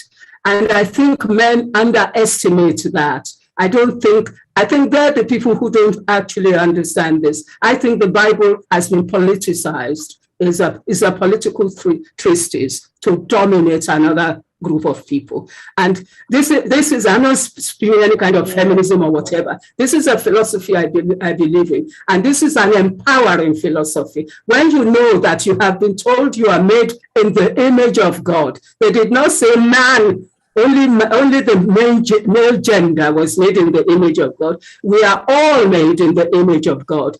And so I don't see how men can have any more power than women have. Unless, of course, we have to admit now that we have handed our own rights and our own power to the men. And it's about time, if we want to rescue our society, and I mean this seriously, we are giving men time enough to rule and to lead the country, and they're leading us into the abyss. Down the precipice. So women, all power to you women. Let's talk about how we can, not in antagonism to men, but to make things work for our children. Our boy children have been, I don't think the burden we put on them is fair. So take up the load, women. You're already carrying it. Admit you are carrying the load. You are carrying the men. Your husband is your firstborn. Thank you, ladies and gentlemen. Thank you for having me here. Thank you. Thank you so very much. Thank you. Words of wisdom. We saved you for the last for great reasons. We've all seen you over generations sitting on the floor just to watch TV before our fathers kick us out. And we thank that for generations, you've brought all of that wisdom in 2 minutes of summary. Thank you so much. And the very last and the very greatest, we're coming to you, Professor Barton Naji, our Chairman, Board of Advisors, for the very, very, very, very last word today. Over to you, sir. Please unmute Prof so that he can give us a very, very last. Thank you very much, distinguished women of our land. I must tell you, I tend to agree with Taiwo Ajayi Lisset, very impressive. I tend to agree that the qualities of women tend to mirror the quality of God. Let me say that this has been very rich. I stayed all the way through. I have totally enjoyed and benefited from the various speeches. You've really done it. We're very proud of you for how you have managed to establish this organization. I don't even just talk about it like merely many people say platform, but I look at it as a major organization. I want you not to forget what I said about being a counterbalance to Apex Organization of Igbo Land. Because as a man, working with my colleagues, other colleagues in the Southeast, I know that I see your organization and the sort of people in the organization as being capable of really joining with the men to do a lot in our land and in this country. I don't want you to get tired. What happens in our environment is that after a meeting or two, you just fade away. This happens all the time. It is about persistence. It is about resilience. It's about driving through to completion. I always tell people here that one of the things that distinguish the white people and us is that they start something and they finish it. I would like you to start and continue. Start and continue with the same resilience and even gather more strength. Do not give up because you are on a particular path that I know will work. You are going to be able to do well. I also know, and I want to say that if we can bring together men of like-mindedness to work with the advisory board members, we should be able to support you, because one of the things that have been talked about is that if men are not working with the women, that it becomes more difficult for the women to achieve what they want to achieve. I can assure you that we are going to be able to do that. Some of the members of the advisory board are of this ilk. They are people of like-mindedness. So we like to be able to work with you. I want to assure you to support you in achieving your goal. We're closing now. Thank you. Thank you very much. Thank you. How best would we have closed today? Better than on the note of this charge to women by no other person than the chief advisor himself to Nkata Ndi Iyom. We take your advice, sir. We take your counsel. We also take what you have charged us. We also count on your being able to build and open those bridges and doors that can help us have the discussions that are important for the partnerships and collaborations that is a major convention for Nkata Ndi Iyom. And we're very delighted and honored to have you in our fold. Thank you very much, sir. Every single thing that's got a beginning must have an end. And it's on this note that we are bringing down to close the 2021 Inaugural Annual Conference of Nkata Ndi Iyom Igbo. And I'll start with the thank yous. And permit me if the thank yous are too long, but they are thank yous that we must say. I'd like to start our thank you with, again, the only person who is our chief of all the advisors. Thank you to you, Professor Barton Naji, the Chairman, Board of Advisors to Nkata Ndi Iyom. We are very proud of what you have opened your hearts and minds to do for us, and we are happy to work with you. We also say a big thank you to our Chairman, Board of Trustee, Dr. Regina Amadi Njoku, whose extensive experiences and exposure has helped significantly to shape and mold this body. We appreciate you, ma'am. We also say a big thank you to whom I call Iyom Global. I call you global because your vision transcends Nigeria. Where you see and where you see, no, very few women see it. And so Iyom, Josephine, and Nnii, we say thank you for your vision, your passion, and for creating this platform that brings and aggregates women together. We say a big thank you to the very distinguished speakers, led by our keynote speaker, Senator Inyinaya Abaribe, who has opened out the floor to fantastic and significant intellectual discourse of today. We say major thank you to all of the speakers today.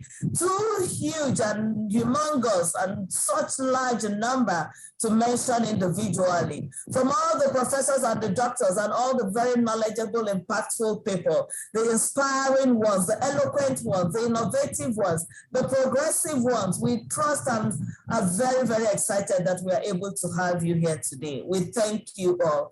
I would also say a big thank you to every single person who stayed the journey with us today. Thank you all of our participants. We could have created all of this, but without you, what could we have done with it? Throw them in the air? That would never have happened. But with you, we stayed the course for 5 hours and a half and still going. Thank you every single, yes. Thumbs up for all of the participants and all of you who have hooked up with us today.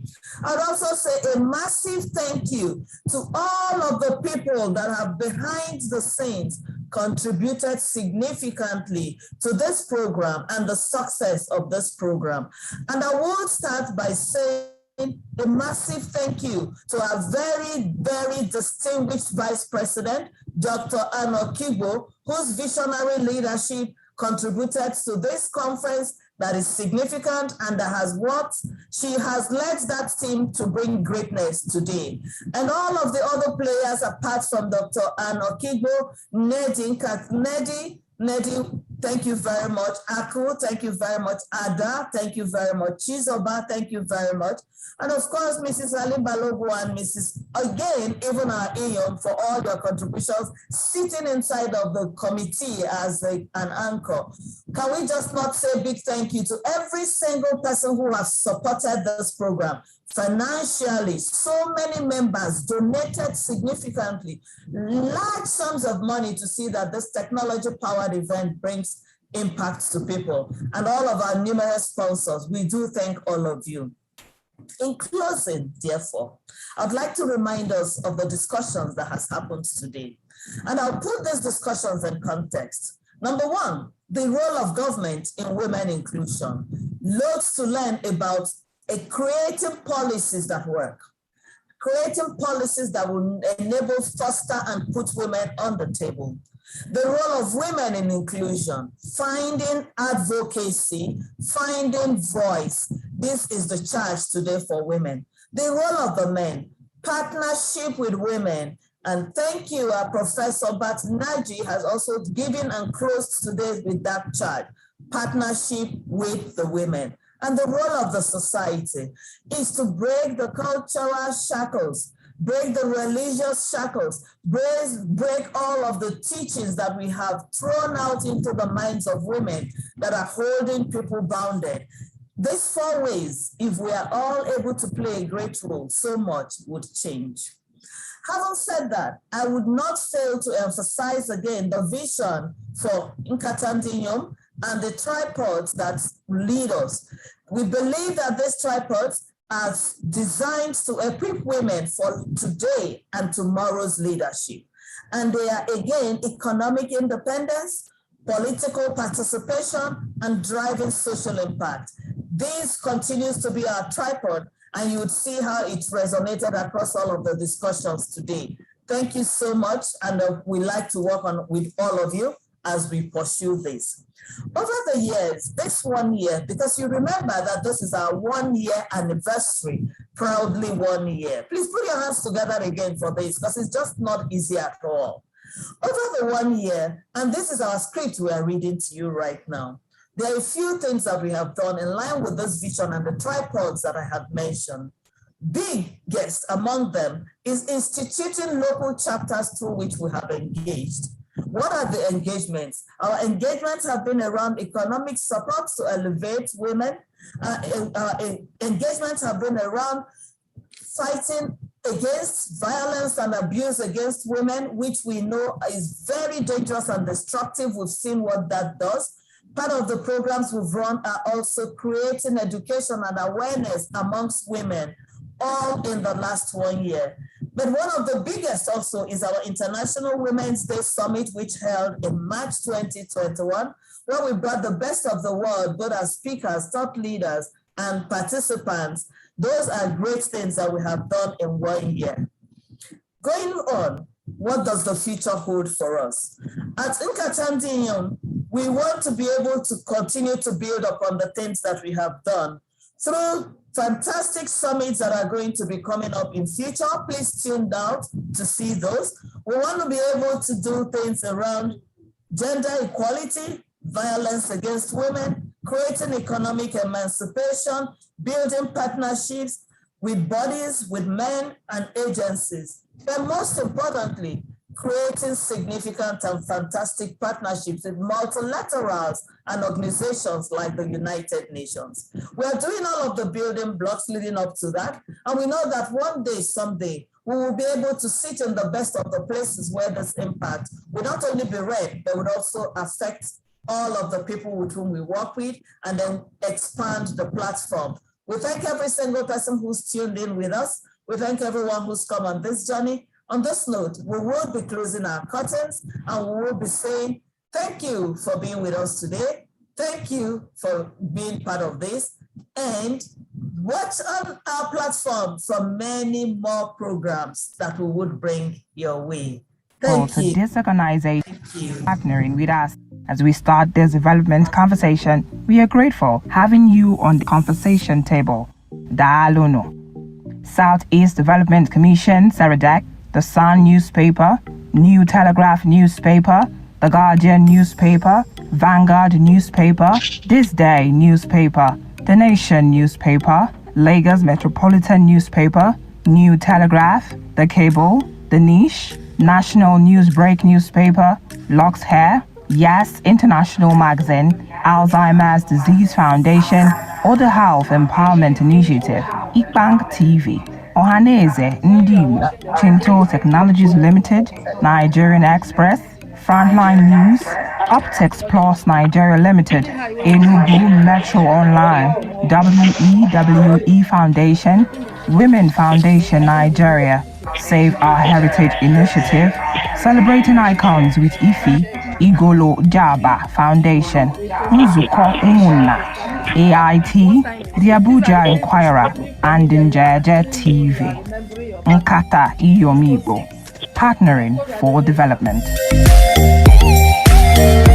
Thank you. For everybody who is a member, honestly, team has been moved to 6 p.m. All the general meeting. Members, please look through the group. You will see the link to join the annual general meeting. It's right in the fridge. This is exclusive for member. Look through the link, the join link. We are going to be doing it at 6 o'clock as against 5.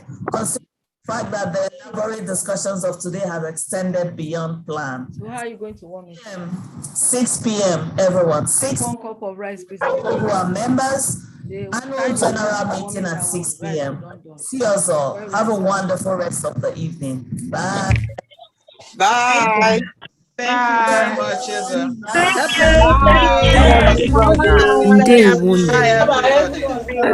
For those of you who may not understand God bless all our speakers. God bless you.